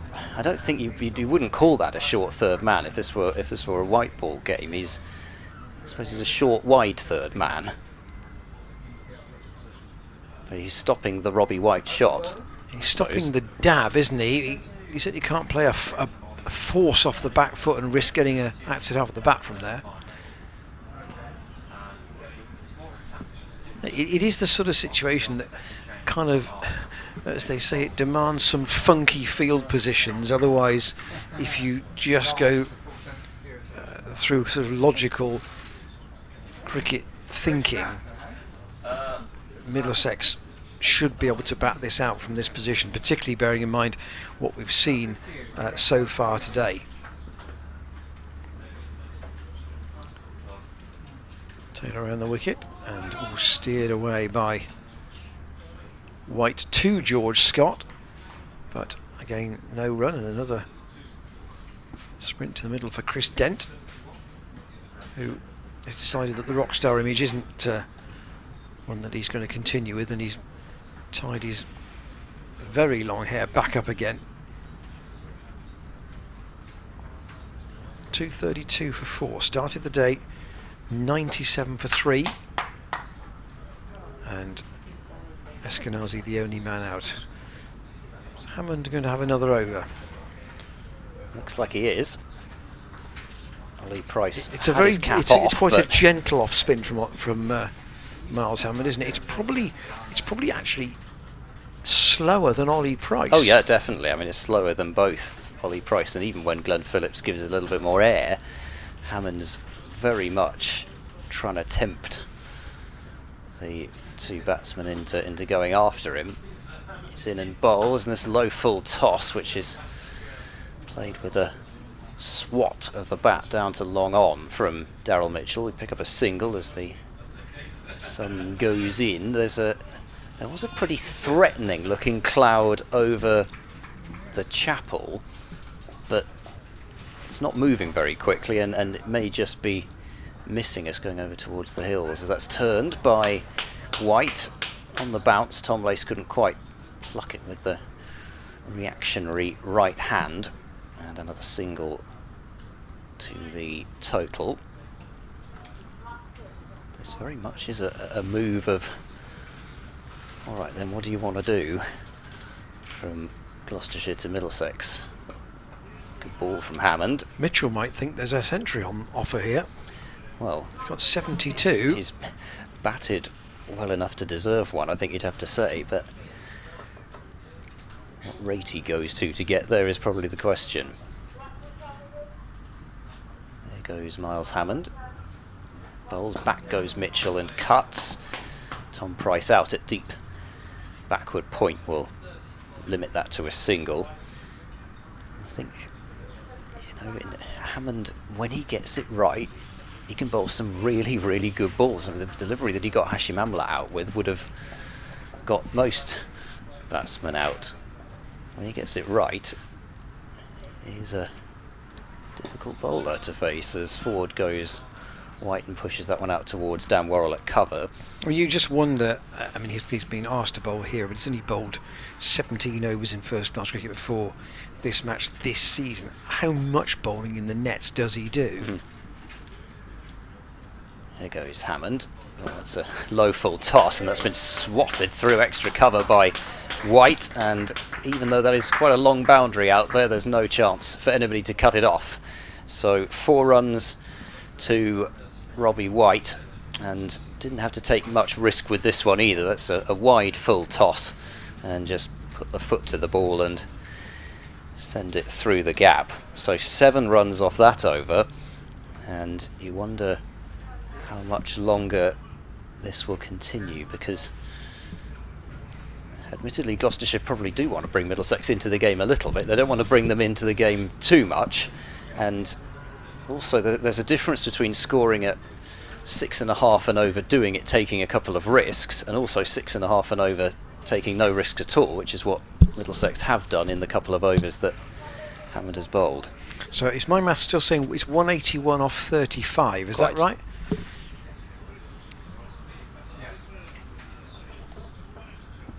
I wonder what Hampshire fans watching this are thinking. Are they thinking, do they want Middlesex to go for it, but then risk potentially losing wickets and bringing a Gloucestershire win back into the equation? Or would Hampshire fans say, well, okay, maybe better off not to go for it, and then we'll just take being 2 points ahead going into the match in a couple of days? I think probably the latter. Here's Matt Taylor round the wicket. Mitchell goes down the leg side. Oh, Bracey doesn't take that cleanly. That's almost the first glove error we've seen from him in terms of untidy keeping, and it's gone through for a bye. We did mention it earlier today, but just for clarity, we'll have commentary on the stream for the match tomorrow against Middlesex in the T20. A reminder too that all tickets for that match have been sold out, so please, if you haven't got a ticket, don't turn up at Cheltenham trying to get in. Taylor in, White turns that on the leg side all the way down to fine leg to Tom Price. So just looking at Shane in terms of tickets for the Hampshire match. Tickets still available for all days of the Hampshire match. I know that Sunday's tickets were selling well, and in terms of being well up in terms of towards the capacity, but not sold out yet, and all days still available as we speak. So certainly I think if you're interested in coming on Sunday in particular, it'd be good to assess your plans and maybe get your tickets booked sharply. For an LBW, and there's a wicket for Gloucestershire. Matt Taylor gets rid of Daryl Mitchell. That's just perhaps the encouragement that Gloucestershire needed. Here's a look at it with Taylor coming round the wicket. It was full, and Graham Lloyd hasn't put his finger up very much in this match overall, but Mitchell has to go for 73. Mitchell out for 73, LBW and Matt Taylor. 6 down, 5 down Middlesex as you were. That was wishful thinking. And Martin Anderson coming in at number 7. I think Daryl Mitchell was looking towards the scoreboard, hoping that there would be a replay of it, but he was disappointed. In many ways, though, I think as he walked off, he looked a bit more disappointed to have missed the shot than to have been given out OEW. He was rehearsing the shot several times as he walked off, but really, what a tremendous innings. And he showed, it'd be quite easy for him to say, well, this is my first match as a overseas for Middlesex in the Championship. It's not really up to me to dig Middlesex out of this hole, but just it's the professionalism, I suppose, of the overseas player that you want, isn't it? It's an innings of, and we were talking about Worrell carrying the threat yesterday in that same way. Exactly, in the same way with the other discipline. Here is your probably quite expensively hired hand. You expect them to produce something.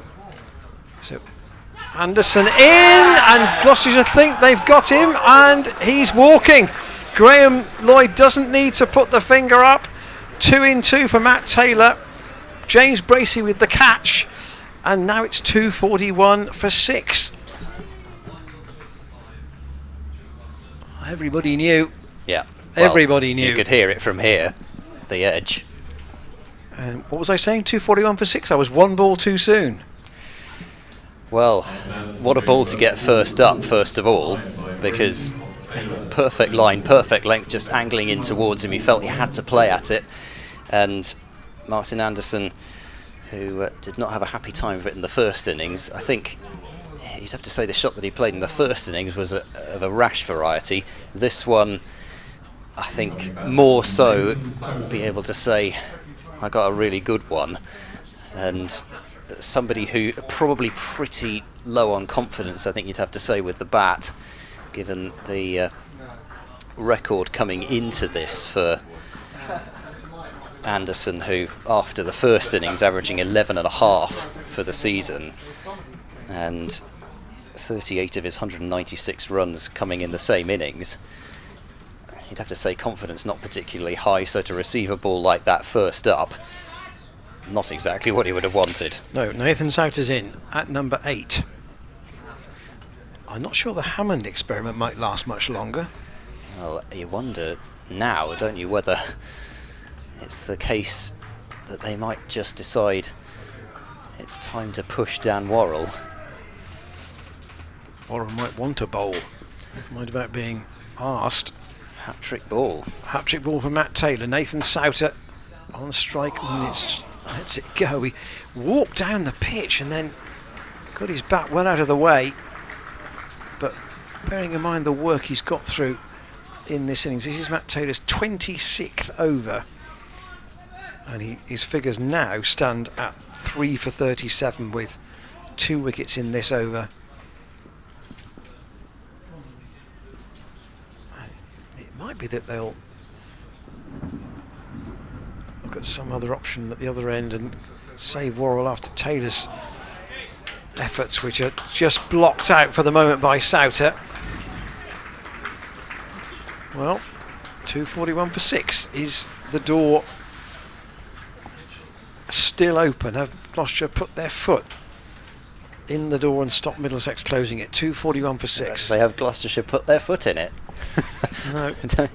Certainly not what they've done since the break. And the answer is yes, the Hammond experiment has been ended, but not Dan Worrell, but in fact Tom Price. And this was the partnership, bowling-wise, that saw to the entirety of the Middlesex lower order in the first innings. Matt Taylor and Tom Price getting the wickets of, well, in addition to the couple that Matt Taylor took in the top order of De Caires and Hanscom, they took all the wickets of White, Anderson, Souter, Cullen and Bamber in that spell just after the session break on day 2. As here goes Price in bowls, a very full delivery right up in the block hole, and White has squeezed it out onto the offside, and all of a sudden you have to be thinking, if you're Robbie White, all the responsibility's now on White to be there at the end, and he's just seen 2 of the batsmen that he was hoping to, only a few minutes ago, hoping to maybe win the game with, never mind bat out the rest of the overs quite easily for the draw, and now all of a sudden the responsibility's on his young shoulders. Here goes Tom Price, is in and bowls, and White angles that one into the gully, and more terrific hands from Ollie Price to prevent runs. One bounce into his hands, diving with the helmet on, and I think it's worth another look at this piece of fielding here. White continuing to play with that angled bat, and what a sharp piece of work that is from Ollie Price. Helping his brother out, helping his team out. Here comes Tom Price, he's in and bowls, and White, he thought about driving there but checked his shot. Possibly wisely so, checked it to Jack Taylor in the covers. So Matt Taylor's figures for the match, I make that 7 now for 56. Very good effort. Extraordinary effort. And actually that's from, 35 overs, is it? Tom Price is in and bowls, and struck on the pad, but I think bat first from Robbie White. He's bowling a very full length here. He is. I mean, that's what seems to be Tom Price's strength. I mean, you'd think he's not short by any stretch, but he's not Dom Goodman, so his natural length is going to have to be quite full, and that's where he's bowling. He knows his strength, and he's bowled there, and that's been the case all match. And he's very much positioned himself as the third seamer in this Gloucestershire attack for this match. Dom Goodman is at pretty much a silly mid-on now as Price bowls outside off stump, and no shot from Robbie White. Still got to bowl the odd one outside off stump, I think, just to maybe get White fiddling at one, or even just to change the eye line for a moment.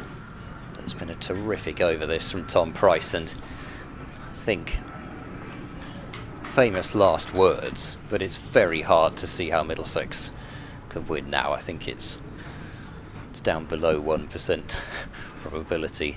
Just don't think that they will ever get to a point now where they can risk going for the win in order to not lose. As that's turned away into the leg side by Robbie White, but Tom Lace is able to field from a kind of 45 position and make sure that that is another maiden over bowled by Tom Price. 21 overs, 7 maidens, none for 42, but he more than deserves to have one in the wicket column for the way that he is bowled in this innings. And the card on screen, Daryl Mitchell, LBW to Matt Taylor, having faced 247 balls batted for 5.5 hours, over 5.5 hours. 4 fours, 2 sixes, that was all in terms of the boundary count. Then Martin Anderson out very next ball, nick behind to James Bracey, which has really altered the course of this evening session.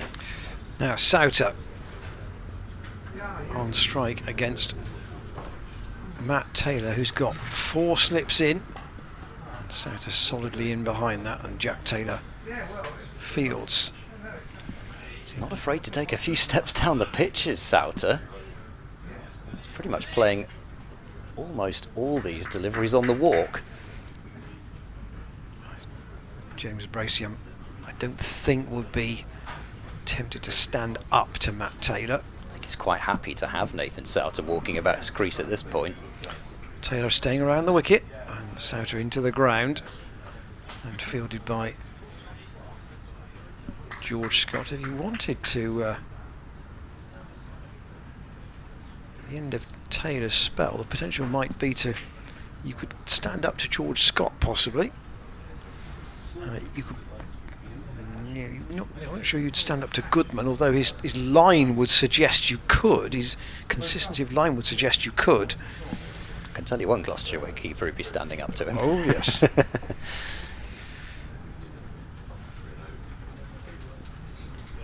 241 for 6 now, Middlesex. Matt Taylor round the wicket to Souter, who's on the flick, and that's caught by Hammond. Matt Taylor on his birthday. Is he turning this match Gloucestershire's way? That was off the shoulder of Souter's bat. It was a loopy catch to Hammond. And the chances starting to come for Gloucestershire. Hammond second slip with the catch, 241 for 7.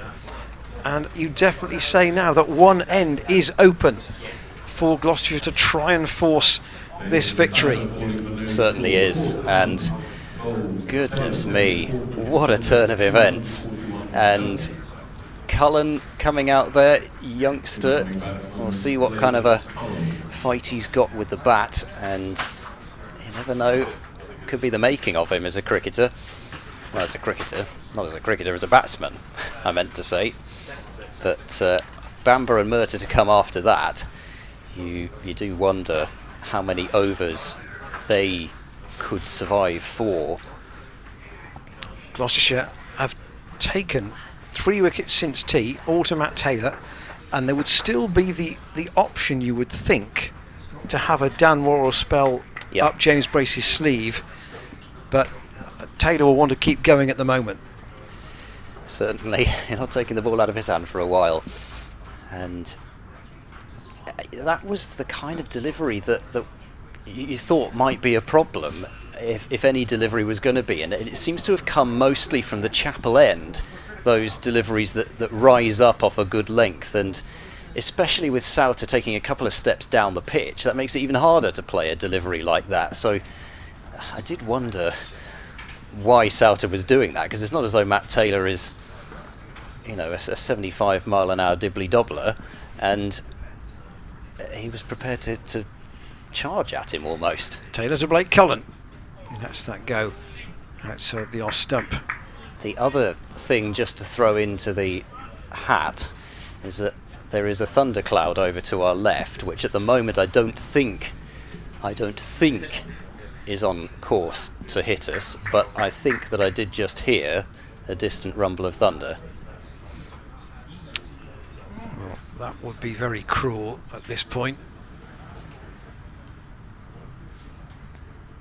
Most unlike Cheltenham to serve up drama like this.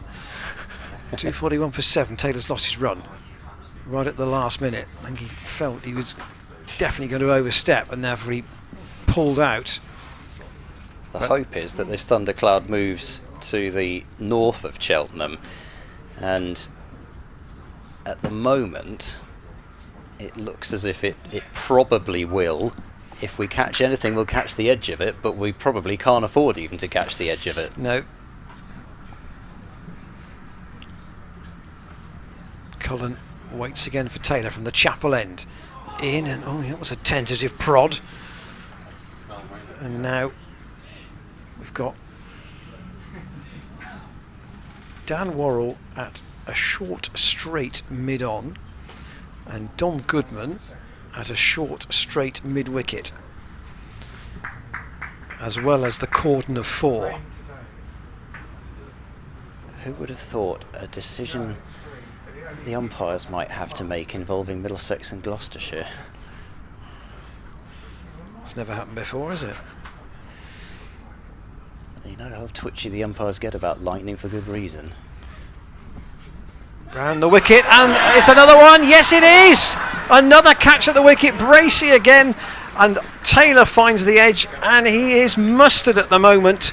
That's 4 wickets since tea for Matt Taylor. Cullen's got to go, and Middlesex are 241 for 8. And remember, they were 241 for 4. It's extraordinary. It's back to how it was in the first innings, where it feels like any good ball will get a wicket. And Cullen, very similar to Anderson, really. He just got a perfect line, perfect length ball, nibbled at it and got an edge. Not too much more complicated than that, really. Matt Taylor 5 for 37 and showing not too many signs of stopping. 4 for naught, indeed. 4 for naught in 10 balls. Wow. And it's the round the wicket attack from the Chapel End, as has been profitable for Gloucestershire before in Championship cricket here at Cheltenham, and especially for Matt Taylor.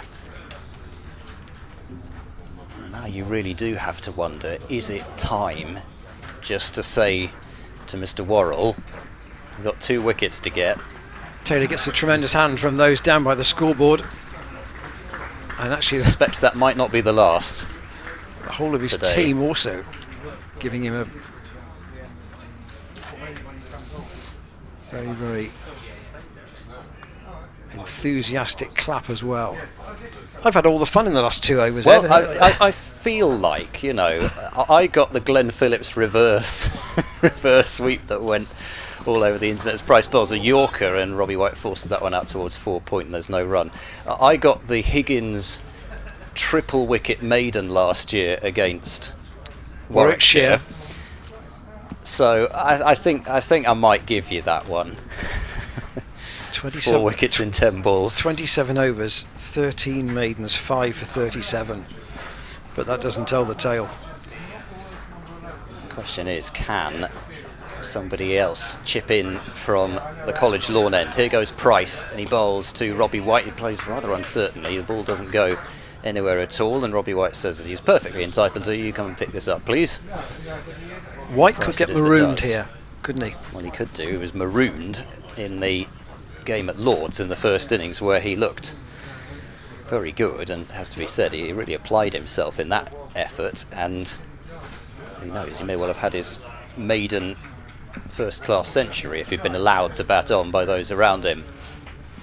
As Price moves in and bowls, and that's left alone by White through to James Bracey. So a lot of peering going on away to our left.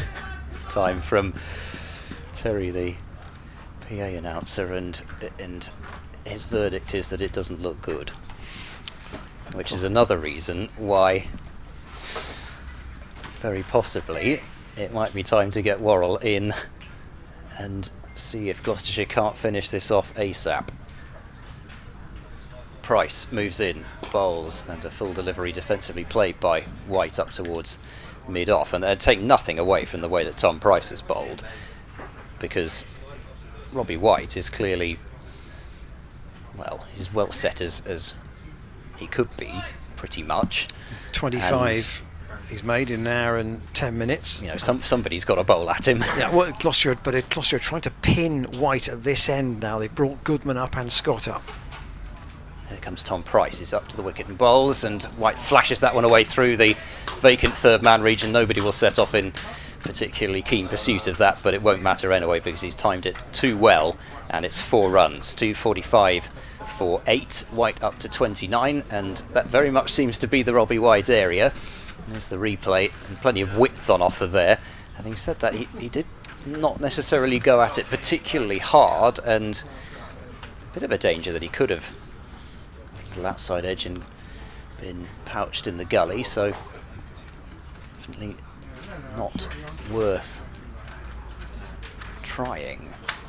Not wide a ball from Tom Price. He's certainly got the runs to play with now, with Middlesex still needing 175 more to win, and they're going to reinforce now that gully position. They've got Ollie Price under the helmet and Tom Price at a second gully, Tom's lace, pardon me, at a second gully a bit further back as White plays defensively out to backward. Point to end the over, and another very tidy one from Tom Price, and if nothing else, he's very much done his job in terms of bowling good deliveries to keep Robbie White at that end and have Matt Taylor bowl to Ethan Bamber. Okay, Matt, thanks. Have a blow. No, I don't, I don't think. Would you like to go on the PA and announce that? Yeah, I don't think he'll be sent to the outfield anytime soon. I've heard captains say that to bowlers before, and they think their spells have come to an end, but not in this instance. So now Ethan Bamber to take strike. Matt Taylor from the Chapel end. 4 wickets in 10 deliveries within his last 2 overs. Gloucestershire trying to go for the kill here. Bamber forward. That was top half of the bat, maybe even top third, but he got defensively behind it. He's got a top score of 27 not out in his career, Ethan Bamber. His average is single figures, but he's not played a huge number of games, so it's hard to tell perhaps exactly what sort of bat he is. Is he dogged enough to stick in here for Middlesex?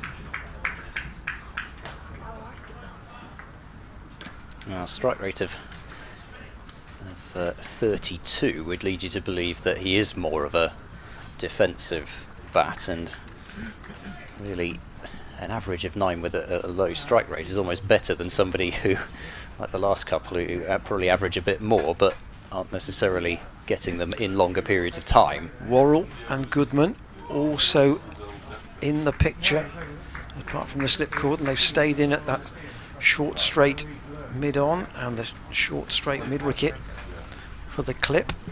If Bamber should just get a bit too much on one of his defensive shots and get the weight in the wrong place. Remember that at Cardiff, England chasing 142 to beat Pakistan, are 26 for 1. Phil Salt out for 7. Gloucestershire here need 2 wickets. Matt Taylor in. It's worked off his hip by Bamber. Tom Price is the fielder down there, so they'll take 1. There are 2 balls left in the over, and once again they'd like to this time pin Robbie White at Matt Taylor's end, so that maybe Price or maybe somebody else might have a go at Ethan Bamber. Yeah, Tom Price probably the fielder who would be most keen to have saved the second run there. They had decided pretty much against it anyway. Matt Taylor to White, solidly forward. He doesn't look in too much bother out there at the moment, but Middlesex's lower order certainly wobbled again, and Matt Taylor on straight after tea. George Scott bowled up until tea at the Chapel end. So Taylor will probably go for at least another over after this, you'd feel. And White again defends, end of the over. So now what does James Bracey do? Is Tom Price, he's walking in as if it is going to be him to attack Ethan Bamber. He's having a word with Dan Worrell though, is James Bracey. But it looks as though the decision has, or maybe still discussions ongoing. I suspect that may be Dan Worrell saying, I'm ready to go if you need me. Yeah, and it may be, which endy would you rather bowl? Because if you've seen Taylor get some joy from the Chapel end, maybe Worrell might think that he would prefer to have a go from that end as well. Quite. And if whatever lift off a good length has happened, if the few balls that have done that, as I say, have really been from the Chapel end rather than the College Lawn end. Not that wickets haven't fallen from that end, but the deliveries that have done that have been from the Chapel end, and you'd think if a delivery is going to bother a tail ender, then it's going to be that kind of delivery especially. So it's Bamber on strike to Tom Price, who comes in and bowls, and Bamber plays that one softly out towards George Scott at backward point, and There is no run. Should I just clarify now that we are 30 overs from the end of the match. 30 overs from the end of the match, and Gloucestershire need 2 wickets. Middlesex's asking rate, or they still need 174, so it would be remarkable, I think, if they went for the victory from here. It very much is about now defend, defend, defend. Here comes Tom Price, is in and bowls, and Bamber watches that one go through.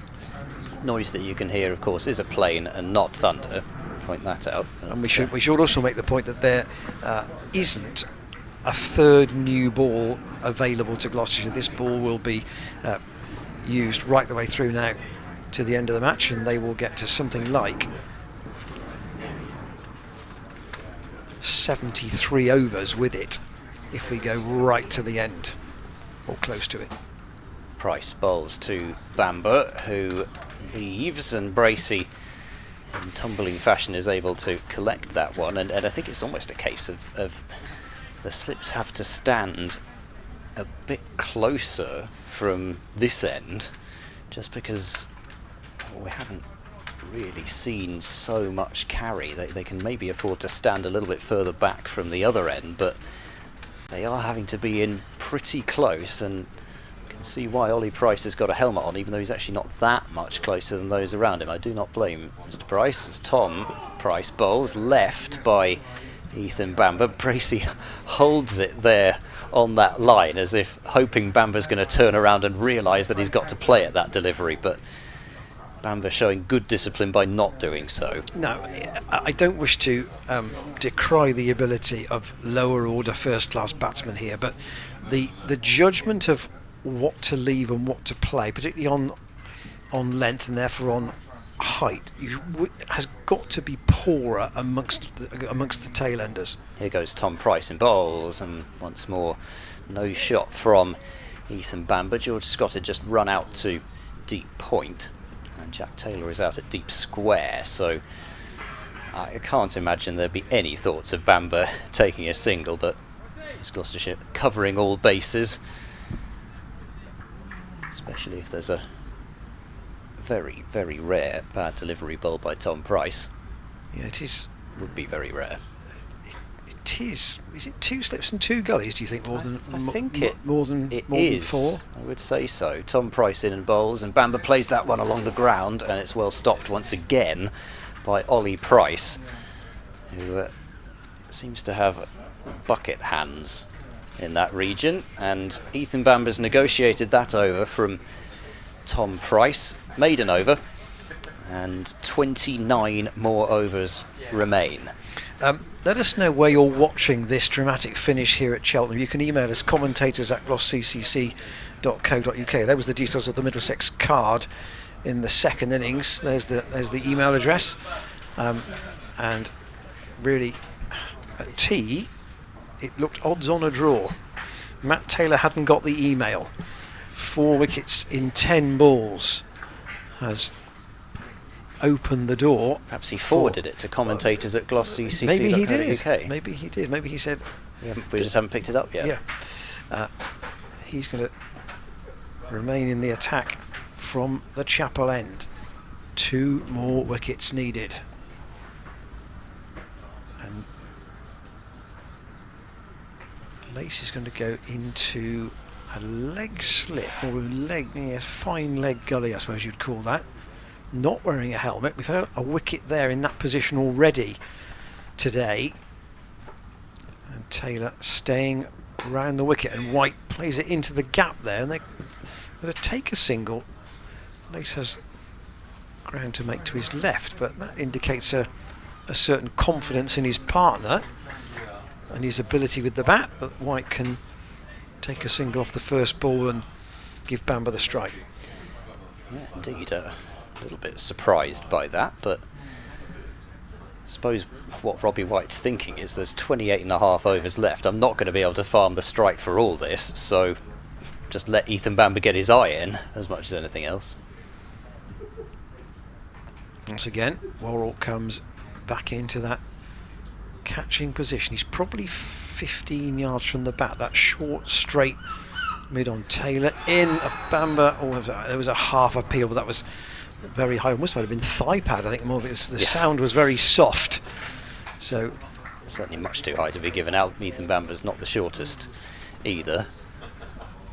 So apart from Bracey, Phillips and Hammond and Ollie Price in the orthodox quad, and Price is a little wider at third, and then Tom Lace at leg slip, Scott at backward point, and then the two catchers in front on the leg side.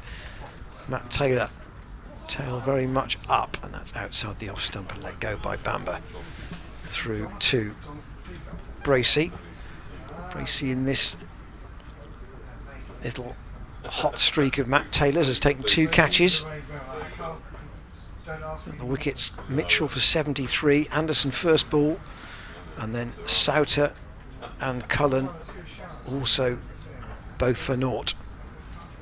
As we said, he does have a bit of a habit of doing this, doesn't he, Matt Taylor, taking wickets in clusters. So when he takes one, it feels like he's liable to take at least one more in quick succession many times in his career. From the chapel end in, and he finds the middle of Bamber's bat. Gloucestershire have got longer to get the last 2 than Hampshire had yesterday against Surrey. Rather different last 2, wasn't it? Having Ricky Clark as your number 10 and Kyle Jamieson sitting in the hutch as your number 11. I think Middlesex would rather like something similar here, and Hashim Amla, of course, at the end of the batsman, as it were. Goodman's just dropped out to a more orthodox square leg just in front of square. Taylor staying round the wicket, chopped into the ground by Bamber. Oh, he's going to take a single. That's perhaps surprising, but again, to reiterate Ed's point, they've got quite a lot of batting potentially to do here, so they can't turn down runs they feel they can add to the total. I wonder if every side would play it that way. 248 for 8. This Middlesex second innings has been draining for Gloucestershire. 125 overs is a long time in the field. Matt Taylor around the wicket to White, lets that go, and Bracey takes. So Bamber will be on strike for the start of the next over, and Dan Worrell's taking his cap off. I think that may tell us that Gloucestershire want to try and get their strike bowler in. And Worrell in this innings has 3 for 52. He's bowled 26 overs, which is a lot, but who wouldn't want to be bowling when there are only 2 wickets needed to win the match? Quite. It's time to finish off Middlesex as far as Gloucestershire are concerned and as far as Dan Worrell is concerned. And regardless of what's come before, as you say, when you've got that scent of blood as a fast bowler, I'm sure regardless of how tired you are, you just get your body through it, don't you? You know there's only a few overs to bowl potentially if you can get it right. His 27th over, and the question then is how much longer can Matt Taylor keep going for? So the field then for Ethan Bamber, just the 3 slips but a short leg, and no other close catches, as here goes Worrell at bowls to Bamber, and Bamber turns that one to mid-wicket, and we said there are no close catches. Actually, Don Goodman is quite close at mid-wicket. So Taylor's bowled 5 since tea, but he's taken 4 wickets. You would think 2 more would be... And then you might have Goodman at the chapel end, perhaps. Perhaps. Unless you just think, I'll get the tail enders facing spin sometimes, might lose their heads a bit. Could go either way. As Worrell passes umpire Newell and bowls, and Bamber, we got turned around a bit by that, they're going to take a single, and there's going to be a shot at the stumps, the non-striker's end, and that could have been out with a hit. That could have been the 9th wicket. Tom Price, the fielder, had a quick turn and throw there, and certainly would have been very close. Whether it would have been out, I'm not sure. We can't see the crease line from our position, but there was not good understanding on that single. Bamber moving up to 3, and Middlesex's total 249 for 8, so Bamber gets up the other end, and still a short leg in place as Worrell is there and bowls to White, who dabs that one into the gully region, and Ollie Price is able to do the fielding. Helmetless now, as he's fielding at a far more conventional gully. The wind is just beginning to get up a little bit here as the storm cloud passes mostly to the north of Cheltenham, but there are just a few little dribs and drabs of rain that I can see on the radar, which may just come into play a bit more so than the main storm cloud. As here goes Worrell and bowls, and White rather drops and runs out to backward point, and that brings up the Middlesex 250. White to 31, and 2 balls left in this Worrell over for Ethan Bamber to negotiate. I was going to say play out, but then that hasn't been really the way they've gone, Middlesex. If there's a single to be had, it looks as though they're just going to take it. 16 balls Bamber's faced at the moment. The thing is, of course, that the light, needless to say, not improved by that storm cloud. It's fine at the moment, but oh, is that caught? Oh, what a catch! What a catch by Tom Lace at short leg. That is incredible. That was clipped with some force by Bamber, and somehow Tom Lace has clung onto it. 4th wicket for Dan Worrell, and here's the replay. A delivery which was on leg stump and turned off the full face of the bat. What reactions from Tom Lace, and Bamber goes for 3, Middlesex 250 for 9, and just Tim Murtagh to come. Very sharp piece of fielding. I think Lace took the sharp catch off Glenn Phillips at Leicester that you spoke about earlier, close in, yep. And he's been in there for most of this match when Gloucestershire have had a short leg, and finally something's come his way and he's clung onto it, and we do say clung onto it in the best sense. And now Murtagh. Yeah, Murtagh, whose general approach to batting recently, as I'm hearing a horrible replay of me talking about that wicket to my left, which I wish they'd put that on mute. Tim Murtagh, whose general approach to batting has been one of more along the aggressive lines in recent times, now has to bat rather more defensively. I mean, just to illustrate that point, a strike rate of 75 in first-class cricket this season for Middlesex, and 75 for a first-class strike rate even over 11 innings is pretty high, so he's not tended to be going out there and blocking. Carving out his mark on, looks like middle stump. 5 wickets have gone down in 50 minutes. So can Worrell join Matt Taylor with a 5 for? Short leg in place, 3 slips, leg slip. Worrell bowls and Murtagh drives really beautifully actually down towards long on, and he's not going to take off for even a single. So I think now we will be getting full on strike farming by the looks of things.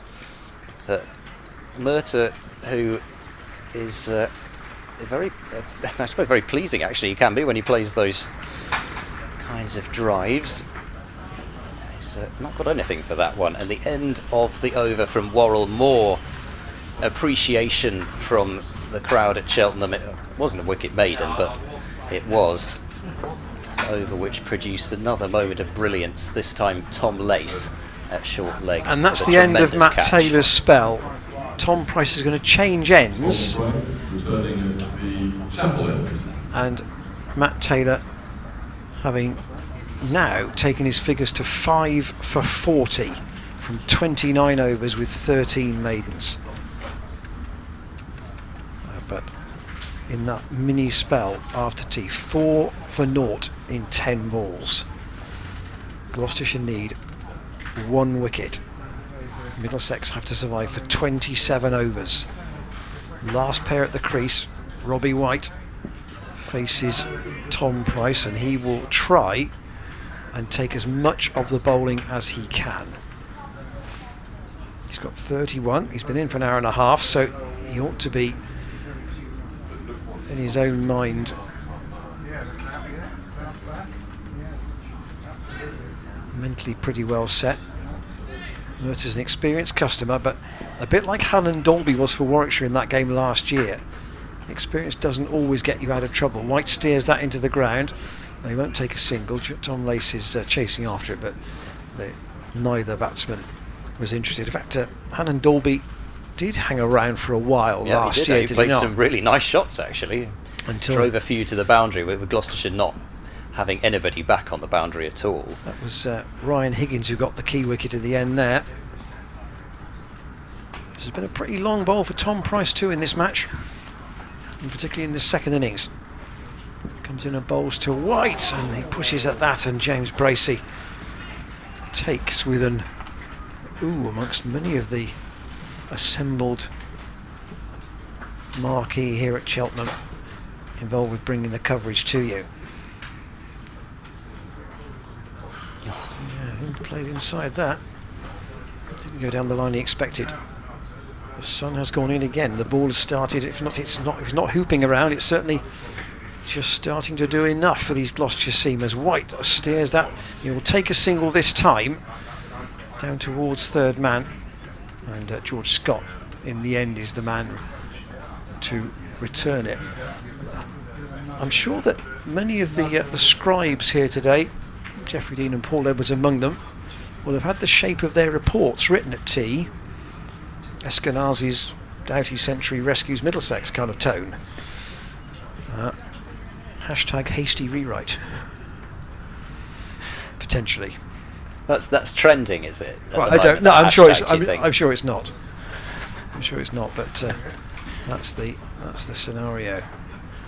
I never thought I would hear Ian Randall say hashtag something on a complaints to commentators at glosscc.co.uk. 2:51 for 9. Tom Price into Merter, who slides that down towards third man. Dom Goodman ambles after it, but Merter's not interested in a single. Interesting Price coming round the wicket to the left-hander. And we've got a right and left-hand batting combination out there. Probably a good move. You bring LBW and Bold, well, Bold's in play I suppose, but LBW particularly, you bring more into play, bowling round the wicket and try and attack the stumps, I would say. Having said that, of course, he's going to bowl over the wicket now. Much better to bowl over the wicket, I would say. Just the one ball that was. And now back to the traditional stance of Merter with quite a high backlift. Negotiates that with no problem. And another over ticked off as far as Middlesex are concerned. 2:51 for 9. Still 26 overs remaining. The last pair together. And Gloucestershire have had a few of these this season. Shaw and Goodman at the Aegeus Bowl in particular. So they've been on the right end of a couple, haven't they, in the last couple of years. You add in that Helen Dolby resistance, which was at 4.5 overs remaining, I think, when the final wicket was quite taken. late. I had 7 overs in my head, but it may be less than that. You might have been right, and I might have embellished that in my mind a bit. Worrell to White it will be, once they've sorted out what the field's going to be here. As I said, the light is not as good as it was. Worrell bowls to White, who leaves alone outside the off stump, and again it's very playable at the moment, but you'd have to think that maybe even within half an hour or so it might start to get a bit tricky. The interesting thing for James Bracey though is that he has 2 spinners. He's got more than 2 spinners he could bring on. He could bowl Ollie Price from one end and Glenn Phillips from the other, and he's got no worry at all about run rate now, so certainly could do that. Here goes Dan Worrell. He's in and bowls to White, who flicks that one just past the dive of Bracey. In fact, he doesn't get anything on it, and it's going to be 4 byes. So Worrell just misdirecting that one, maybe trying to angle the ball back into the right-hander. Just getting a little too much angle, and the slope, of course, also helping to take it down the leg side, and 4 more go to the total. I don't think there was anything that James Bracey could have done about that one. 2:55 for 9. There are 25 more overs remaining after this one, and Gloucestershire just asking Graham Lloyd to have a look at the ball. Oh, they were just sanitising it, of course. Pretty much every time it crosses the boundary, almost, if it hops over the boundary, and of course the rope is right in front of the boundary as it has to be, then it's going to hop into the crowd and somebody's going to have to pick it up to send it back in. White on 32. Worrell is into bowl, and that's clipped up in the air out towards deep square leg. A dive, and it's taken by Jack Taylor, and that is the game. Gloucestershire have done it. They have beaten Middlesex by 164 runs.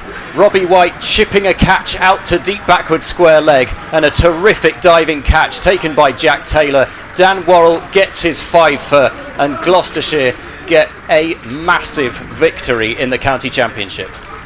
Well, shades of the 2015 final. Who do you want under the 9th wicket catch? But Jack Taylor, not an easy one, because he's running on a ground that is sloping towards him, but he made his ground, and the catch taken low in front of the Sanford Road marquees, and the spectators there on their feet applauding. And Gloucestershire, from a position where they needed 6 wickets after tea, have taken those 6 wickets in just an hour's cricket, and now they sit second in the group. They're ahead of Hampshire, and they now have the ability, if they can, to dictate what happens here in the shootout next week. What a huge fight back from Gloucestershire, because I have to be honest, I did not see it coming. It looked as though Mitchell in particular was just too well set, and that particularly the way the session started, it was just not going to be possible to take that number of wickets in that session on that surface. But somehow Matt Taylor especially, and then Dan Worrell, got enough out of it they stayed patient and knew that they could get enough out of it to fight back the way that they did. But what a dramatic set of circumstances, and for Gloucestershire to win this game, missing the players that they are missing, incredible fillip for the club. And Matt Taylor and Dan Worrell leading the players off, and Middlesex sportingly waiting for the winners to leave the field, but both sides sportingly applauding each other, because we've had yet another roller coaster at Cheltenham. This venue just keeps on serving them up, and here today the game has been won in an hour. Basically, it's been drifting is a bit of a harsh word. It's been crawling along for 2 sessions, and typically, based on 150 years of cricket on this ground, something is always around the corner. And today, 4 wickets in 10 balls for Matt Taylor, and then the return of your overseas star to finish it. And he's not got 2 of the tail enders out. He's got one of the established batsmen out in Robbie White for the last wicket, albeit he got Bamber with a great bit of reflex work at short leg from Tom Lace. But then Jack Taylor's catch, by no means an easy one, but that Middlesex card, look at the order from 7 down: 0, 0, 0, 3 and 0 not out. Yeah, well, there was always the possibility of opening one end up and remove the bottom card of the stack of cards and the rest might fall, but still you wondered whether it would happen. You wondered whether on this surface there would be enough to take that number of wickets in that quick succession, and here's the reaction of Dan Worrell when that catch was taken. You can see in super slow-mo the players looking out towards deep square leg and the delight of the supporters in the background as well, which is just as heartwarming for a Gloucestershire fan as the reaction of the players. Well, if ever you said that an overseas player was only here to pick up his paycheck, that reaction from Dan Worrell tells you that he in particular is not. 97-3 at the start of the day, Middlesex. They then batted through the morning session without losing a wicket. They batted through the afternoon session only losing Eskenazi for 102, and then after tea, this is what happened. Mitchell, LBW bowled Taylor for 73. Anderson, caught Bracey, bowled Taylor, naught. That was in the same over. Souter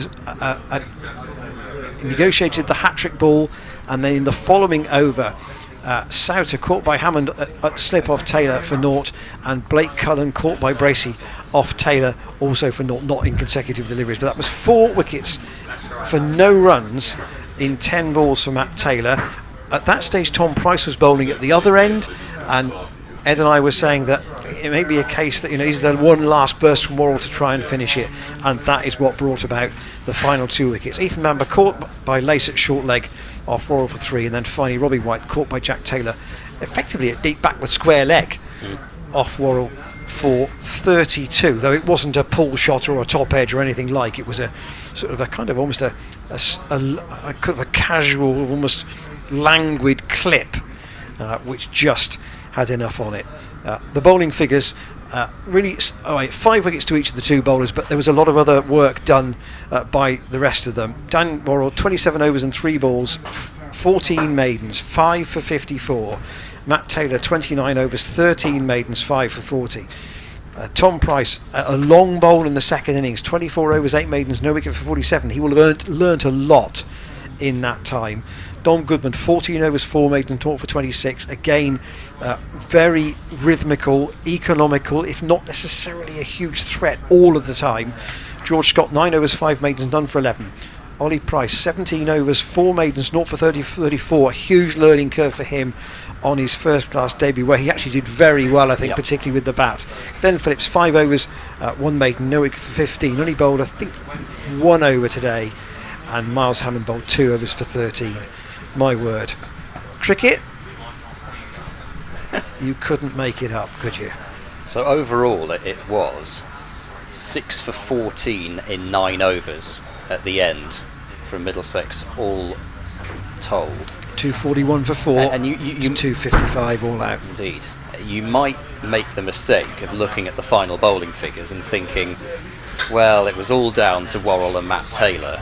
They were the only 2 that provided any threat. Well, certainly not the case, because Tom Price, especially out of the remaining bowlers, more than deserved a wicket for the way that he bowled in that second innings. And as much as anything else, all the other bowlers made sure that Middlesex were on the back foot once they started losing wickets, and that then caused the already fragile mindset of the Middlesex batting lineup to come to the fore when the end was opened up by,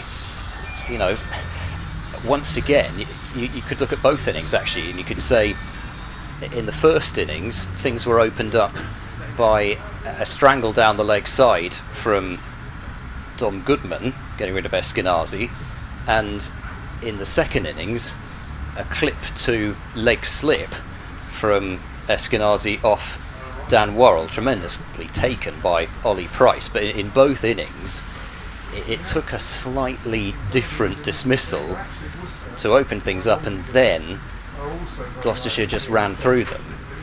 So Matt Taylor's taken 9 for 59 in the match, and that is a huge impact in the game. Remember, today his 27th birthday, so what a way to celebrate. So to remind you of what the table looks like now, Somerset played 9, won 4, 134 points. Gloucestershire played 9, won 5, 129 points. Hampshire played 9, won 3, 123 points. So Gloucestershire have a 6-point advantage in the table, and they have the advantage of having won the most matches in the group. Yep, so Hampshire have to make up 7 points in order to qualify through to Division 1. I should also say that is a career best match performance for Matt Taylor. So what a birthday present that is. Well, what an outstanding finish to yet another very, very competitive game here at Cheltenham. Congratulations, I think, are due to Christian Brain for the pitch he produced once again. We've had some great cricket over the last 4 days. We've been very lucky to dodge a lot of the rain. Certainly. But if you've been with us on the stream throughout, or even for just part of the time, I hope you've enjoyed it. Thanks to Cameron and James and Shane on all camera duties, and to Ian Cobain and Josh Shaw yesterday and today for joining us as well. Ed and I will join you again on Sunday for the start of the shootout against Hampshire. Do join us for that. Don't mind if you haven't got a ticket for that game. There are some tickets still available, but only, I think, in limited numbers, and that may evaporate after what's happened here. I'd like to hope it would. Today. But we'll be back tomorrow with coverage of the T20 match here, also against Middlesex, starting at 2:30. So from Ed, goodbye. Goodbye. And from Ian Randall, from a jubilant Cheltenham, where Gloucestershire have beaten Middlesex here in this penultimate round of the first phase of the championship season, to go second in the table. The victory margin in the end having taken, as Ed said, 6 wickets for 14 runs at the end of this match. On the final session, on the final day, Gloucestershire winning by 164 to clinch their 5th win of the season. From Cheltenham, for now, good afternoon.